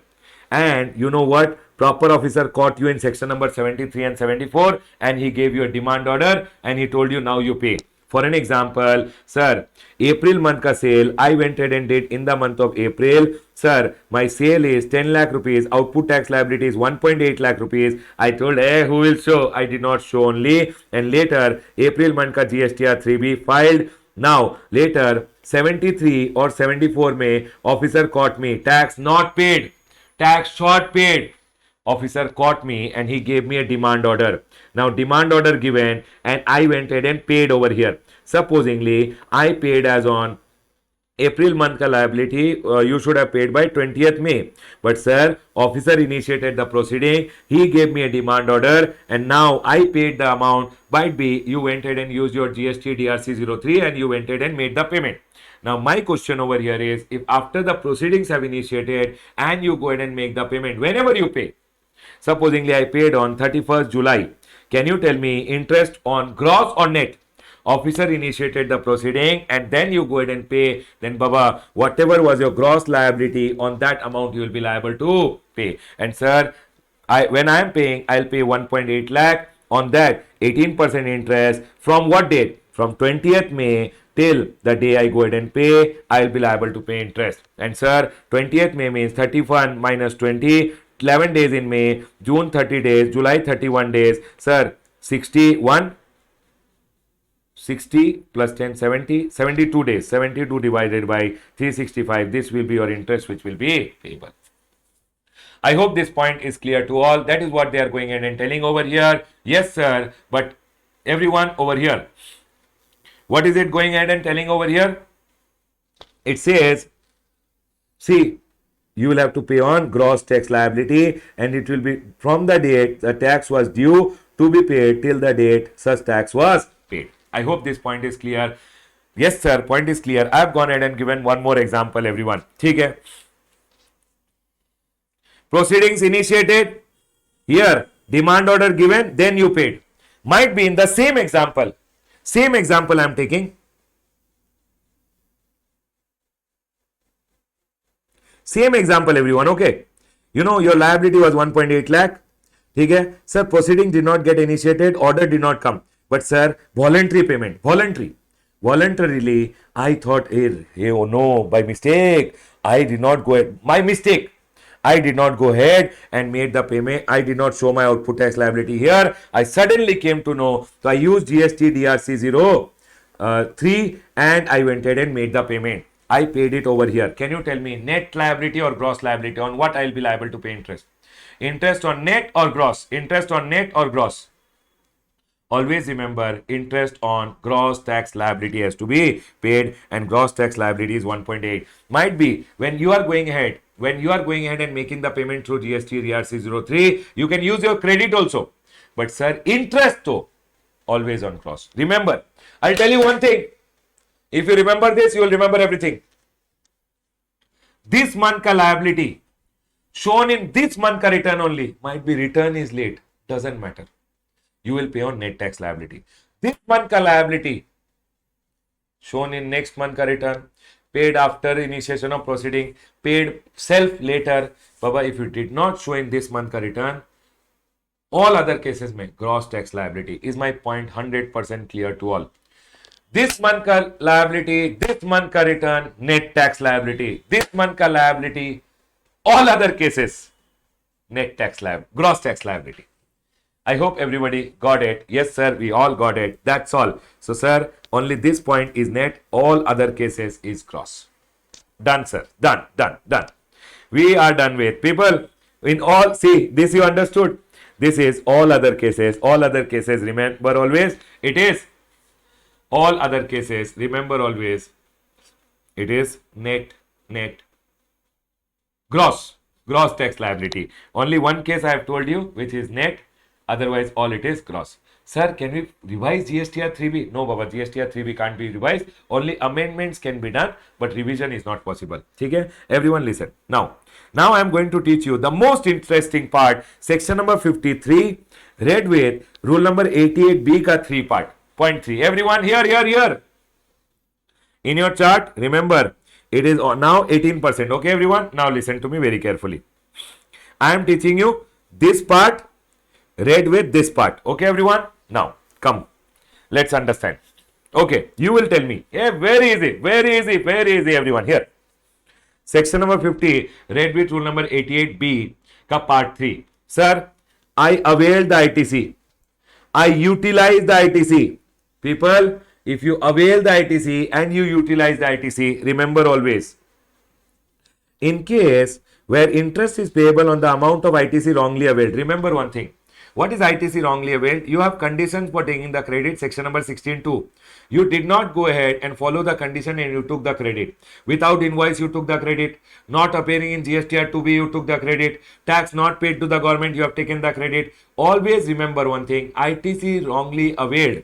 And then interest will, here, and utilized, very important word is and utilized in accordance with 53, the interest shall be calculated on the amount ITC wrongly availed and utilized from the period starting from the date of utilization. Interest starts from utilization of such credit till the date of reversal of such credit, means by the time you pay it back to the government, or reversal is done through your return. And sir, payment of tax means if you use your DRC 03 and pay it to the government, till that time you are required to go ahead and pay interest. Everyone over here, let's go ahead and understand now with the help of examples which I've done. Very, very easy. Aram se relax and keep listening. Everyone over here. ITC wrongly availed. Yes, sir, I've availed a wrongly ITC. I've used it also. Do I have to pay interest? Yes. Payable on the ITC wrongly availed. Interest is payable on the ITC wrongly availed and utilized at the rate of 18%. From which date? From the day you utilized it, from the date of utilization till the day you reverse it through your return, or you file GST or 3B and paid back, till that day you are required to pay interest. Sir, from the date of utilization till the date of reversal. Reversal you do through your return. Sir, if I am not filing my return, how do I pay it? You pay through DRC 03, GST DRC 03. Till the day you pay, you are liable to pay interest. ITC wrongly availed, till the day you go ahead and reverse, or till the day you pay it back. The day of availment, you don't interest. Interest doesn't start. The day you use it to pay your output tax liability, from that day till the date of reversal, at the rate of 18% interest is payable. Availed, did not use, interest not payable. I want a heads up from everyone. Are we clear with section number 53, read with rule number 88B? Can I go ahead, everyone? Yes, sir, we are all clear till here. Let's go ahead. Everyone over here. I have given one more example. Output tax liability is 10 lakh. Input tax credit wrongly availed is 4 lakh. How much credit I took wrongly? Means I have done something wrong. Means I have no invoice took the credit. 4 lakh. Utilized also 4 lakh. And out of 10 lakh, 6 lakh, 4 lakh I utilized. And net tax paid 6 lakh. Can you tell me interest will be payable on what amount? Can you tell me what is the ITC wrongly availed and utilized? Wrongly availed and utilized. Wrongly availed and utilized. What is the ITC wrongly availed and utilized? Sir, interest will be payable on 4 lakh rupees. Remember, interest will be payable on 4 lakh rupees, and sir, it will be 18% from the day. Yes, very good. From the day, hey, availed and then utilized also. I went ahead and availed the credit and then I utilized also and I paid. So 10 lakh was my liability, 4 lakh I utilized, 6 lakh I paid. How much did I ITC wrongly availed and utilized? 4 lakh. So sir, 4 lakh pay 18% from the date of utilization till the day you reverse it through your return, or you go ahead and make the payment of such tax using your DRC 03. Done, sir. Got it. Let's go ahead. Everyone over here. I went ahead and my output tax liability is over here. ITC wrongly availed is 4 lakh, but sir, I did not have any, I did not go ahead and use it. I did not use it only. I paid everything in cash. I paid everything through cash. Then Baba, remember, no interest payable. Why? Because you did not go ahead and utilize anything. Unless you utilize, interest is not payable. Okay, sir. Is this example clear to all? Give me a heads up. Yes, sir. We are clear with the interest. Let's go ahead. Next. I will go ahead and teach you the next point. Listen. Everyone over here. Now, there is something which is told over here that, sir, when will it be deemed? When will it be deemed that you have utilized the credit? When will it be deemed that you have utilized the credit? That is being told over here. And this point, I have explained you down with the help of the example. Let's understand. You will 100% get it. Listen. For an example, opening balance I don't have only. Think that I don't have opening balance. I'll not complicate it for you now. Sir, ITC wrongly availed is 2 lakh. How much did you wrongly avail, everyone? Wrongly availed is 2 lakh. ठीक है. ITC correctly availed means correct ITC is 10 lakh. Sir, 10 plus 2, I have 12 lakh rupees in my e-credit ledger. Now, I have to go ahead and pay an output tax liability of 8 lakh. Remember always, my output tax liability is how much? Sir, 8 lakh rupees. You will use your credit, right? Which credit will be used first? Government says, Baba, credit is credit when you use it. So government says over here that when you are using the credit, we will assume that you have gone ahead and used the correctly availed credit first. So this was your correctly availed credit. So government will assume from here you went ahead and utilized and paid. So 8 lakh which was utilized, it was utilized from here. Are we clear? Listen. And now from 10 lakh, in this 2 lakh good amount of ITC which is there, the correctly availed ITC which is there, the good amount. This is bad, dirty, okay? And this is wrong. So sir, this has 4 lakh of correct amount of ITC and 2 lakh correct and 2 lakh is the wrongly availed ITC. Now you tell me one thing. The ITC which I had gone ahead and availed wrongly 2 lakh, did I use it? Yes or no, everyone? My question is, did I go ahead and use the wrongly availed ITC? Sir, did I go ahead and use the wrongly availed credit? ITC wrongly availed was 2 lakh. Sir, 2 lakh is still lying in my e-credit ledger, which is 2 lakh rupees of my correctly availed and 2 lakh of my wrongly availed. And hence, no, you will not have to pay any interest because balance has not fallen below.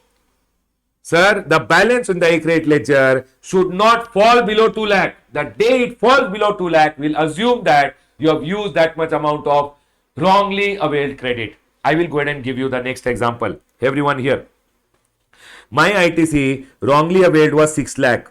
ITC correctly availed was 4 lakh rupees over here. 6 and 4. Okay. Sir, now my output tax liability is 8 lakh. In this 8 lakh, I will use 4 lakh of this. Okay, sir. 8 lakh may say, here say I use 4 lakh. Means total 8 lakh I used it. Can you tell me 6 lakh say how much is running over here? 2 lakh is remaining. Correct? Sir, in your e-credit ledger balance, actually if 6 lakh would have been there, then we would have assumed you have not used. Can you tell me how much ITC wrongly availed wala you have used it? How much wrongly availed credit have you used it? Tell me everyone. Sir, 4 lakh because e-credit ledger balance wrongly availed credit should have been 6 lakh over here if you would not have used, but you used it, and hence can you see 4 lakh was the correctly availed ITC and 6 lakh say 4 lakh is the wrongly availed ITC, and sir, this is still the wrongly availed ITC which I have not used. So I have used only 4, so interest will come. Since e-credit ledger balance has fallen below the ITC wrongly availed, ITC is wrongly availed as well as utilized, interest will be payable on 4 lakh from the date of utilization. I want a heads up from everyone. Did you guys get it? How will you come to know? How will you come to know that ITC is wrongly availed is utilized? ITC wrongly availed shall be construed to have been utilized. We'll assume that you have utilized it when the balance in the e-credit ledger falls below the amount of ITC wrongly availed. Sir, wrongly availed credit is 6 lakh. My e-credit ledger balance is also 6 lakh. Then sir, here I have not utilized it. I have not utilized it. Sir, wrongly availed credit is 6 lakh. My e-credit ledger balance became 2 lakh. It means 4 lakh I have utilized it. Is my point clear to all? Yes, sir, point is clear. See, and the extent of utilization shall be the amount by which the balance in the e-credit ledger balance falls below the ITC wrongly availed. Sir, 6 lakh. Now it is only 2 lakh. It means 4 lakh is the ITC wrongly availed. Okay, sir, point is clear. Next, wrongly availed and utilized on which interest will come. Next, the date of utilization shall be taken. What will be the date of utilization? The date in which return is due to. Okay, everyone over here, done. Aparna madam says done. I understood. Then everybody also understood because she is the person who is asking most doubt. Correct today. Chalo, everyone over here. Aparna madam told I understood means everybody would have understood by now. ठीक है? It is not, Baba. Yes, Aparna madam says 100% I understood. Chalo, done. Everyone over here now. Listen, everyone over here. Now, sir, what is the date of utilization?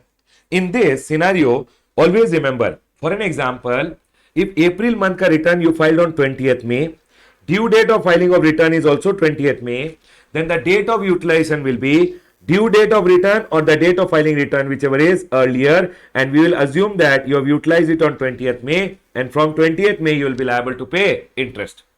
Done. Okay. Next. Sir, my due date, everyone here. Due date is 20th. I filed my return on 16th. Can you tell me when did I use it? 20th is due date. I filed my return on 16th. Can you tell me when did I use the credit? 16th or 20th? 16th, whichever is earlier. From 16th, your interest will start. From 16th means next day onwards, interest start. Okay, next. Sir, due date is 20th. Bad boy. File the return on 26th. Then, sir, can you tell me which date will be assumed that you have gone ahead and taken which will be the date they will go ahead and take over here as the date of utilization, whichever is earlier. They will assume that you use the credit on 20th and interest will start from 20th because due date or the actual date of filing, whichever is lower, whichever is earlier, will be taken and interest computation will start from them. Everyone see here. Here it is written. The date on which the return is due to be furnished or the actual date of filing of the said return, whichever is earlier, if the balance in the e-credit ledger balance falls below the ITC wrongly availed on account of payment of tax through the said return. Baba, always remember which month it will be deemed that you, which day it will be deemed that you have availed the availed credit has been utilized, the day you are filing the return. The day you are filing the return or the due date, whichever is earlier. Whichever is earlier. Clear? Clear. Okay. Now everyone over here. Say there is a wrongly availed ITC of 10 lakh lying in the e-credit ledger balance and the same you utilize to pay demand order. People, I am not filing my return. There is a demand order. And demand order ke liye wrongly availed credit I used it. For an example, ITC wrongly availed is 2 lakh. Correctly availed is 10 lakh. Demand amount over here, the demand amount which is there is 5 lakh rupees. Everyone over here now. Here, ITC wrongly availed is 2 lakh, correctly availed is 10 lakh, demand is 5 lakh. So, sir, I will use 10 lakh say, correctly availed credit say 5 lakh rupees over here. And sir, with ITC utilized and demand paid 5 lakh rupees, demand amount 5 lakh, I paid 5 lakh. So, sir, 7 lakh is remaining. My question, is e-credit ledger balance fallen below the ITC wrongly availed? Do I have to pay interest? In the first case, do I have to pay interest? No, sir. Wrongly availed was only 2 lakh. Your e-credit ledger balance still has 7 lakh. No, the e-credit ledger balance has not fallen below the ITC wrongly availed. But, sir, in the next case, 2 lakh, 10 lakh is the correct availed, 2 lakh is the wrong credit availed. 11 lakh is the demand amount. Everyone over here, 11 lakh is the demand amount. I used 10 lakh from here. I used 1 lakh from here. And sir, only 1 lakh is remaining. Have I gone ahead and used my wrongly availed credit? Have I used my wrongly availed credit? Yes, sir. You have used 1 lakh rupees of your wrongly availed credit. And sir, interest. Yes, sir. E-credit ledger balance has fallen below ITC availed wrongly. And interest will have to be paid on 1 lakh from the day you pay the demand order. To pay the demand order, your e-credit ledger balance will be debited, sir, from the debit in the e-credit ledger balance. I hope this point is clear. The crux I've gone ahead and written over here. People, I've given you a lot of examples also, and the same point is written over here. I'll go ahead and close all my amendments for the chapter of payment of tax. No, sir, no. One last point is written. Let's go ahead and discuss that also. Everyone, are you clear with this point? Last points are clear. Can we go ahead?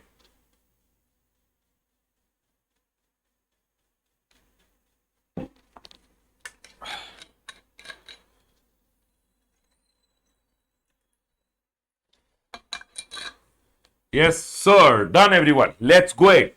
Everyone, let's go ahead. Listen. All the examples which I have done are very, very important from exam point of view. Same type of questions will come. Please be very careful. Do it again and go. Okay, done.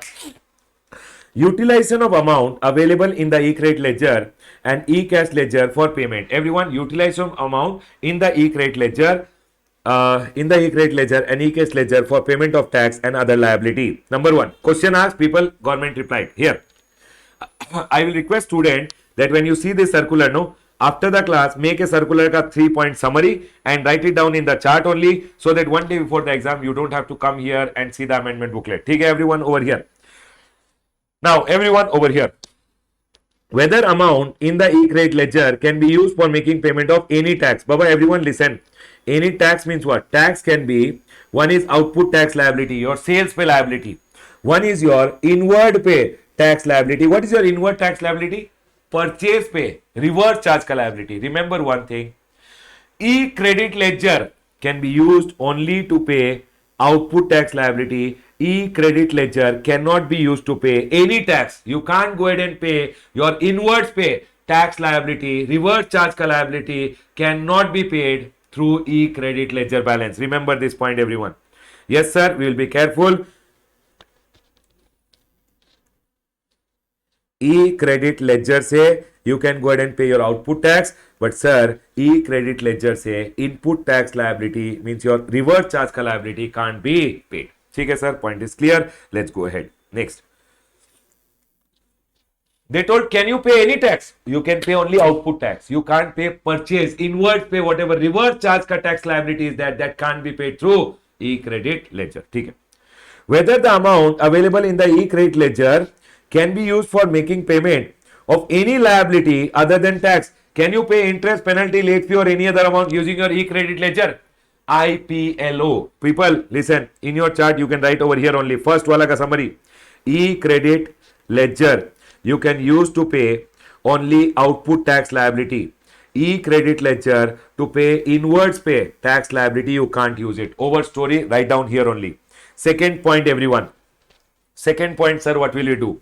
Second point, sir, can e-credit ledger balance be used to pay other than tax, interest, penalty, late fee or any other amount? No, sir, you can't go ahead and pay e-credit ledger balance, say IPLO. Tax you can pay, interest, penalty, late fee or any other amount can't be paid through e-credit ledger balance. Done, sir. This is the second one. ठीक है, sir. The third one over here.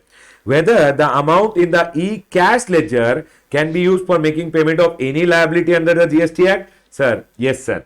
Third one, e-cash ledger, हाँ, sir. You can pay interest, penalty, late fee, tax also, interest also, penalty also, late fee also, any other amount. You can go ahead. Everyone, always remember, you can go ahead and use your cash ledger to pay any liability. And in fact, if you want to go ahead and write, you can also go ahead and write, sir, I also told it in the class, it's here only, sir, TDS, TCS, remember also, TDS, TCS, tax under RCM, section number 10, interest, penalty, late fee or any other amount. All this ke liye also you can use your cash ledger. You can't use your credit ledger.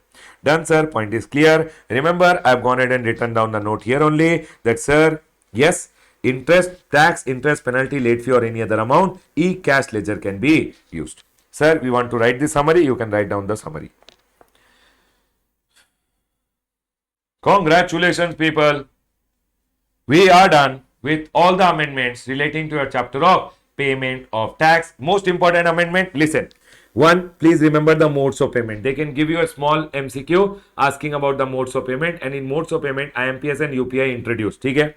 Number two, can I transfer to my distinct person e-cash? Baba, remember, they will tell you distinct person ko you want to transfer e-credit ledger balance. E-credit ledger balance is not possible.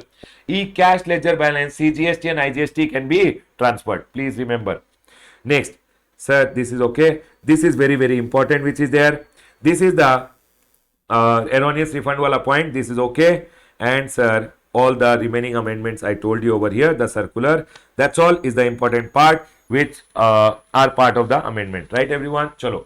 I'll go ahead and close my discussion on the amendments relating to payment of tax. The chart is also given over there. Done, sir. Point is clear. Chalo. Can we go ahead, everyone? Can we go ahead? Everyone over here now. Here. Quickly, everyone, here. Sir, TDS and TCS. Baba, TDS में there is no amendment. TCS में there is a small amendment. TCS का case में, everyone listen. TCS का case में, remember, in the TCS chart, if you have the chart also, please make this chart change. TDS में there is no change. TCS में, remember, the maximum time limit. So, sir, TCS wala people, listen. TCS wala people, go ahead. TCS का case में, people go ahead and file GSTR 8. Yes, sir. GSTR 8 में, if there is any mistake, e-commerce operator filed TCS का statement GSTR 8. And sir, GSTR 8 में there was a mistake. Now, this mistake in GSTR 8, can it be rectified? Always remember one thing. The maximum time limit to rectify was due date of return for the month of September. Baba, this mistake, please correct now. Now it is 30th November or actual date of furnishing annual statement. Baba, for TCS collector, it is not called annual return. It is called annual statement. That's it. This is the change over here. The amended chart means whatever this change I have done, I have gone ahead and written in the amended chart over here that 30th November or annual statement ka date which is there, whichever is earlier. That's all. The amendment in the chart of TCS is only this much. Otherwise, there is no amendment. Yes, sir. We are all clear. Chalo, let's go ahead. Please come to your returns ka chart, everyone. Please come to your returns ka chapter, everyone. Please come to returns.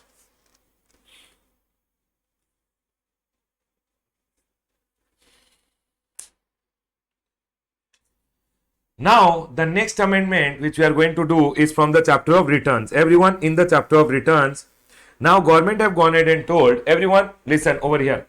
Government have gone ahead and told the first amendment, section number 37 May, they have told whatever details are submitted in GSTR 1, that also we can impose, that can be made subject to condition and restriction. So government can go ahead and impose condition and restriction. So it says power to impose condition and restriction on furnishing GSTR 1 by the supplier introduced in the section. Okay, let the power be there. Now government has the power that government can go ahead and introduce some condition and restriction on furnishing what? GSTR 1. Okay, sir, point is clear. The next one over here.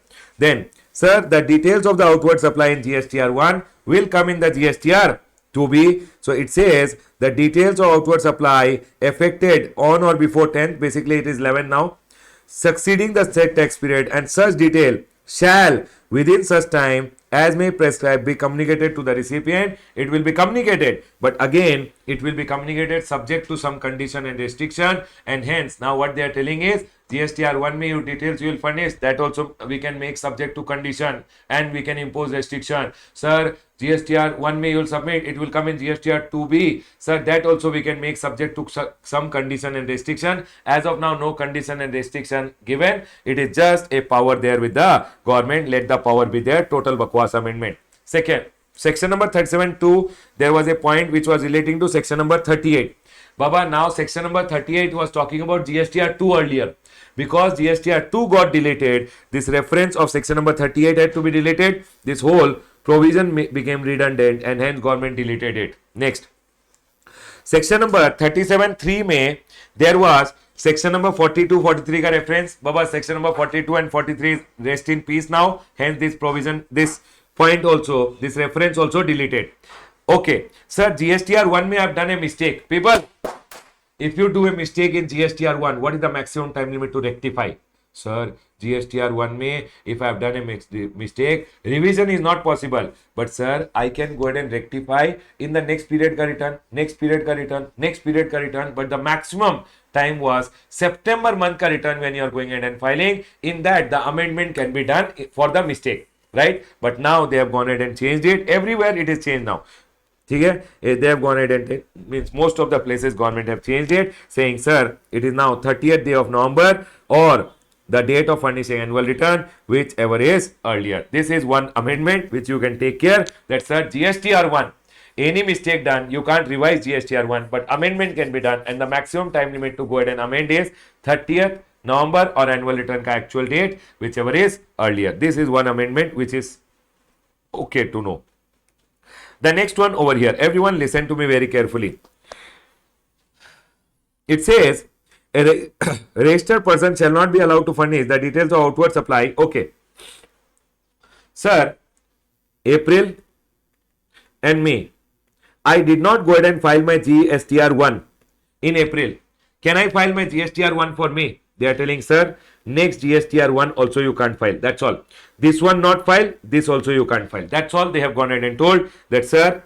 But they also kept one proviso that if government wants, government can create an exception wherein if somebody has not filed GSTR 1, but still, if he has not filed this, but still government can allow to furnish the next GSTR 1, that is an exception. As of now, there is no exception which has been curbed, and hence you have to remember, if previous GSTR 1 not filed, next GSTR 1 you can't file. That's it. You have to remember for the amendment that, sir, previous GSTR 1 not filed, next GSTR 1 you can't file. Okay, sir. Next.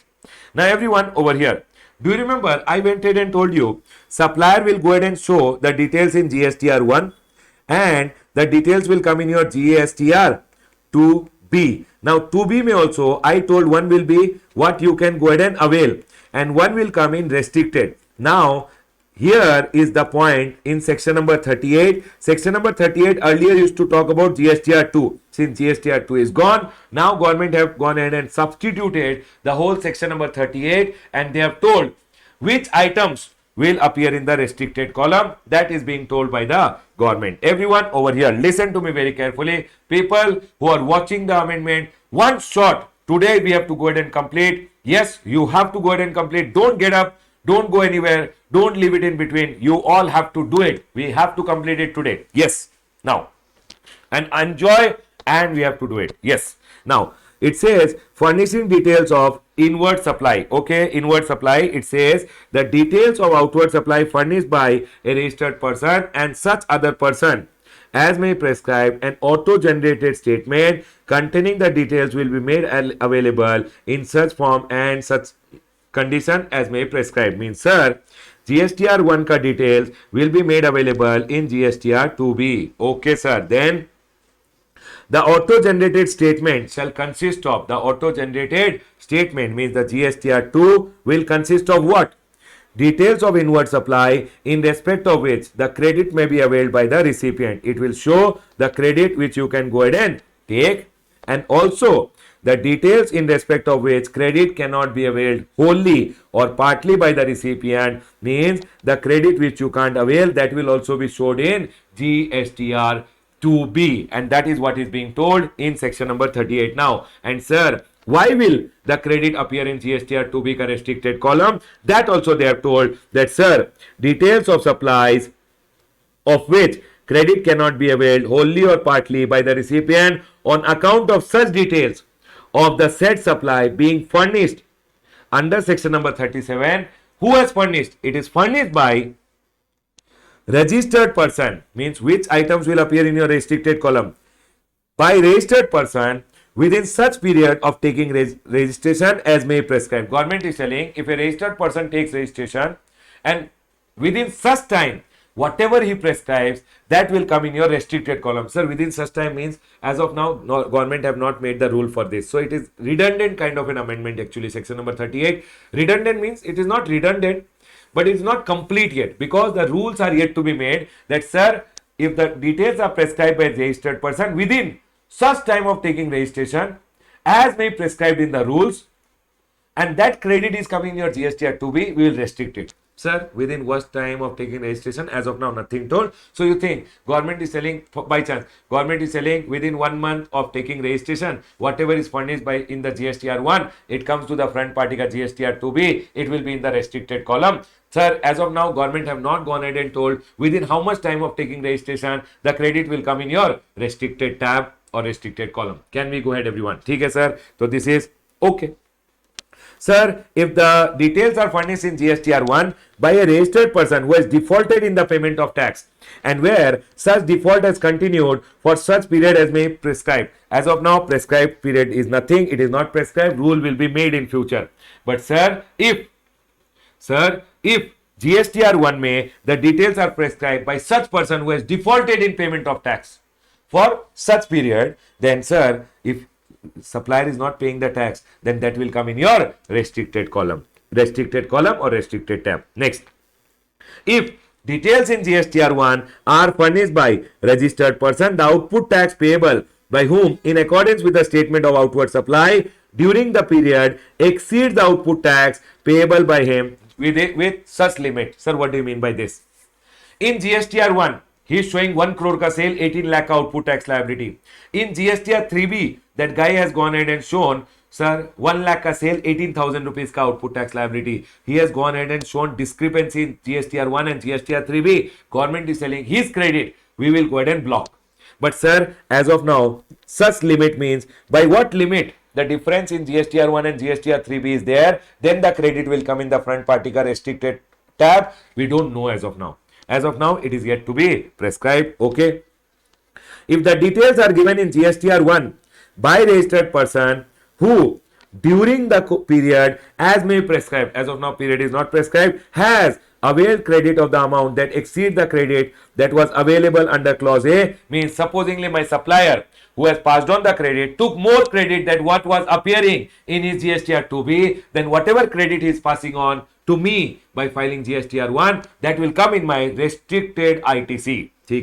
Okay, as of now they have not gone ahead and told anything more about it. Or if the GSTR 1 is filed by registered person who has defaulted in discharging his liability in accordance with 4912 and subject to such condition restriction as may prescribe. Means, sir, my supplier has to pay 1% in cash, 99% he has to use credit. That rule number 86B he did not follow. If he did not follow, then my credit will come in ITC restricted. Okay, and if any other class of person as may prescribed by the rule, sir, if government prescribes any other class of person, then their credit will come in your GSTR to be restricted. But sir, as of now, this is very limited thought. Why, sir? Because, sir, the rules are yet to be prescribed and there is nothing yet prescribed. You can just remember one thing. Now, whatever is shown in GSTR 1 will come in GSTR 2B. 2B may availed and 2B may restricted. If the ITC is coming in your GSTR to be restricted,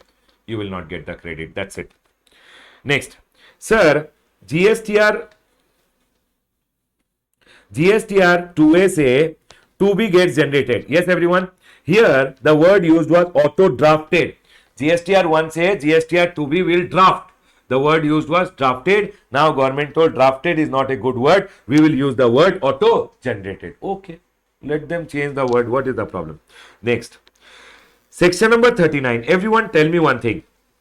Supplier shows in GSTR 1. It comes in my GSTR 2A and 2B gets created every month on 14th. Correct, everyone? Now, if GSTR 5 may NRTP is there, if he goes ahead and files a return, it will come in my GSTR 2A and 2B will get created. But you know what? NRTP ke liye, everyone, NRTP ke liye, the due date of return was 20th. 20th if they will file their GSTR 5, how will this amount come in my GSTR 2B on 14th? And hence, NRTP ke liye, government went ahead and told, for you, the due date now will be 13th. That's all is the amendment. So, sir, tell me one thing. A non-resident person has gone ahead and taken, a non-resident taxable person, if he has taken registration, for an example, April and May, he has taken registration for 2 months, April and May, then, sir, April month ka return, 13th of May he will file and it will go in the front party ka 2A, and when 2B gets created, the front party will be able to take the credit because 2B gets created on 14th. So, sir, this is fine. Next, sir, for the month of May, supposingly till here, for 50 days it took registration, 30 plus 20, and here registration is over. So, sir, once the registration gets over, within the next 7 days, he should go ahead and file his GSTR 5, or once the month gets over by 13th, whichever is earlier. Remember one thing, earlier is within 7 days. Once the see, here the registration did not get over. So once the month got over by 13th. But sir, supposingly here the registration got over, then sir, within the next 7 days or by the 13th, whichever is earlier, and hence within the next 7 days you have to go ahead and file your GSTR 5 and the amount will go to the GSTR 2A and 2B may the amount will be reflected. So sir, NRTP ke liye the due date now made 13th. That's all is the amendment. That sir, if your NRTP, your due date was 20th, now 13th, so that the front party can take the credit. Done, sir. Point is clear. Let's go ahead. The next one over here is, sir, okay, tell me one thing. You remember QRMP scheme? QRMP scheme. Yes, sir, we remember QRMP scheme. Government told you can use fixed sum method, you can use self-assessment method. Baba, this fixed sum method and self-assessment method to make the payment 35% balance, 100% liability balance. This was never told in section number 39. Section number 39 only told this much. Everyone, section number 39 only told a person when he is filing his return, he should show output tax liability, he should take the input tax credit, balance he should make the payment. It never told that you can pay 35% and then the balance. Section number 39 it was never told. But sir, then how government told you can pay 35% self-assessment, or you can go ahead and pay 100%, or self-assessment method can be used? How did the government tell? Government used the power under section number 148, which is special procedure ka power.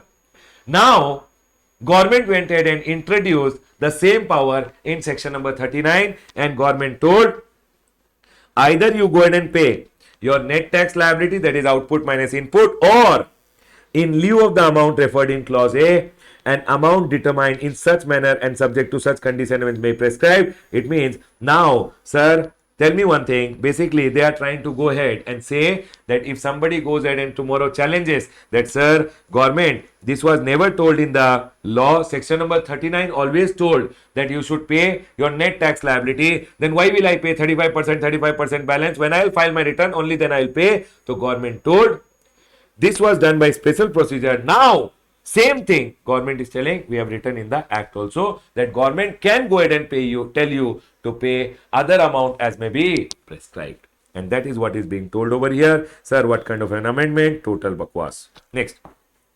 Sir, section number 39 may, if I have to do amendment in the amendment in GSTR 1 or section number 39, if you have to go ahead and file your, if you have filed your monthly returns and section number 39 ka returns, if you have gone ahead and filed and any correction is there, remember the maximum time limit to correct is 30th November on annual return ka actual date, whichever is earlier. Same amendment over here, nothing very special.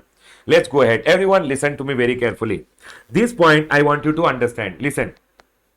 It says a registered person shall not be allowed to furnish a return for a tax period if return of any previous tax period has not been furnished. Tell me one thing, everyone.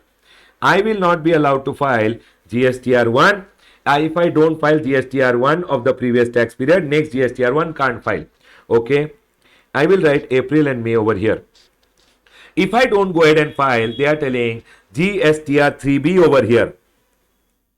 Then, sir, next GSTR 3B I can't file. That's all is being told. That see, if you don't file the return means GSTR 3B for one period, the details under, that if any previous tax period ka return is not filed, then sir, you will not be able to furnish the return for a tax period. This month ka you will not file if last month ka you did not file. Okay. Then they are telling you can't file the return if return is not filed or GSTR 1, that is your GSTR 1 outward supply has not been filed by you. Everyone, again, April and May. If I tell GSTR 1 not filed, then sir, you can't file your GSTR 3B. Can I go ahead and club and say over here that supposingly, it means you can't file this also. Can I say April and May? Sir, if I don't go ahead and file GSTR 1, I can't file GSTR 3B also. If I don't file GSTR 1 here, next GSTR 1 I can't file. Sir, if I don't file next GSTR 1, next GSTR 3B also I can't file. Sir, this GSTR 3B also not filed. You can't file next GSTR 3B. So remember, please go in the serial order. Backlogs to be cleared first and then to be moved ahead.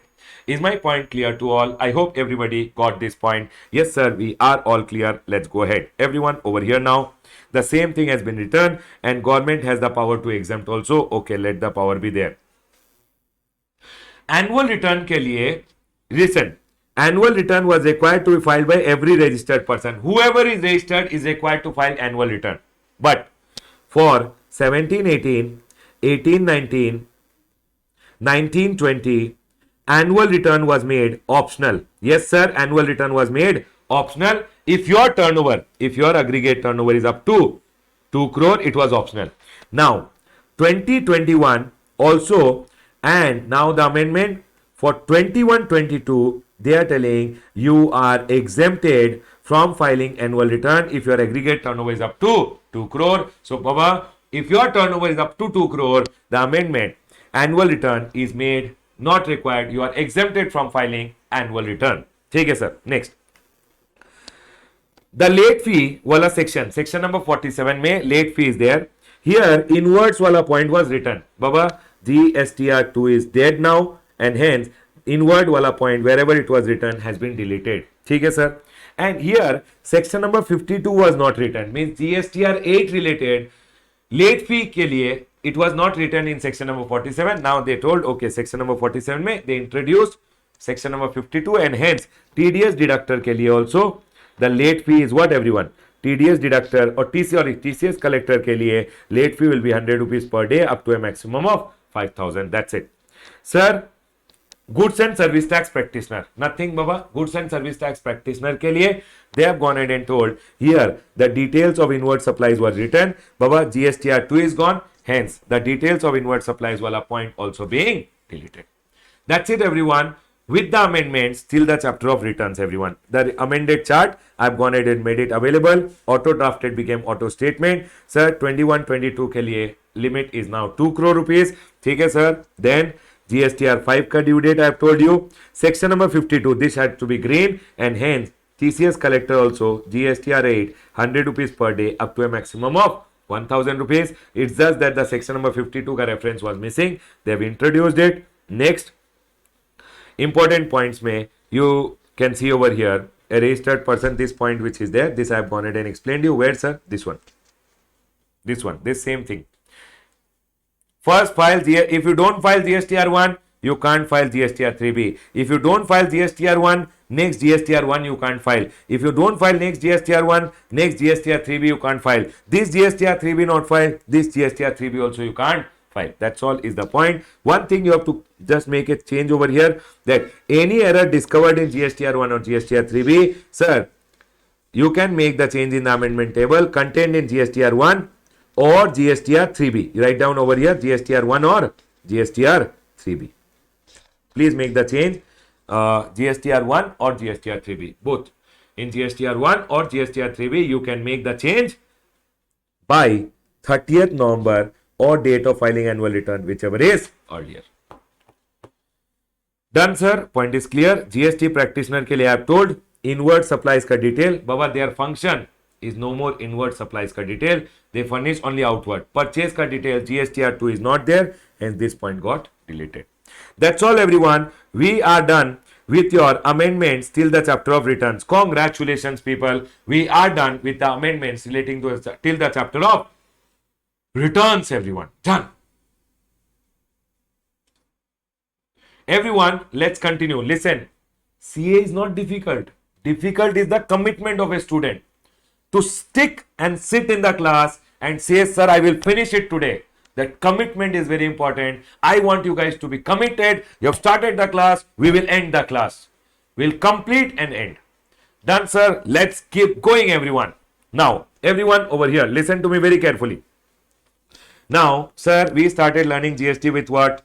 We started learning GST with goods or service. Goods or service has to be supplied. Supply can be either interstate supply or intrastate supply. Interstate supply, sir, IGST. Intrastate, CGST will come. Once GST is levied, sir, GST has to be collected and paid by a taxable person. How will he collect? How will he pay? GST is equal to value of supply into rate of tax. Yes, sir. Once I know the value, people listen to me very carefully.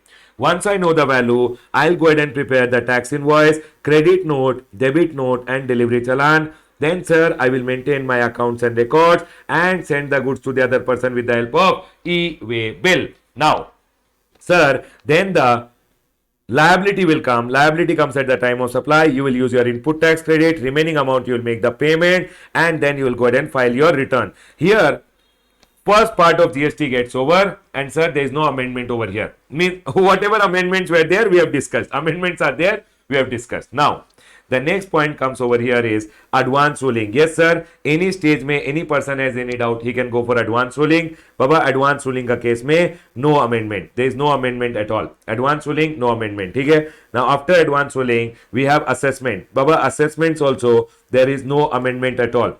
There is no amendment in assessment. But one point which I have told the student, कि sir, when you are seeing the assessment ka chart, I have told that this section number 29.2, please don't refer from here because section number 29.2 mein amendment is there. So section number 29.2 in your assessment ka chart number 44, if you have the chart, assessment mein this 29.2, please see from your registration ka chapter, because section number 29.2 which I have written over here, short summary, actually it is not amended. You take it from section number 29.2.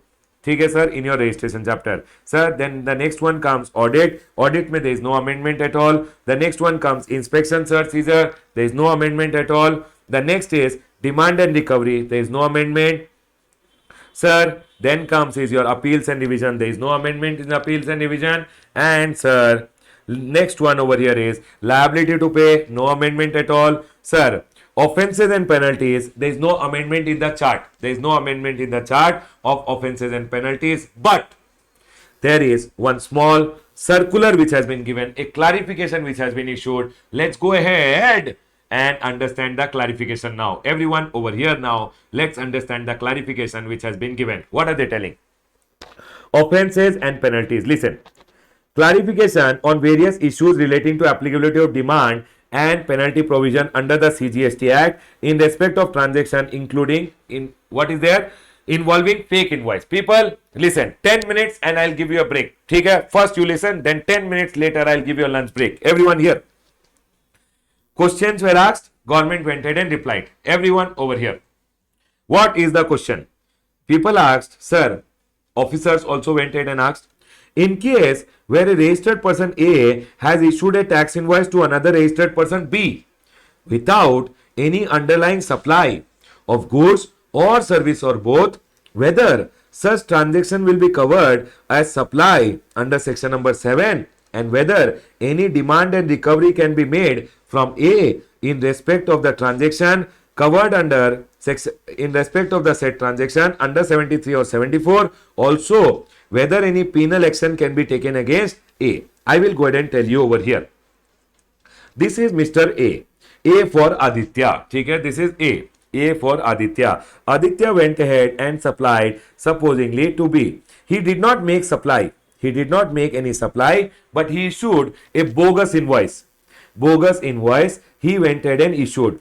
Now, government went ahead and asked, government people went ahead and asked, or the officers went ahead and basically asked that, sir, in this scenario, sir, what is the thing that we should do against A? Shall we go ahead and initiate proceeding under 73 and 74 plus whatever penalty is told under section number 73 and 74 we should go ahead and charge, or A pay, we should go ahead and put penalty under section number 122 only?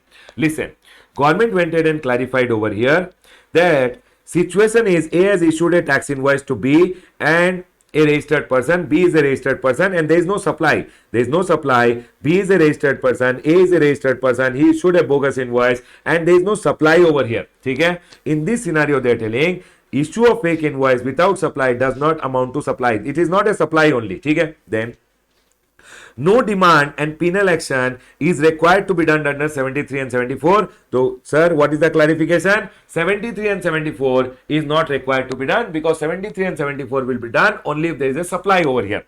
There is no supply.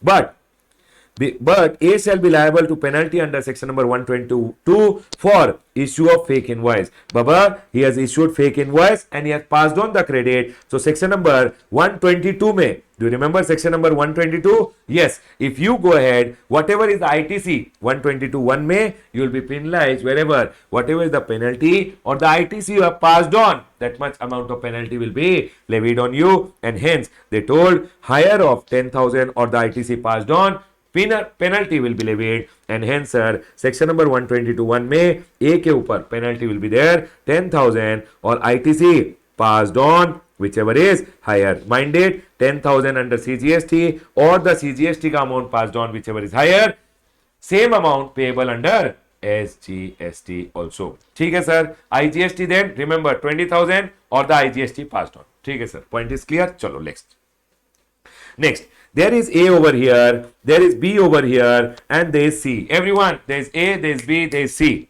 A went ahead and issued an invoice to B, B went ahead and issued an invoice to C. A went ahead and issued an invoice to B, and B went ahead and issued an invoice to C. Okay, we will now go ahead and see the question. Because I have already gone ahead and taught it twice or thrice, I remember the question. Everyone here. A registered person A has issued tax invoice to another registered person B. ठीक है, he issued a tax invoice. Okay, without underlying supply of goods or service or both. Sir, there is no supply only.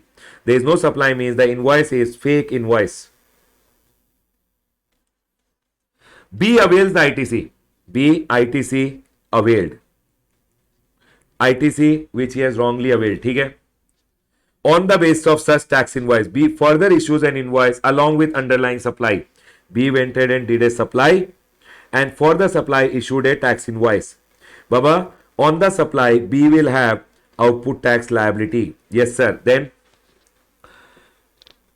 or service to his buyer and utilizes the ITC on the basis of the above mentioned tax invoice issued by A for the payment of his tax liability in respect of the said outward supply. You know what he did? Output tax liability against this ITC which was there, he went ahead and used it. Okay? Then whether B will be liable for demand and recovery of the said ITC along with penal action or under 73 or 74 or any other provision of the act. Government went ahead and told. Now, sir, what penalty will come under B? Everyone over here, they are going in and telling A issues fake invoice to B and B avails ITC and uses it to pay output tax liability. Baba, he has used it to pay output tax liability on his actual supply. Yes or no? And hence they are telling over here B has contravened the provision of section number 16 to B. What is section number 16 to B, everyone? Sir,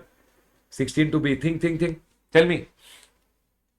ITC without receipt of goods. TR, tax paying document, receipt of goods, services or both, without receiving the goods, services or both. If you go ahead and take the ITC, it is ITC wrongly availed. And sir, do you remember section number 73 and 74? If I go ahead and show you on 73 and 74, section number 73 and 74 says, if it appears to the PO that sir, ITC is wrongly availed or utilized, then sir, he can do 73 and 74 ka proceedings, and hence they are going ahead and telling he is liable for demand and recovery of ITC and penal action under section number 74, but no penalty under any other section, because once penalty is imposed under 73 or 74, 122 ka penalty can't be imposed. I hope you guys remember this. In section number 75 of your demand and recovery chapter, we had gone ahead and learned that sir, no penalty for same act or action under any other section if you are penalized under 73 or 74, and hence sir, here what will happen, because he has actually done a supply and sir, ITC has been wrongly availed and utilized by him, he is wrongly availed also and utilized also, they are going ahead and telling sir, he will be liable, B will be liable for proceedings under section number 73 and 74. I hope this point is clear to all. Yes, sir. Because he has gone ahead and done a supply, against the supply he has used the ITC. So it is ITC wrongly availed and utilized ka case, and there is a supply ka case, and hence government is telling we will go ahead and penalize him under section number 73 and 74. Baba, 73 will not come. 74 will come because it's a fraud case. Now, penalty 73 and 74 में, sir 74 में before show cause notice 15%, after show cause notice within 30 days 25%, after demand order 50% within 30 days, more than 30 days, how much penalty everyone? 100% penalty. Done, sir. Point is clear. Let's go ahead. The next one over here now. A registered person A has issued tax invoice to another registered person B without underlying supply of goods, services or both. B avails the credit on the basis of the invoice and further passes on the credit to another person C by issuing invoice without underlying supply of goods, services or both. Everyone, A issues fake invoice to B. B issues a fake invoice to C. Here, sir, A issues a fake invoice, supply is not there. Here also supply is not there. ठीक है? He availed, ITC availed. ITC wrongly availed, and then he, ITC passed on also. Sir, he availed the ITC also and he passed on the ITC also. ITC availed also and ITC passed on also. Now, whether B will be liable for demand and recovery under 73, 74 or any other provision. Tell me everyone. 73, 74 will come. Is there a supply? No supply. No section number 73, 74. Penalty will come under section number 122. And you know what? He will be penalized under section number 122, which is 10,000 or ITC wrongly availed, whichever is higher. And for this also one more penalty, sir, that is 10,000 or ITC passed on, whichever is higher. So sir, two places may he will be penalized. Please be very careful. See over here. A issues a fake invoice to B and B further issues a fake invoice to C in this scenario against A. Since no supply, no demand order under section number 73-74, A will be penalized. Baba, tell me A के लिए 122 का penalty which is 10,000 or ITC which is passed on, whichever is higher, and sir 10,000 or ITC passed on against B. No demand recovery under 73 or 74. Both case may remember 73, 74 can't be done. 73, 74 can't be done because supply is not there. Penalty for B will be, sir, he issues invoice without supply. Sir, you have issued an invoice without supply. So, sir, 10,000 or ITC passed on. And, sir, one is you took the credit without actual receipt. So, taking the credit without actual receipt also 10,000 or the ITC availed, whichever is. One you passed on, for that 10,000 or ITC passed on. One you availed. So, 10,000 or ITC availed, whichever is higher. And both the penalty will be levied on B. B के लिए 2 penalties and A के लिए only 1 penalty because he has just passed on. That's all everyone. I'll go ahead and close my discussion on offenses and penalties over here. Congratulations people. We are done with your chapter of offenses and penalties related amendments. Now, everyone listen. Now, let's go ahead and take a quick break. Once we come back from the break, we'll resume our discussion. Let's take a quick break, everyone. Now, everyone over here, the next chapter where the amendment is in the chapter of exports under GST. Rule number 96, which is there, has been amended. Now, this rule number 96, I'll go ahead and completely explain you with the help of the chart which is given below. Let's go ahead and understand rule number 96 with the help of a chart. I'll open from the chart book. It's okay. You have the amendment material. You can do it from there also. Everyone over here now. Here. Exports under GST. Listen to me very carefully. Sir, in case of exports under GST, export can be of goods. Export can be of service. Export of goods means taking from India outside India. Yes, sir. Export of service means location of supplier is in India. Location of recipient is outside India. Place of supply is outside India. What you are receiving is foreign convertible currency. In case of Nepal and Bhutan, INR is also okay. And you both are not mere establishment of distinct person. Then, sir, that's an export of service. Export of service is interstate and IGST is always applicable. Yes, sir. But then government went ahead and told if you are falling in export, then export related benefits and zero rated basically if it is falling in export ka definition, zero rated supply. Sir, same thing with goods, interstate supply, export of goods is interstate, but sir, you can take the zero rating ka benefit. Now here you have two options over here. Number one, section number 16(3)(a), you can go ahead and supply under LUT or bond and ITC ka refund will be given. So claim refund, 1 minute everyone.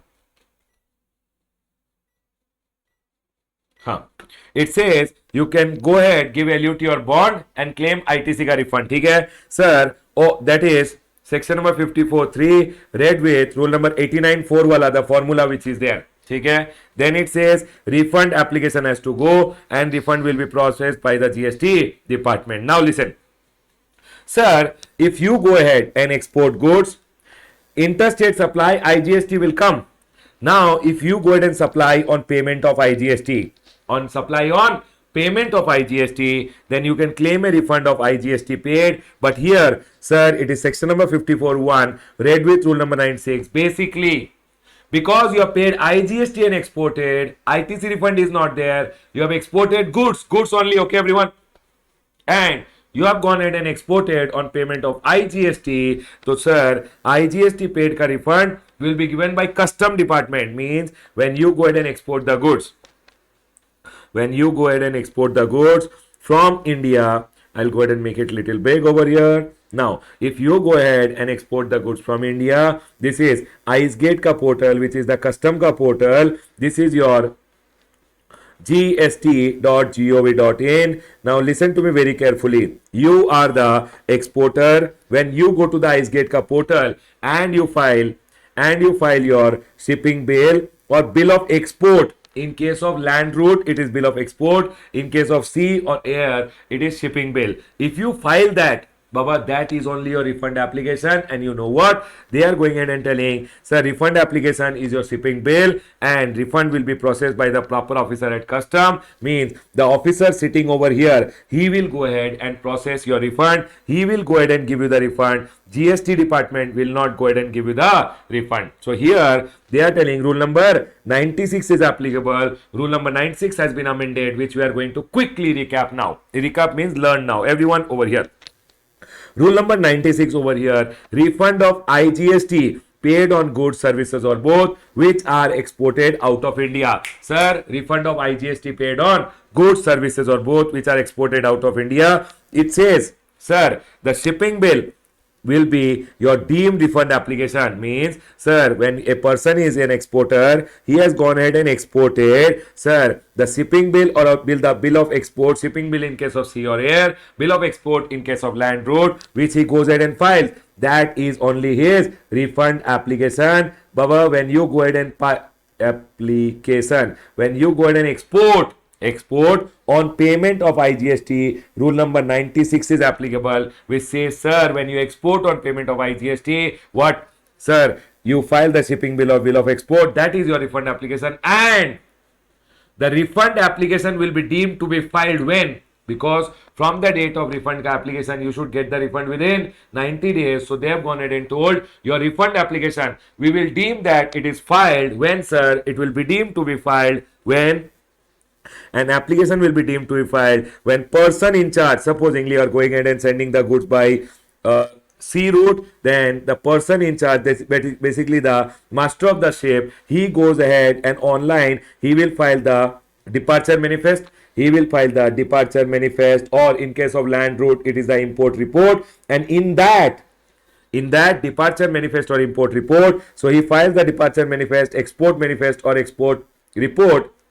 Export report. In case of land route, it is export report, departure manifest or export report which is being filed. Sir, this person in charge will go ahead and file this, and in that departure manifest or export manifest or export report, he has gone ahead and mentioned your shipping bill ka number, that I am going ahead and taking those goods and going.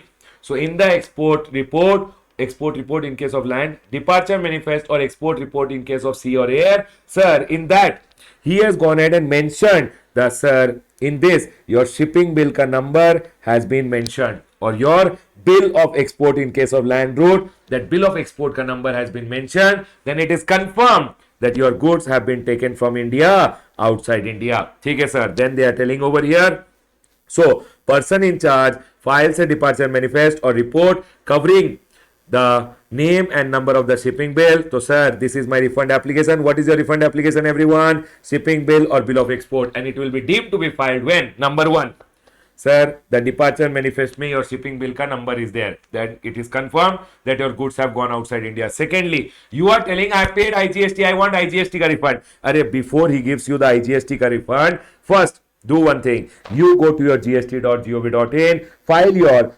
GSTR 3B and pay the IGST. No, Arey, when you pay the IGST, only then IGST ka refund will be given. So first pay the IGST. Then, sir, 1 minute, we need little space, so I'll make it little small, okay? ठीक है sir, point is clear till here, done.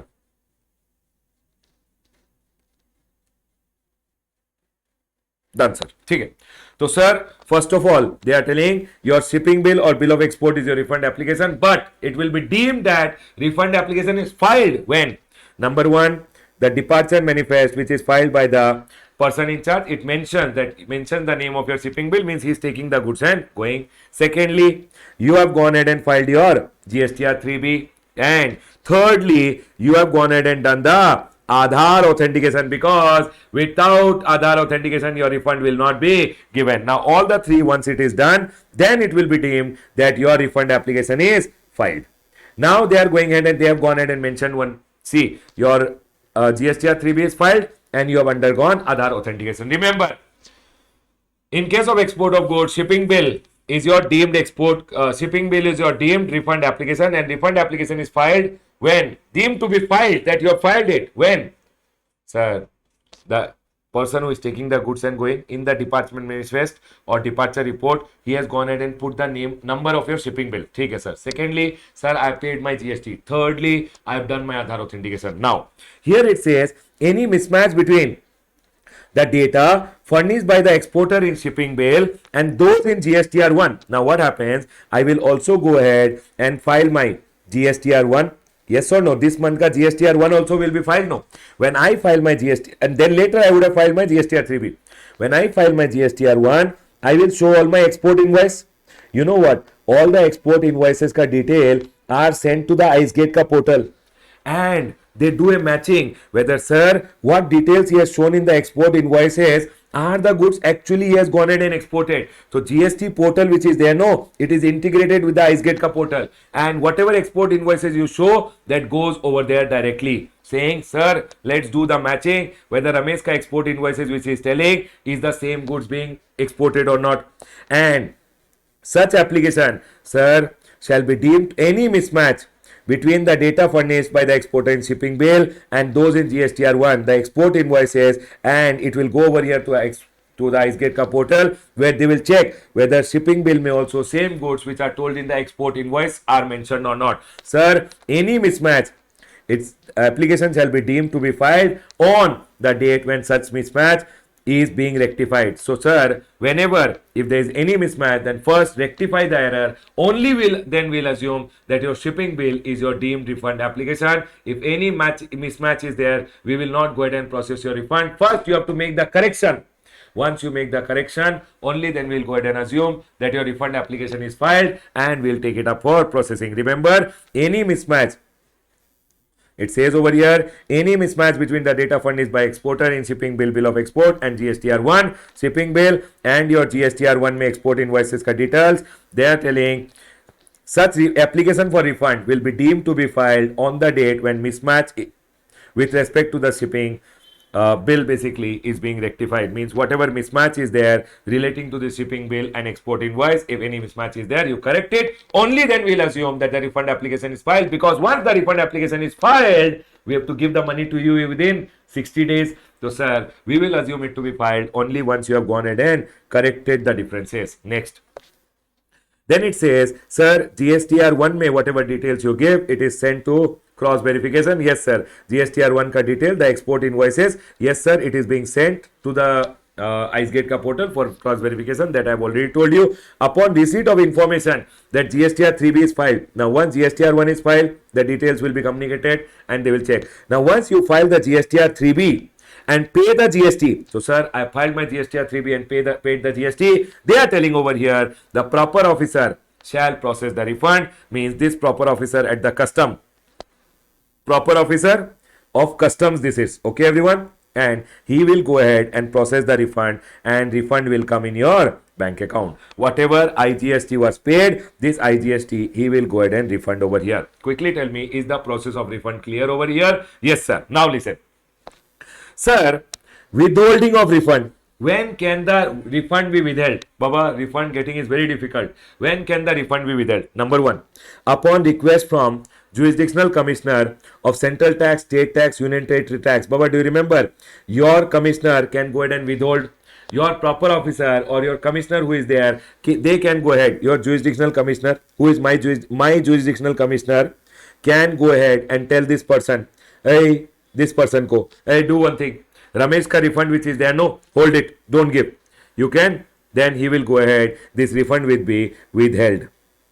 Okay, or might be, sir, proper officer determined that there was a violation of Custom Act. He himself came to know that you had done some violation while exporting, then he will withhold. Sir, what are the cases when your refund will be withheld? Number one, your jurisdictional commissioner, he went ahead and told him to withhold. Okay, secondly, okay, so I will go ahead and rub this, okay, everyone, because otherwise it will become very complicated. Here, your jurisdictional went ahead and told him to withhold, then he will withhold. Number two, he himself came to know that what export you had done in violation, then he will withhold. He, proper officer custom, himself will withhold.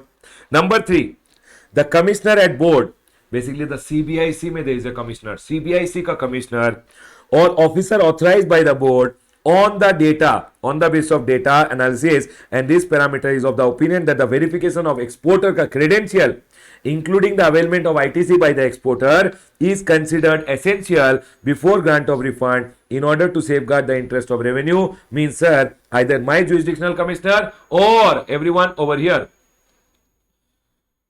everyone over here, or number one done, number two, this proper officer knows that export is done in violation, or number three, sir, the CBIC ka, CBIC mein there will be a commissioner. This commissioner is going in and telling, hold it, don't go ahead and process the refund. Why? Because Ramesh, supposingly I am the exporter, Ramesh ka exporter ka credentials have to be verified. We think he has gone ahead and taken some wrong ITC, something is fishy. We want to go ahead and verify the credentials of the exporter before giving the refund. So, sir, in this three scenario, what will happen? The refund will be withheld and this guy will not go ahead and process the refund. Done, sir, withheld refund. Now listen to me very carefully. Once the proper officer withholds the refund, once the proper officer withholds the refund, then Baba, in that scenario, remember one thing. Now, refund ka processing will not be done by him. Now, your officer only will process the refund. Everyone listen carefully. Now, this guy will not go ahead and process the refund. Now, withholding done. After withholding is done, this person will not go ahead and do the processing of the refund. Okay? Now, who will do the processing? Your officer, your jurisdictional officer who is there, your proper officer basically, he will only process the refund. Okay? Now, sir, how will he process the refund? He should get I should have filed GST RFD 01. Only then he will process the refund. But what they are telling, I will tell, why will I file?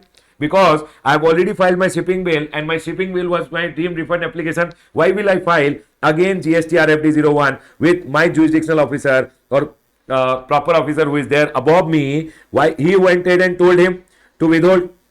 Now, sir, my proper officer or my jurisdictional commissioner who is there, why should I go ahead and file a refund application to get the refund? So, sir, they went ahead and told, listen everyone, whenever this guy withholds the refund, immediately in the portal, one system generated RFD 01 will be generated and through that the intimation will be sent to this officer that, sir, we have withheld the refund. See, it says when refund is withheld in accordance with 4A and C, such claim shall be transmitted to the proper officer. Means my jurisdictional officer such claim will be transmitted, as the case may be, electronically through the common portal in system generated RFD 01. We have withheld the refund and that details will be communicated to my proper officer in GST RFD 01. And sir, now based on the GST RFD 01, automatically GST RFD 01 will get generated and the proper officer, now my proper officer who is under custom, who is under GST, he will go ahead and process my refund. He will go ahead and tell, hey, why did you do this?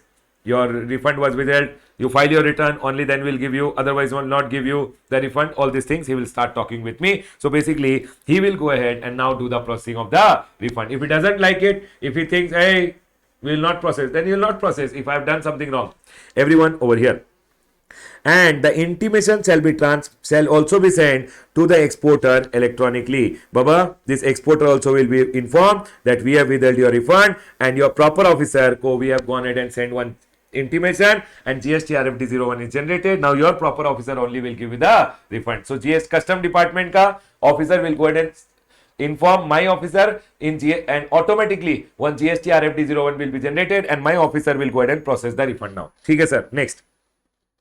And the said system generated form shall be deemed refund application, deemed to be filed on the date of transmission. The day GST RFD 01 is generated, that day will be deemed as the date of filing refund application. Now, my officer should go ahead and process the refund within how many days? Within 60 days. Okay, sir, point is clear. Okay, sir, where the refund is withheld under 4B, this was 4A and C, 4A, B, C. This is 4A and C. This is 4B. Then, so sir, if proper officer himself came to know that there was a violation, this officer himself came to know that there was a violation and he has withheld, then also the proper officer shall pass an order that goods are exported in violation of custom provision. He will pass an order and then such claim. So, Baba, he will not withhold. In this scenario, what he has not withheld.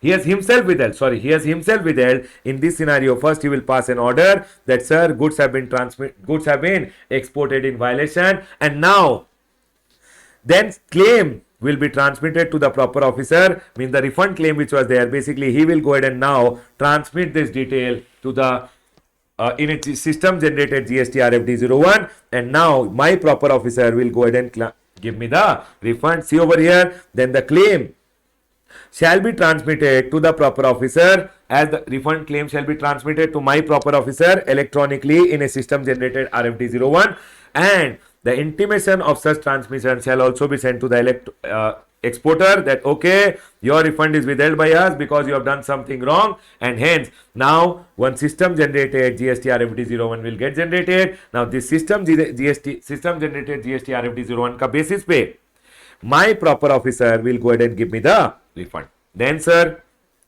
and the said system generated form shall be deemed refund application deemed to be filed on transmission. This RFD01 ka date of filing will be the day this RFD01 is transmitted. That is the date of filing. From that day, that is the deemed date of filing refund application. From that day, my proper officer should give me the refund within how much time, sir? He should give me the refund within 60 days. Okay, sir. If he does not go ahead and give me within 60 days, after 60 days, if he gives, he will be liable for a interest. Okay, sir. Point is clear.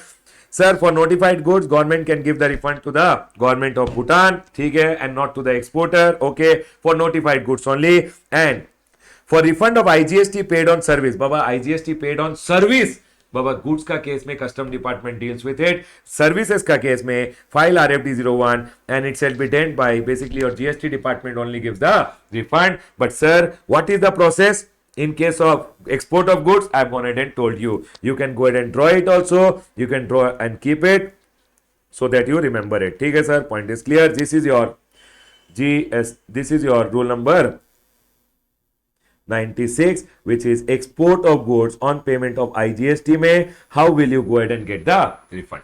I hope this point is clear. Please see this. Please revise this again so that you remember it. By chance, if they ask you 2 to 3 mark a small question, sir, in my opinion, they can ask you when will it be deemed that the shipping bill filed?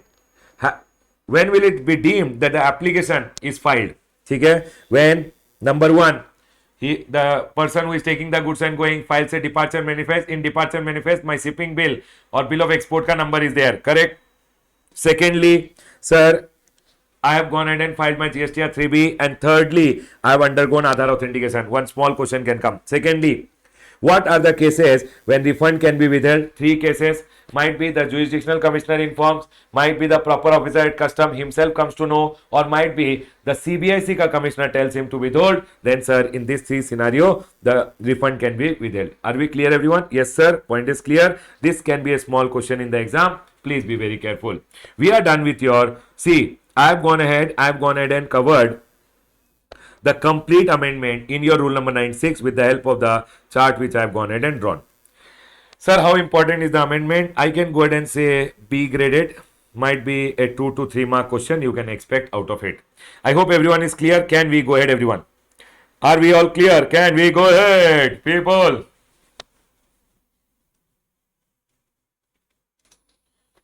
Everyone over here now. Now we are going to do the chapter of refunds. In the chapter of refund, the first amendment. Everyone listen to me very carefully. Earlier, it was told that if I have to take a refund of my e-cash ledger ka balance, then I can go ahead and take that refund when I am filing my return.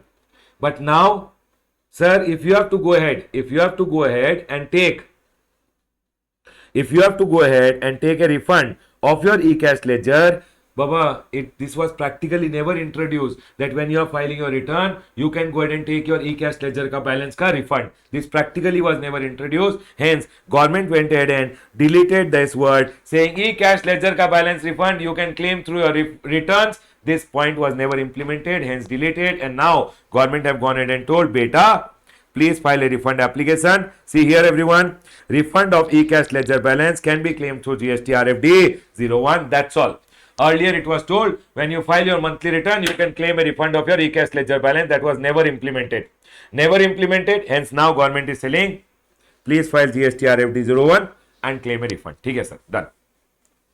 Secondly, sir, this SEZ का case में we have seen everywhere. We have seen everywhere that you are telling this endorsement will be given by specified officer. Endorsement will be given by specified officer. Who is this specified officer? So in the act they went ahead and told that for the purpose of this sub rule, wherever you see specified officer in GST, specified officer basically in this rule means rule number your refund ka rule, which is a rule number 89, wherever you see specified officer ka endorsement is required, that who is this specified officer, they are telling specified officer means officer authorized under rule number 2 of SEZ rules 2016. Who is the specified officer in SEZ Act? They are telling same officer will be a specified officer under SEZ Act also. Under GST Act also will take that person only as the specified officer. Total bakwas. Important to remember, e-cash ledger balance refund. Now you can file your GST RFD 01 and claim the refund. Second, do you remember UIN holder?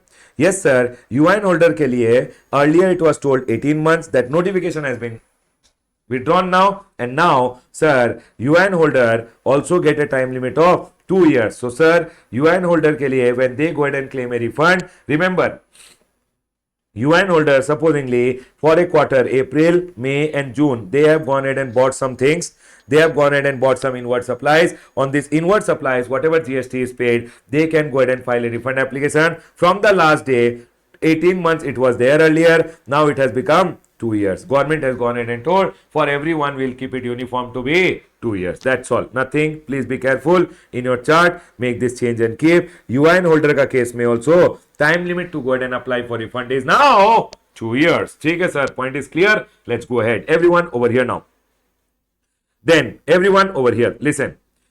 Here if you see earlier withholding of refund by the PO, proper officer, your refund he can withhold.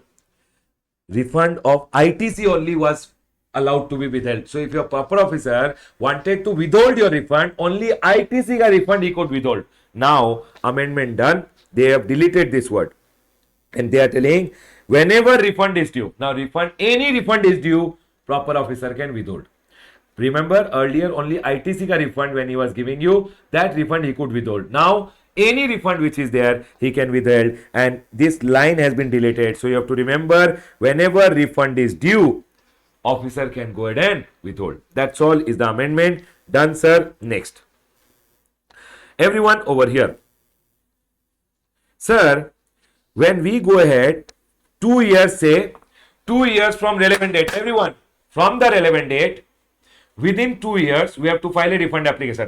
From the relevant date within 2 years we have to file a refund application. Do you guys agree with me? Everyone here, from the relevant date within 2 years you have to file a refund application. Now this relevant date was different in different scenario, correct? For SEZ unit and developer, whenever I go ahead and supply to SEZ unit or SEZ developer, then sir, what date say I should go ahead and claim a refund? From which date? If I have supplied to SEZ unit or developer, now they made it clear that sir, the due date of return under section number 39 with respect to such supply. Supposing I have done the supplies in month of April, the due date is 20th of May. From 20th of May, 2 years May, I have to go ahead and apply for the refund of the GST. IGST paid and supplied to SEZ. So sir, whatever GST you have paid to the SEZ, sir, listen to me very carefully. These supplies you have done to the SEZ. This supplies related. When did you file the return? 20th. So you would have paid the tax on 20th. From this time, 2 years may you have to go ahead and apply. Not from the date of payment of tax. From the due date. Remember, from the due date of return under section number 39. Don't forget everyone. Okay, sir. That's it. In case of zero-rated supply, when you are doing to SEZ unit or developer, where a refund of the tax paid is available, then always remember, in respect of such supplies themselves or as the case may be on input and input service, sir, whether it is IGST paid or ITC ka refund, both ke liye they are telling the due date of furnishing of return in respect of such supplies. When did you file this supplies related return? From return ka date 2 years, sorry, not 3, 2 years. Okay, sir, done. Next. Now everyone over here, sir, if I am an exporter of goods, Baba, for exporter of goods though, government had told, if you are an exporter of goods, then you can just give a statement containing number and date of shipping bill or bill of export. When you are filing a refund application and you are exporter of goods, you can give what? Statement containing number and date of shipping bill plus number and date of relevant export invoice. Yes, sir. But now government went ahead and told this is not in the case of exporter of electricity. And government told if you are a person who is an exporter of electricity, then Baba, for exporters of electricity, government went ahead and told for you one new section has been introduced over here where they have gone ahead and told rule number 89.2 may BA clause has been inserted where they are telling, see here they have told in case of export of goods what are the documents required except in case of electricity exporter. So if I am an exporter of electricity and I want a refund of the tax paid, then sir, I have to go ahead and give this documentary evidence. Sir, what are the documentary evidence? You can remember it once. Don't forget everyone here. Sir, what are the documentary evidence if I am an exporter of electricity? Documentary evidence prescribed for claiming refund in case of refund is on account of export of electricity. Exporters of electricity are required to submit a statement containing the number and date of export invoices. Number and date of export invoice. Okay. Then details of energy exported. Okay. Tariff per unit for export of electricity as per agreement. Supposingly I have an agreement with a German guy and I have gone ahead and exported. Then sir, what is the tariff rate? Then along with a copy of the statement of scheduled energy for export electricity by the generation plan issued by regional power committee and the copy of the agreement detailing, Baba, you are telling this is the tariff, means this much price may I am exporting, then sir, a copy of the agreement also will be required. These three documents are required if you are a exporter of electricity and you have gone ahead and exported electricity. Then Baba, for exporter of electricity, electricity is goods, but sir, electricity exporters के लिए these documents are required if you want to go ahead and claim a refund of the taxes paid. Chalo, next. Everyone over here, you remember section number 54.3? Do you remember section number 54.3? Section number 54.3 read with rule number 89.5. Can you tell me everyone the two scenarios when ITC refund is given? Can you tell me everyone what are the two scenarios when ITC refund is given? I want you guys to tell me. Sir, number one, ITC refund is given in number one, whenever you are going ahead and doing zero rated supply. Zero rated supply. And then whatever ITC is there, that will be refunded. Yes, everyone? ठीक है. And sir, the next one is second one, inverted duty structure का case में. Inverted duty structure means, sir, means if your output pay rate is supposingly 18% and sir, inputs which you are buying, inputs, the rate is 28%. Do you guys agree with me? Yes, sir. Everyone over here, inputs when I am buying 28%, output pay rate is only 18. Sir, I will never be able to set off. Yes, sir. I will never be able to set off, and then in this scenario government is saying inverted duty structure, we will go ahead and give you a refund, and here this refund is given as per rule number 89.4 and this refund is given as per rule number 89.5. Is my point 100% clear to all that sir, this refund is given as per rule number 89.4 and this refund is given as per rule number 89.5. Yes, everyone? Yes, sir. Now, rule number 89.4 and rule number 89.5, both may they have gone ahead and done the amendment. I will teach you only the amendment part. I'll be teaching only the amendment part. For those students who don't know rule number 89.4 or rule number 89.5, Baba, the revision video which I'll be uploading in some days, you can go ahead and see the revision. Complete detailed discussion for 89.4 and 89.5 I've done there. But as of now, because it's an amendment class, I'll be only going ahead and covering the amendment. Are we all clear till here? Can we go ahead, everyone? Yes, sir. We are all clear. Let's do it. Everyone over here. Now, I'm going to talk about 89.4. 89.4 may they went ahead and told, sir, if you are going ahead and doing zero rated supply and you want ITC ka refund, then sir, the ITC refund will be given as per a formula. And in the formula, they went ahead and told net ITC multiplied by turnover of zero rated supply of goods which are made under LUT plus turnover of zero rated supply of service which is done under an LUT. Then sir, divided by, they went ahead and told adjusted turnover. Now everyone listen to me very carefully. People over here listen to me very carefully. Now sir, this turnover of zero rated supply of goods, I hope you guys remember that sir, for turnover of zero rated supply of goods there is an amendment. So I'll be talking about this point now. Okay everyone, listen. Sir, turnover of zero rated supply of goods which are made under an LUT. Sir, how do we go ahead and take this? They went ahead and told, if you remember the formula, sir, turnover of zero rated supply of goods made under an LUT, whatever is the value of the goods. So supposingly, I'll do one thing. I'll go ahead and show it to you. 1 minute. Give me 1 minute. Revision में I'd gone ahead and shown it. I'll show it to you from there. ठीक है. Here, see. How do you calculate turnover of zero rated supply of goods? Everyone here. Turnover of zero rated supply of goods you used to calculate as value of zero rated supply of goods made during the relevant period without payment of GST, whatever is the value of goods. And this value of goods, or you used to compare it with 1.5 times of the goods when these goods will be domestically supplied. So sir, if I have gone ahead and shown the invoice value for an example, I'll keep it here only so that we can use it. Sir, if I have gone ahead and shown the value as per my invoice as 1 lakh rupees, the goods which have 1.5 lakh rupees. Okay, I'll make it 3 lakh rupees. Okay?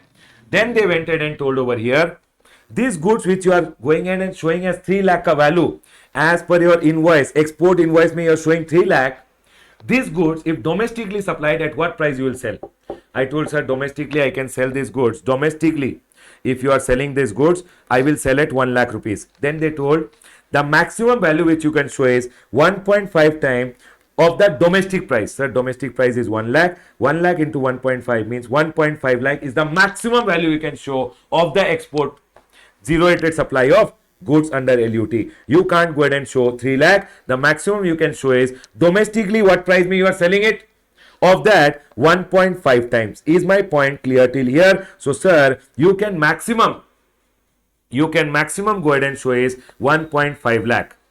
Is my point clear till here? You can show the value of your goods under LUT as 1.5 lakh minus whatever zero rated supply you have done under 4A, or sir 89.4A and 89.4B. That amount supposingly is 50,000 rupees. You deduct that, and sir, now what you get is the turnover of zero rated supply of goods under LUT.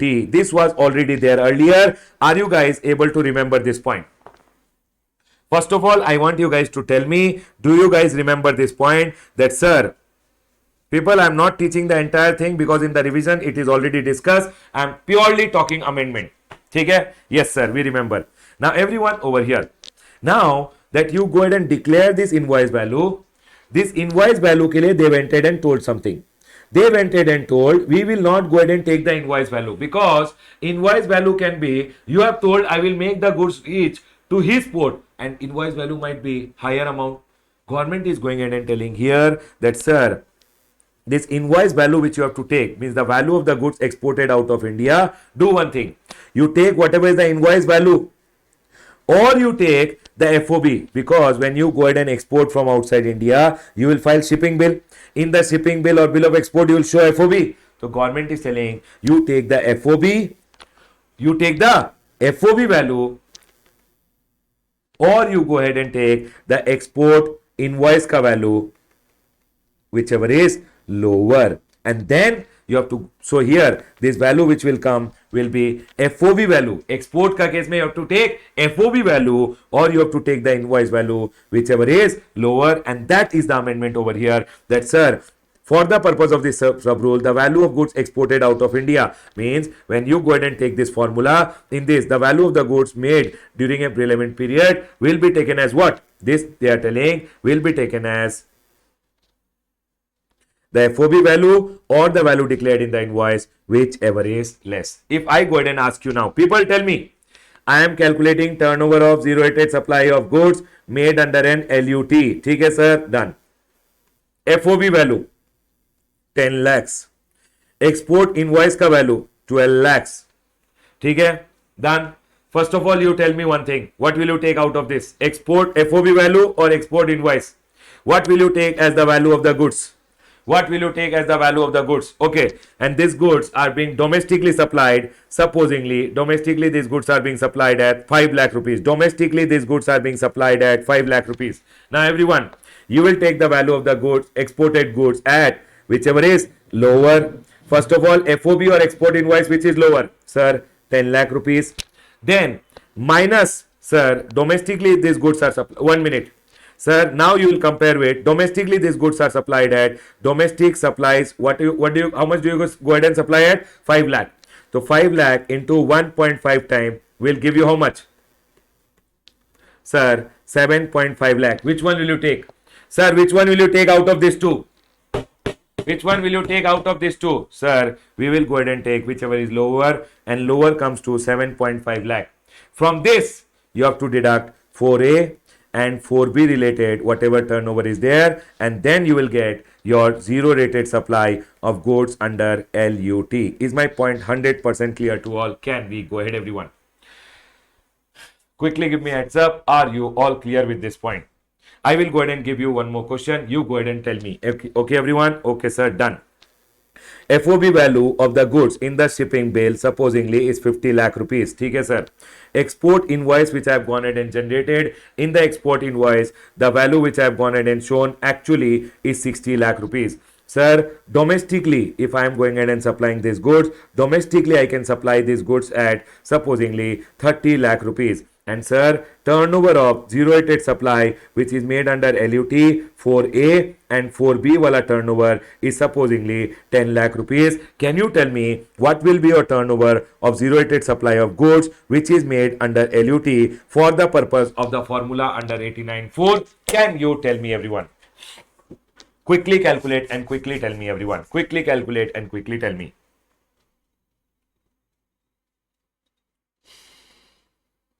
Sir, first of all, we'll take this or this, FOB or export invoice. Sir, 50 or 60, which is lower? Sir, we'll take 50 lakh rupees over here. ठीक है sir. Then 30 lakh का 1.5 time will be how much? 30 lakh का, sir, 30 lakh into 1.5 time will give you 45 lakhs. Sir, which is lower? 45 lakh is lower. And then we have 10 lakh. So, sir, 45 lakh minus 4A and 4B related turnover, 10 lakh, it will give you, sir, what? 35 lakh as the turnover of zero rated supply of goods, which you have to take in the formula. Is my point sharp clear to all? Yes, sir, we all got it. Let's go ahead. I hope this point was clear, and that's all is the formula amendment. I have gone ahead and explained you the formula. I hope you guys will be able to do it now. ठीक है sir, point is clear. चलो, let's go ahead. So sir, if you want to take a picture of this, you can take a picture. This is now to be taken as FOB or the export invoice ka value, whichever is lower. So this one will be taken as export invoice ka value or FOB, whichever is lower, compared to your 1.5 time. Then you will go ahead and deduct your 4A and 4B related turnover, and you will get the zero rated supply of goods. ठीक है sir, point is clear. चलो, let's go ahead. Everyone, please come over here. Everyone, over here now. Listen. Rule number 89.5 में there is an amendment which has come. Sir, what is rule number 89.5? Refund claim by a person having inverted duty structure, refundable ITC to be computed. Everyone over here now. Listen. Sir, 89.5. What is the 89.5 ka formula, everyone? People, 89.5 ka formula. Please tell me the 89.5 ka formula. Quickly tell me 89.5 ka formula, everyone. What is 89.5 ka formula?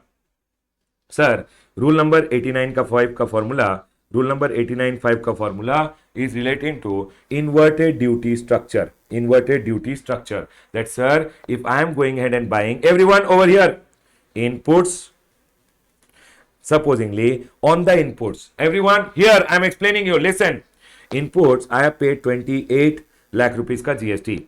Again, I have gone ahead and bought one more input on which I am paying. Supposing the rate of GST is 28%, here rate of GST is 18%, and here I have paid 18 lakh rupees ka GST. ठीक है sir. Then I bought input services also. Input services pe rate of GST is 18%, and I paid 18 lakh ka GST. For an example, input pe I paid 18 lakh rupees ka GST. Now I have two turnovers which are there. One is turnover of goods A and one is turnover of goods B. A के ऊपर the rate of GST is 18%, B के ऊपर the rate of GST is 20%. Can you tell me which goods are leading to zero rated, which goods are leading to inverted duty structure? Tell me everyone, which goods make inverted duty structure? Can you tell me in this which goods are making inverted duty structure? Because of which goods we are calling, because of which product we'll go ahead and call this whole supply may that there is some inverted duty structure wala supply? Which product? Can you tell me everyone? Sir, yes, product A. Product A is leading to inverted duty structure. Yes everyone? Yes sir, we all got it. Now, so sir, what is the formula? The formula is nothing. Formula says, please take the net ITC multiplied by turnover of inverted duty structure wala goods divided by adjusted turnover. Everyone listen. Can you tell me the net ITC? Remember, in inverted duty structure, net ITC में you take only inputs. ठीक है? तो sir, because input services they don't give refund in inverted duty structure. Baba inverted duty structure में input services का they don't give refund. ठीक है? Now, तो sir, net ITC can you tell me? 28 lakh plus 18 lakh. 28 lakh plus 18 lakh. Sir, 46 lakh rupees it is there. Sir, now everyone listen. 46 lakh, we are just proportionating. How much is relating to this? How much is relating to this? So, sir, tell me. 46 lakh into inverted duty structure ka turnover is supposingly 100 lakhs over here, and this ka turnover is another 100 lakhs. Can you tell me what is the total turnover? 200 lakhs. So, sir, inverted duty structure ka turnover is 100 lakh divided by the adjusted turnover is 200 lakhs over here. ठीक है? तो sir, can you tell me how much of the input is relating to inverted duty structure? Can you tell me how much of the tax is relating to inverted duty structure? 23 lakh. Everyone listen. Everyone listen to me very carefully. Yes sir, we all got it. 23 lakh is relating to inverted duty structure. Now, people went ahead and told the government. Now, government told, okay, can you tell me how much refund you will get? Out of 23 lakh, what government told? Minus the tax payable on inverted duty structure goods. Everyone, how much is the tax payable on 100 lakh? Sir, on 100 lakh, tax payable is 18 lakh. So, government used to say, out of 23 lakh, 18 lakh, so you have to pay the tax. So, please pay the tax. People, 18 lakh is your tax payable. Pay the tax, and remaining 5 lakh rupees was given as a refund to you. Is everyone understanding the formula? Is everyone clear with this understanding? Can I go ahead? That sir, first of all, whatever input related, people, very simple. Whatever input related tax was there, that may say they used to divide how much is relating to inverted, how much is relating to non-inverted. Sir, inverted related first we get with this formula. We got 23 lakh. Then government used to say, out of 23 lakh, just go ahead and delete just go ahead and pay the tax. Sir, 18 lakh is the tax payable. So government used to say, I will give you only 5 lakh. Now I will tell you, people listen. People went to the government and told, sir, I have to pay how much tax? 18 lakh, no. Okay. You will give me a refund only with respect to input. You are telling only with respect to input how much tax is paid. Of that we will give you refund. How much inputs ka tax is with respect to inverted duty structure. The case went to the court. People told, sir, okay, 23 lakh is relating to inverted duty structure goods. Inputs ka tax relating to inverted duty structure is 23 lakh. Now I have to pay 18 lakh. This 18 lakh I can pay out of my input relating to goods also. This 18 lakh is my tax payable, no? Why will I use my ITC of inputs only. अरे tax payable के लिए तो ठीक है sir. 23 lakh is the refund, no? Why will I use tax payable? Why will I use tax payable only out of my input? This tax payable though I can pay out of my input also. This tax payable I can pay out of my input service also. What is the problem? Why are they assuming that this tax which is payable, 18 lakh, I will pay out of my inputs relating to goods only? Why? Are you guys able to understand? People told, sir, this is my input related tax, correct? They are deducting 18 lakh, assuming that 23 say I paid 18. Arey, I will not pay out of 23. 23 is my tax refundable, no? Why will I pay out of 23? I will do one thing. I will pay this tax payable 18 lakh through my input services. I have services ka credit. Arey, give me 23 lakh ka refund. Are you guys able to understand what was the argument of the people? People were telling, okay, sir, this much is tax relating to inverted duty structure which you are agreeing to give. But then you are going ahead and telling, out of this, 18 lakh ka tax payable also deduct. And then balance 5 lakh will refund. My argument is, this tax payable, you are assuming I am paying this tax out of my what? Out of my tax relating to inputs. I will not pay out of my 23 lakh. I will do one thing. This 18 lakh, I'll pay out of my inputs or services ka credit. So government went ahead and made a change in the formula. They told, okay, you pay out of goods also little, you pay out of service also little. How, sir? Listen. Now what they changed, they did, I will explain you. Now they are telling, see, what is the net ITC? People, everyone with me. Sir, the net ITC over here multiplied by turnover of inverted duty structure divided by adjusted turnover. This will give you how much tax is relating to an inverted duty structure. Okay? So, sir, this too I calculated 46 lakh into 100 divided by 200 lakhs. I got 23 lakh. This is relating to my inverted duty structure. Now, government is telling, what is that minus? The tax payable. What is the tax payable on inverted duty structure? Inverted duty structure, mein whatever is the tax payable, government told full I will not allow you to use input services ka credit. I will allow you to use proportionately input service, capital goods ka credit, and proportionately whatever credit you want to use and pay, you pay. But sir, proportionately you will have to use your net ITC relating to inputs. And so sir, government told whatever is the tax payable, you do one thing, multiplied by net ITC relating to input is how much? 28 plus 18 is your 46 lakh divided by the total you do. Total means 28 plus 18 plus 18. Your total is 64 lakh. No, do one thing. See, this is relating to your inputs. This is relating to your inputs plus input services ka credit. Correct? So government went ahead and told net ITC, which is relating to your input, divided by your sir input and input services ka ITC, means they are telling inputs ka ITC to pay your tax payable will use proportionately, and hence government went ahead and told over here, see, sir, how much is your 23 lakh minus tax payable is how much? 18 lakh. 18 lakh, you don't use completely 18 lakh. You don't use completely 18 lakhs from what? From your inputs ka credit. You do one thing, you will proportionate it, and hence government told multiplied by 46 divided by 64 lakhs, your total credit. So 18 into 46 divided by 64, you will get this amount as how much?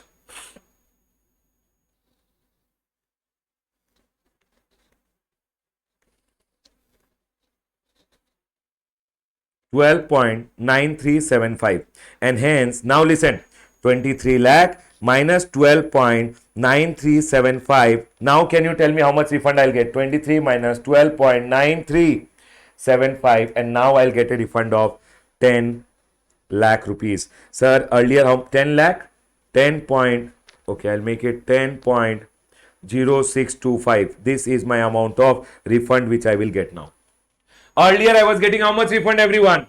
Earlier I was getting only 5 lakh. Because of the change in the formula, now I'll get a refund of 10.0625. Did you guys get my point? Listen to me very carefully. Earlier, what they were doing is net ITC, whatever is your ITC, multiplied by turnover of zero rated supply of goods divided by adjusted turnover they used to do minus whatever the tax payable they used to do, and they used to give the refund. Now, everyone over here, now listen to me very carefully. Now they are telling net ITC multiplied by turnover of zero rated supply of goods divided by adjusted turnover you do. You will get how much refund you should get. Okay, sir. Here it came. How much was the refund? Sir, 23 lakh. 23 lakh, so you will get a refund. This 23 lakh may say, what is the tax payable? What is the tax payable? Everyone listen to me very carefully. What is the tax payable? So sir, here government made a formula may change. Government told whatever is the tax payable, please multiply it with your net ITC and divide it by your inputs plus input services ka whatever is the ITC. So sir, over here what happened? Minus the tax payable with respect to your inverted duty structure was how much? 18 lakh. So government told, okay, 18 lakh multiplied by, so this is separate now. 18 lakh multiplied by, what is your net ITC? Sir, the net ITC, always take inputs only. Always take inputs only. Sir, how much is input? 28 plus 18, 46 lakh. In proportionate, government is telling, you will be paying 18 lakh. In the proportionate of input service, means input and input service ka total credit they took, and they told how much is relating to, in proportion they are telling. You will not pay full 18 lakh out of inputs only. You will pay out of input and input service both. So they are telling 46 lakh divided by 64 is your total credit over here. Input and input services ka total credit is 64. So sir, here 23 lakh was your relating to inverted duty structure, inputs ka credit relating to an inverted duty structure, minus 18 lakh. They are telling full we will not deduct. We will go ahead and take into 46 divided by 64, and hence you are getting 12.9375, and now your refund will be minus 23. Your refund will be 10.625. Earlier your refund which was coming very less, but because of the change in the formula, government is going ahead and telling you will get 10.625. I have gone ahead and explained it to you. Listen to me very carefully. I have only gone ahead and told you what is the change in the formula. The whole formula, to understand more, you can go ahead and see the revisionary video, which I'll be going ahead and providing in some days, and in the revisionary video you'll be able to see that the same thing has been explained. I hope everyone is clear now. Can we go ahead, everyone? Remember, inputs ka credit only is given over here. Capital goods ka credit is not given. Baba, remember, net ITC may you take only inputs. Remember, it is net ITC divided by net ITC, always take input. Net ITC input only. Remember, capital goods is not considered. Capital goods is not considered, and input tax available on input and input service. So net ITC inputs only divided by input tax rate on input and input service. Remember, capital goods never given refund under 89.4 or 5. Sir, here also it is never given. Here also this net ITC is input and input service. Capital goods is never there. Remember, always capital goods is never there. Okay. Now, you will remember in your chart, if you have the old chart, let me see if I have the old chart here. I have the old chart book here. 1 minute. There was a chart which I had gone ahead and given for here. This chart was there. Are you guys able to see this chart? This was relating to section number 15, which was there. Section number 15, refund of IGST paid to tourists. Are you guys able to see this? If you guys are able to see, refund of IGST paid to tourists. Everyone, it might not be visible properly. This chart to be deleted now. Why, sir? Because government deleted the whole rule which government had gone ahead and issued a circular. The whole thing has been deleted by the government. Done, sir. Chalo, let's go ahead. Everyone over here now. Everyone over here now. Now, there are two circulars which are given over here.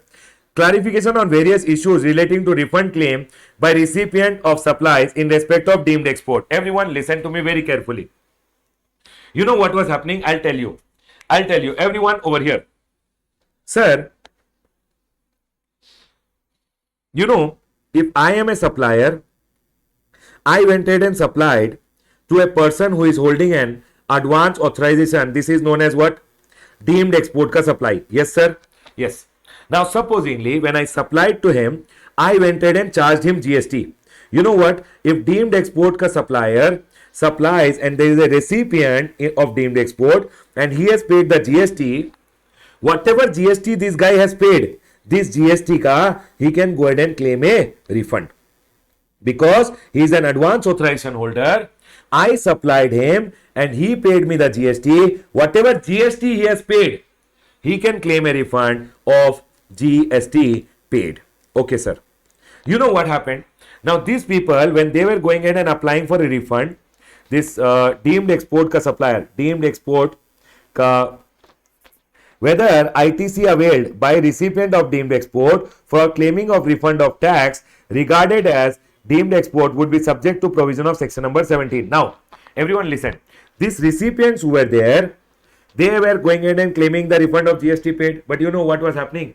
Whenever you claim a refund, whenever these people were filing a refund application RFD 01, then you know what was happening? Here in the portal, in their e-credit ledger, if they were claiming a refund of 10 lakh rupees, 10 lakh rupees was getting debited.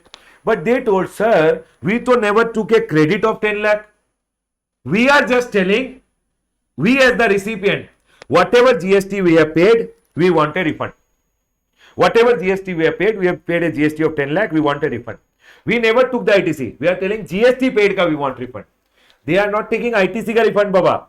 Whatever deemed export ka supplier pays GST, they are given GST ka refund. It is not ITC ka refund. ITC ka refund is not given to them. But you know what? What was happening was, whenever they were going on the portal and applying for refund, that portal was automatically debiting that amount in the e-credit ledger. And hence, government had gone ahead and told them that do one thing. Deemed export ka supplier, deemed export ka recipients were there. Basically, I am going ahead and supplying to this guy who holds an advance authorization. The recipient, government told, okay, do one thing. No, array portal me, if they are debiting, do one thing. You take the first ITC and then you apply for a refund. Okay? Now tell me one thing. Why did deemed export ka supplier take ITC? Sorry, why did deemed export ka recipient? I am a recipient of deemed export. Why did I take ITC? Because when I was filing a refund application, portal was debiting e-credit ledger. So now credit I took and they debited, and whatever refund is there will come in my bank account. Is it actually ITC? Is the credit taken by the recipient of deemed export? Supplier supplied me. I am the recipient of the deemed export supply. The credit taken 10 lakh rupees. Is it actually credit?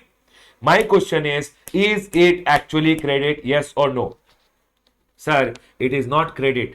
They have just taken the credit in their e-credit ledger so that when they are applying and it's a debit over here, this can be set off. That's all. It's actually not credit, and hence this deemed export this recipients who are there, they went to the government and told, sir, we went ahead and took the ITC, correct?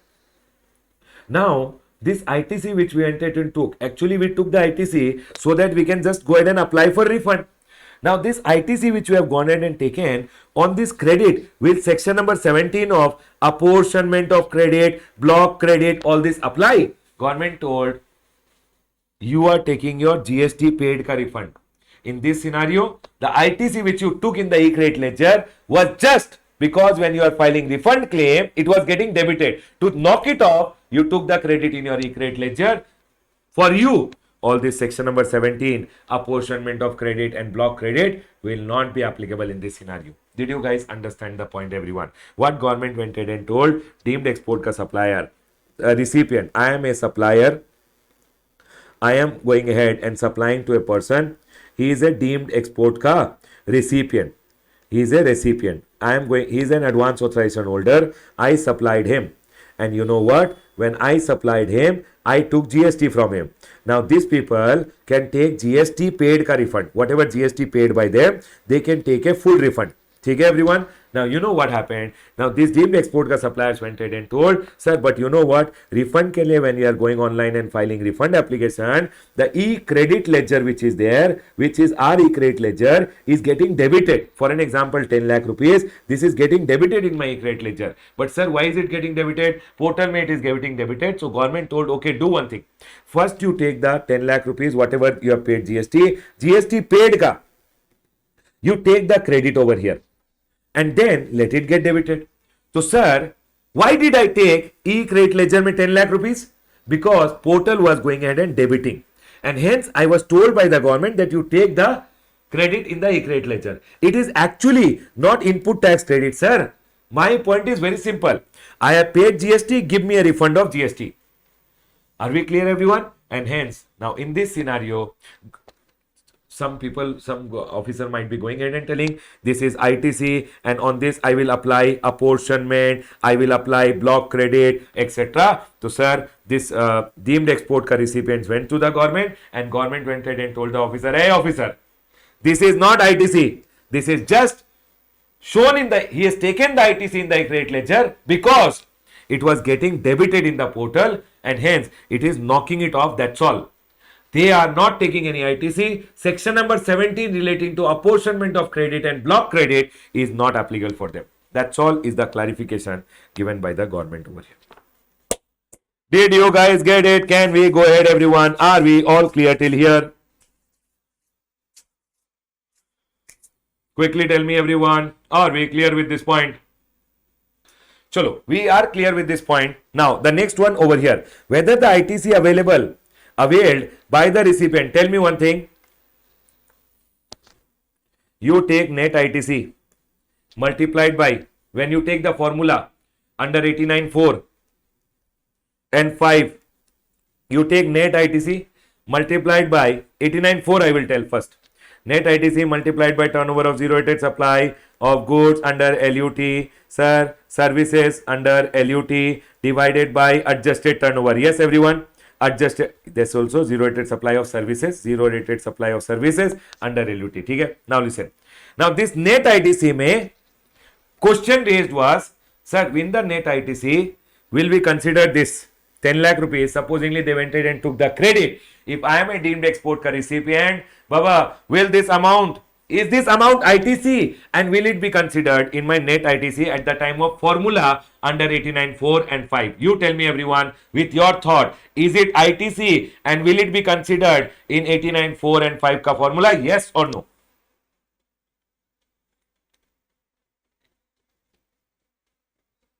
Sir, it is not ITC only. It just ITC was taken by them so that they can file their refund claim easily. When the portal debits, they took the credit so that when the e-credit ledger is debited, over, set off. But it is not ITC and it will not go in the net ITC ka calculation, that's all. ITC availed by recipient of deemed export for claiming refund of tax paid on supplies regarded as deemed export is not to be included in net ITC for computation of refund of unutilized ITC under 89.4 and 89.5. Done, sir. Point is clear. Next, let's go ahead. Everyone, are we clear? Yes, sir. Clear. Chalo, next. Everyone over here, listen to me very carefully. Last point in your refunds. Everyone listen. Last point in your refunds. Please come. Please come. The last point in your refunds ka chapter. Listen. Refund of accumulated ITC on account of inverted duty structure in case where rate of tax and outward supply is less than the rate of input tax, same goods at the same point of time. Everyone over here. I went ahead and bought this bottle.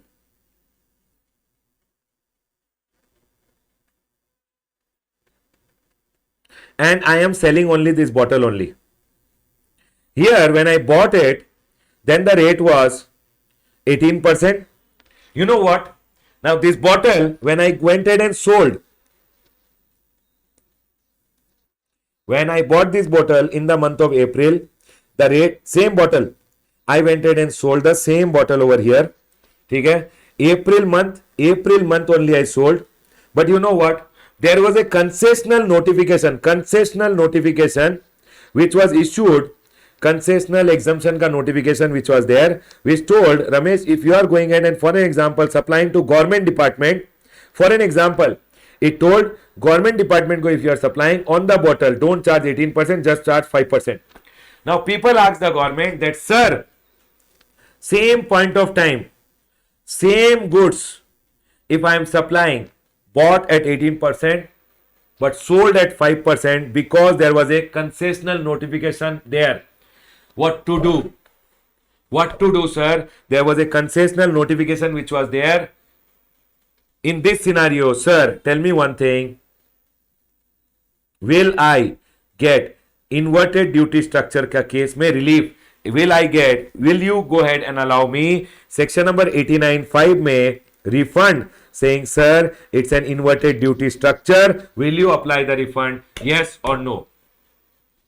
I hope you guys remember what government had gone ahead and, yes, now what government is going ahead and telling over here. Listen, earlier government had gone ahead and told, I'll talk about little earlier. Earlier, if you remember, here there was a circular which had come earlier, where government had gone ahead and told an applicant trading in goods had purchased X attracting 18%. Subsequently, the rate of GST on X has reduced to 12%.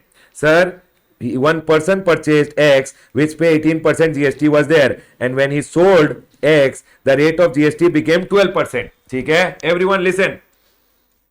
And it being claimed that accumulation of ITC is also covered as accumulation of ITC in such a case is also covered on account of inverted duty structure, and such applicant had sought a refund. Earlier, there was a case where X goods bought, X only sold, 18% GST was there. When I sold, then the rate was 12%.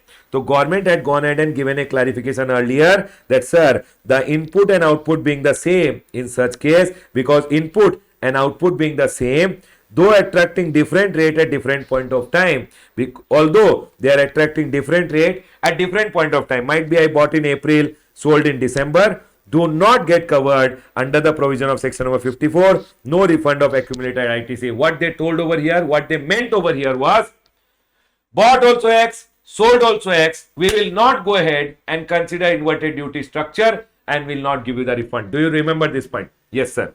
Now, sir, this you have to read along with this. See. Here. Now see. Circular number 135 issued earlier had clarified that refund on account of inverted duty structure will not be admissible if where input and output are same. However, the intent of the clarification, now they are turning their words and they are telling what? However, the intent of they are turning what they had told earlier.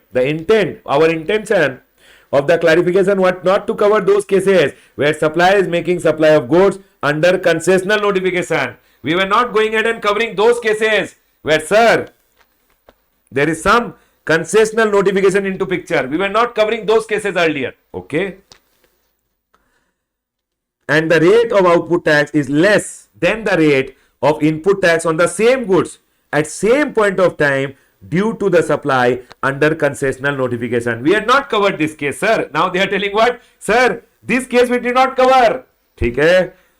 Therefore, it is clarified that in such case, refund of accumulation of ITC would be allowed where accumulation of ITC on account of rate of outward being less than the rate of inward at the same point of time as per some concessional notification issued by government for lower rate for some specified supplies subject to fulfillment of other condition. What they are telling, sir, same point of time, okay? Number two, same item, but sir, same point of time pay, if you are charging something less because of a concessional notification, we will give you the refund under IDS. Means inverted duty structure mein, we will give you the refund. If they are telling same point of time, same goods, but sir, because of a concessional notification, supposing the rate is 5% over here, purchase pay, the same item you purchase at 18%, this differential, whatever is there, we will go ahead and give you a refund as per the formula under 89(5).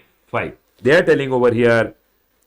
Now, the amended clarification is as follows. It may be noted that refund of accumulated ITC is available where the credit has accumulated on account of refund of tax on input being higher than the rate on outward supply. It is not noteworthy that input and output being the same in such case, sir. Input and output being same, though attracting different rate at different point of time, do not get covered under 54.3. Means, sir, if in the same example I tell you, here you will get, but sir, supposingly if it is different point of time, then might be in the month of April you bought it, when you sold it, when you sell it, might be at that time in the month of December, sir, you think that the rate of GST came down to only 5%, then sir, because the point of time is different, we will not go ahead and cover it under IDS. And it says there does not get covered under 54.3.2, means they are not going to give you inverted duty structure related refund. However, there may, however, be case where input and output are same, but output supplies are made under concessional notification, due to which the rate of tax on output is less than the rate of input because of a concessional notification. In such case, as the rate of output is less than the rate of input at the same point of time, due to supply of goods by the supplier under concessional notification, the credit accumulated is admissible for refund under the provision of clause 2, means inverted duty structurement will be allowed, other than the cases where output is either nil rated or fully exempt, and also provided that goods, services or both are not notified. Because if government goes ahead and notifies those goods, services or both, sir, some goods, services or both, government can go ahead and notify and say inverted duty structure ka refund you will not get. If government notifies those goods, services or both as those goods on which inverted duty structure ka refund you will not get, then you will not get. Otherwise you will get. And hence they have gone ahead and told over here this thing. Remember, same item, same point of time, rate is different because of a concessional notification, you will get inverted duty structure ka refund. Point clear? Done, sir. Point is clear. We have gone ahead and covered our refunds ka chart over here. Refunds is completely done. Refund ka amended chart is also over here. Here what happened, this point was little I had done copy paste from the above chart, and hence there was some mistake. So I told the student that you can delete this part over here, and this was a repeat from the previous chart, and hence this was also deleted. Other than this, the formula, amended formula, I have made it available. Now everyone, the last chart, everyone over here, the last chart in your miscellaneous topic, Baba miscellaneous topic mein there is an amendment, TB amendment, total bakwas, forget it. ठीक है. Now everyone, we are done with your customs का amendment, GST का amendment over here. Congratulations people, done. Now customs mein there are small few amendments which are there. Listen to me very carefully. First of all, importation, exportation and transportation of goods. Everyone, importation, exportation and transportation of goods. Now everyone listen. In your customs, importation, exportation and transportation of goods, there was, I will show you from the chart. In your export procedure, here below I had gone ahead and drawn one chart which told that, sir, payment of duty and interest, you can go ahead and pay every deposit towards duty, interest. Baba, just like how in GST we have e-cash ledger, here we have e-cash ledger. They are talking about rule number 51, section number 51A in customs about the e-cash ledger. It says every deposit towards duty, interest, penalty, fees or any other sum payable under Custom Act or Custom Tariff Act or any other law shall be credited to e-cash ledger. Means first you have to deposit in e-cash ledger, and then you have to pay whatever under the Custom Act or Custom Tariff Act. You have to pay duty, interest, penalty, fees or any other amount. First you should deposit in your e-cash ledger, and from the e-cash ledger you should pay this amount. ठीक है? Then amount available in e-cash ledger can be used towards payment of duty, interest, penalty, fees or any other amount or any under the Custom Act, Custom Tariff Act or any other law in prescribed manner and within prescribed time. Balance in balance in the e-cash ledger after payment of duty, interest, penalty, fees may be refunded. So sir, duty e-cash ledger का concept was introduced. ठीक है sir, it was earlier only introduced. Now they went ahead and told over here that sir, specified deposits are exempted from the provision of e-cash. They are going ahead and telling for these things, you don't have to go ahead and use your e-cash ledger. This amounts when you have to go ahead and pay. See, any duty, interest, penalty, fees or any other amount, you have to use your e-cash ledger. But now they are going ahead and telling CBIC has specified certain deposits which are exempted from the provision of payment through e-cash ledger. Means these payments you don't have to make through your e-cash ledger under Customs Act. In the ICE Gate ka portal, you have your e-cash ledger. You don't have to make this payment through your e-cash ledger. Okay, or during this cases, basically e-cash ledger need not be used. You can go ahead and make your payment through cash, check, DD, etc. Here, with respect to goods imported or exported in custom station where custom automated system is not in place. Supposingly, you in India, outside India, say you imported goods in a port, and here the custom automated system, basically online payments are only not there, custom automated system is only not there, then how will you use your e-cash ledger? No problem, you can go ahead and use other modes other than e-cash ledger. Duty, interest, penalty, fees or any other amount need not be paid through e-cash ledger. Secondly, with respect to unaccompanied baggage, supposingly Priyanka Chopra is coming from outside India. Now tell me, Priyanka Chopra came to the airport. She is coming out of the airport. Now while coming out of the airport, the officer told your suitcase has something on which duty is payable. Madam, please pay the duty. Do you think she will have e-cash ledger? In that scenario, with respect to accompanied baggage, Baba, all these passengers, etc. Do you think you as a passenger caught at an international airport, you have to pay duty? Will you have e-cash ledger? Baba, you will not have it. Under the custom automated system, e-cash ledger you will not have. So no problem. You don't have to make the payment through e-cash ledger. Other modes can be used. Any other payment, basically any other payment other than those for making payment of any duties under custom, IGST, GST, compensation cess, interest, penalty, fees or any other amount, they are going ahead and telling under the Custom Act or Custom Tariff Act, if you have to make any other payment other than those making payment of any duties of custom including cess etc levied as duty, IGST, GST compensation cess, interest, penalty, fees or any other amount other than this, they are going ahead and telling with if you have to go ahead and make any payment, then see other than those used for making payment of this, other than this if any payments are there, then also sir you can go ahead and use your other modes. You don't have to go ahead and pay through e-cash ledger. ठीक है sir. And this notification is effective from sir 30th November. Remember which are the deposits 1, 2, 3. 3 marks ka one question they can go ahead and ask. Which are the deposits for which e-cash ledger need not be used? It's okay, you can go ahead and use other modes also. ठीक है. Next, valuation under custom. Everyone listen to me very carefully. Valuation under custom.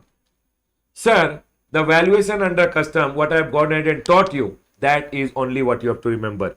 This place, what they have gone ahead and done is, they have gone ahead and told, with effect from 30th March, following amendments have been carried out by Finance Act. There has been a proviso. See, section number 14 has been amended to include provision for rule enabling the board to specify additional obligation if of the importer in respect of certain class of imported goods whose value is not being declared correctly. They are going ahead and telling in this board has been given the power. The board can specify the additional obligation of the importer in respect of a class of imported goods. For a class of imported goods, additional obligation which the importer has to fulfill whose value is not being declared correctly, or the criteria of selection of such goods and the checks in respect of such goods. So if there is any class of goods whose value is not declared correctly, so they are going ahead and telling this is a measurement to address the undervaluation. But actually everyone over here, they are going ahead and telling the rules made on this behalf may provide for, means government can go ahead and make the rules for what?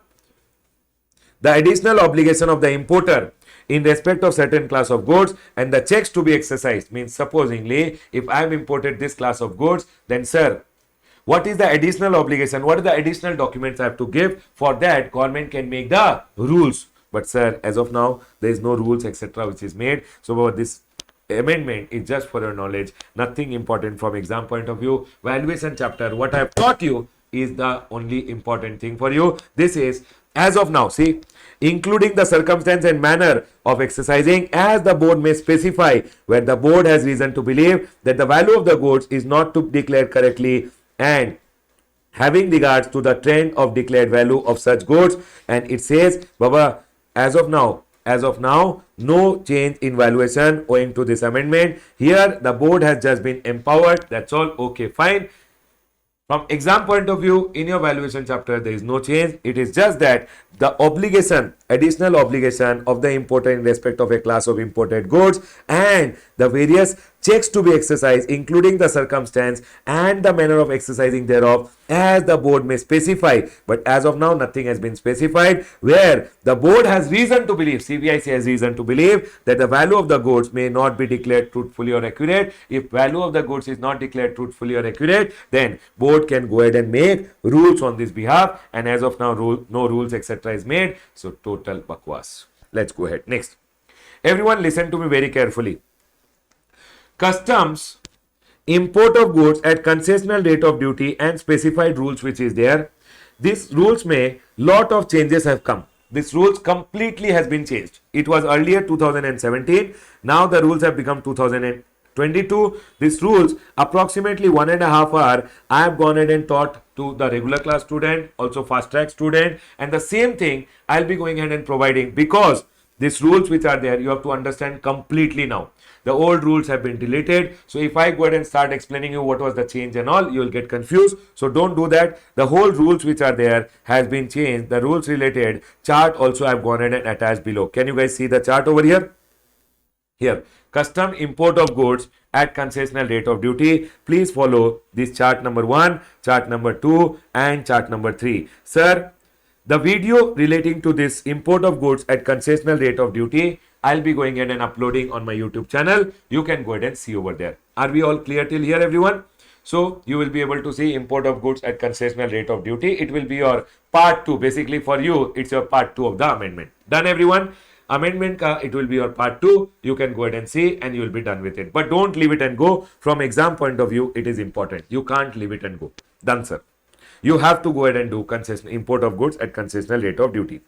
Now, the last topic over here, customs is done, Baba. Congratulations, people. Now, the last topic over here is foreign trade policy. Now, foreign trade policy, the earlier foreign trade policy which was there is only now extended till 31st March 2023. Baba, congratulations, nothing changed in foreign trade policy. The old foreign trade policy only has been extended. Okay, sir. Besides this, if you remember the last chart in your foreign trade policy, sir, this export promotion capital goods scheme, this EOU scheme, all this ke liye, there was a validity period which was there, that sir, all these schemes pay the exemption which was available under EOU scheme, under EPCG, under advance authorization. If you import, the GST was exempted till 30th June. Now they deleted this 30th June only, and they told forever, sir, under EOU scheme, EPCG scheme, etc., they deleted this time limit only. And now under EOU scheme, under all this EPCG scheme, exemption from IGST and GST compensation says in case of imports under advance authorization, EPCG, EOU, ESTP, STP, biotechnology park, now granted without any restriction. Earlier there was a time limit 30th June 2022. Now there is telling, government is telling, under all this scheme, when you go ahead and import, IGST and GST compensation cess will be exempted. The time limit only removed. So sir, under FTP, no problem. FTP now extended. So for your May 20 exam, remember the old FTP only is continuing. Sir, all the schemes which were there earlier, there was a time limit that 30th June tak this IGST and GST compensation cess will not be applicable if you import under this scheme. Now that time limit is no more. Okay. Now, provision relating to Denomination of export contract amended. Baba, this is one okay amendment. Not very important from exam point of view, but listen. Sir, provision relating to denomination of export contract amended. Sir, what is it going ahead and telling? Now wala point I'll go ahead and explain you. Earlier wala point you forget it. Okay. What are they going ahead and telling? Everyone listen. Government of India has gone ahead and seen one thing, that the dollar, Baba, earlier was used to happen. You buy in dollar, you sell in dollar, foreign currency realization, all these things were there. Now, dollars have become very expensive. Yes, everyone, do you guys agree with me that dollar is becoming expensive price day by day? And hence, in order to go ahead and remove that dollar wala barrier, government went ahead and now government is telling what? Government is telling invoicing, payment and settlement of export.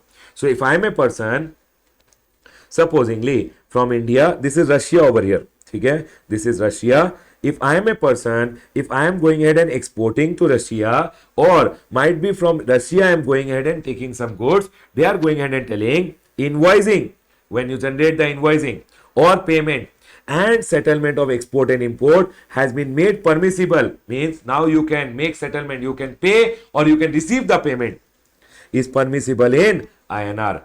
Accordingly, settlement of trade transaction in INR may also take place through special rupee Vastro account. They are going ahead and telling, now we will allow you to settle the payment through what? Vastro account. I will talk about Vastro account opened by authorized dealer bank in India in accordance with the following procedure. Everyone listen to me very carefully.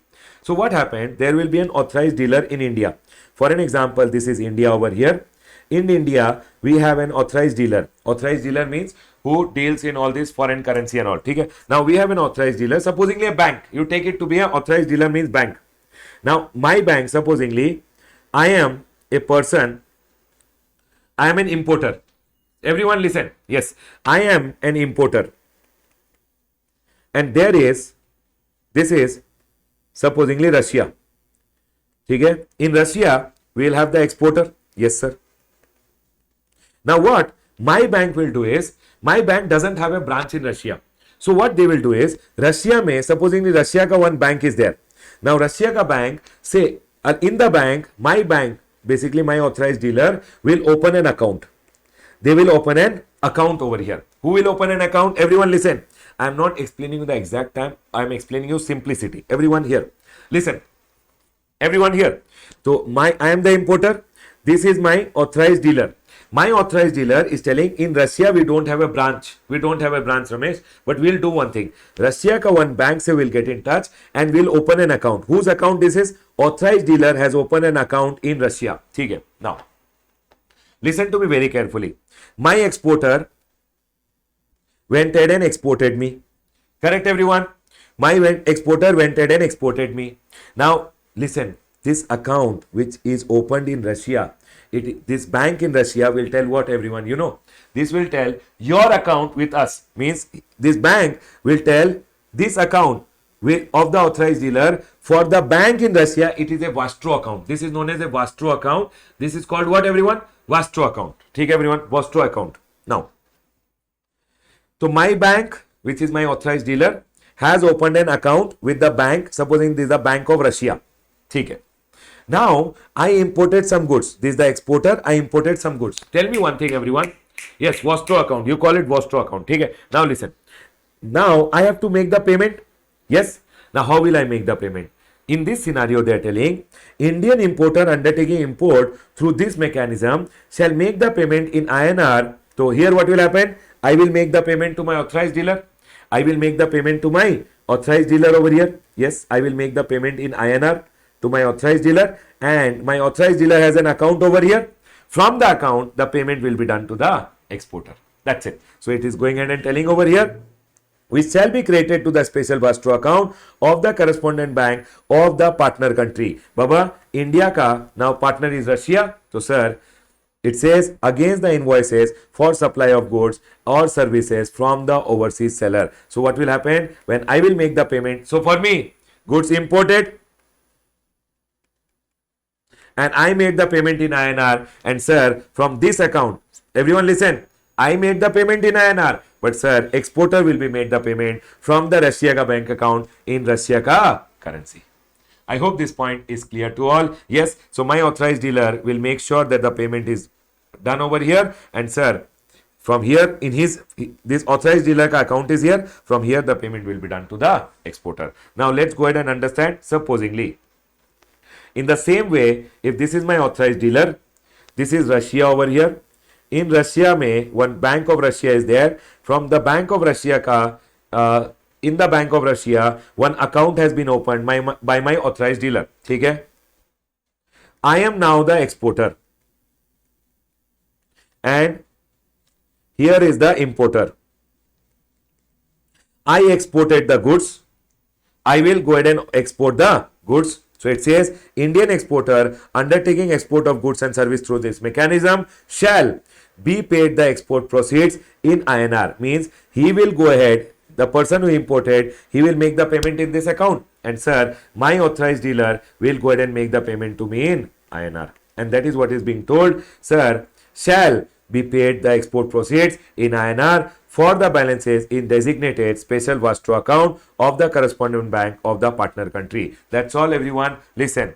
Now, basically, government is trying to go ahead and remove over here dollars ka transaction, and government is telling let's make rupee strong, and government is telling over here that if you are an importer, do one thing. Your exporter will go ahead and export you the goods. Your authorized dealer will have a bank account in the Russia, and this bank account is in Russia ka currency. So what will happen? You pay to your authorized dealer, and authorized dealer ka bank account se authorized dealer will pay to the exporter. And sir, the next one over here, sir, I am the exporter. My authorized dealer is over here. My authorized dealer has a Bank of Russia may one account. So now this is the importer over there. I exported.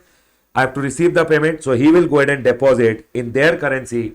He will deposit in the account in the Bank of Russia, and my authorized dealer will go ahead and make me the payment in INR. And that is what government is trying to tell over here. That's all, everyone. Nothing very important from exam point of view, but I have gone ahead and told you. That's all. ठीक है sir, done. Close, everyone. Baba, close. Congratulations, people. I'll go ahead and close all my discussions on the amendments over here. In the part 2, basically, part 2, what you will be going ahead and saying? You will be going ahead and saying import of goods at concessional rate of duty. Just go ahead and say import of goods at concessional rate of duty. That is basically your part 2 of the amendment. Right, everyone? Congratulations, people. GST, customs and FTP amendments are done. Done, done, done.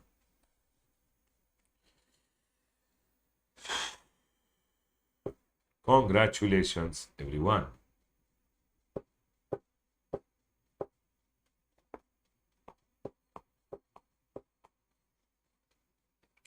Chalo, I hope you guys enjoyed the amendments. If you enjoyed the amendments, Baba, please like the video and also subscribe to the channel. Have a great day, everyone. All the best, people. For your exam purpose, amendments are very, very, very important. Now listen. Before the exam, I want you guys to at least see the amendment twice, and sir, on the day of the exam or one day before the exam, I have given now 11 page ka summary at the beginning. Please read the summary once. Now only. Now read the summary in a day or two, so that before the exam you read the summary and you are able to recall everything. Now the first 10, 11 pages are your summary. Summary also given from my point of view. Right, everyone? I'll go ahead and close my discussion on the amendments. Amendments are A graded. You must do your amendments, all the amendments properly and go. I'll close my discussion over here. Have a great day, everyone. Take care. Bye, guys.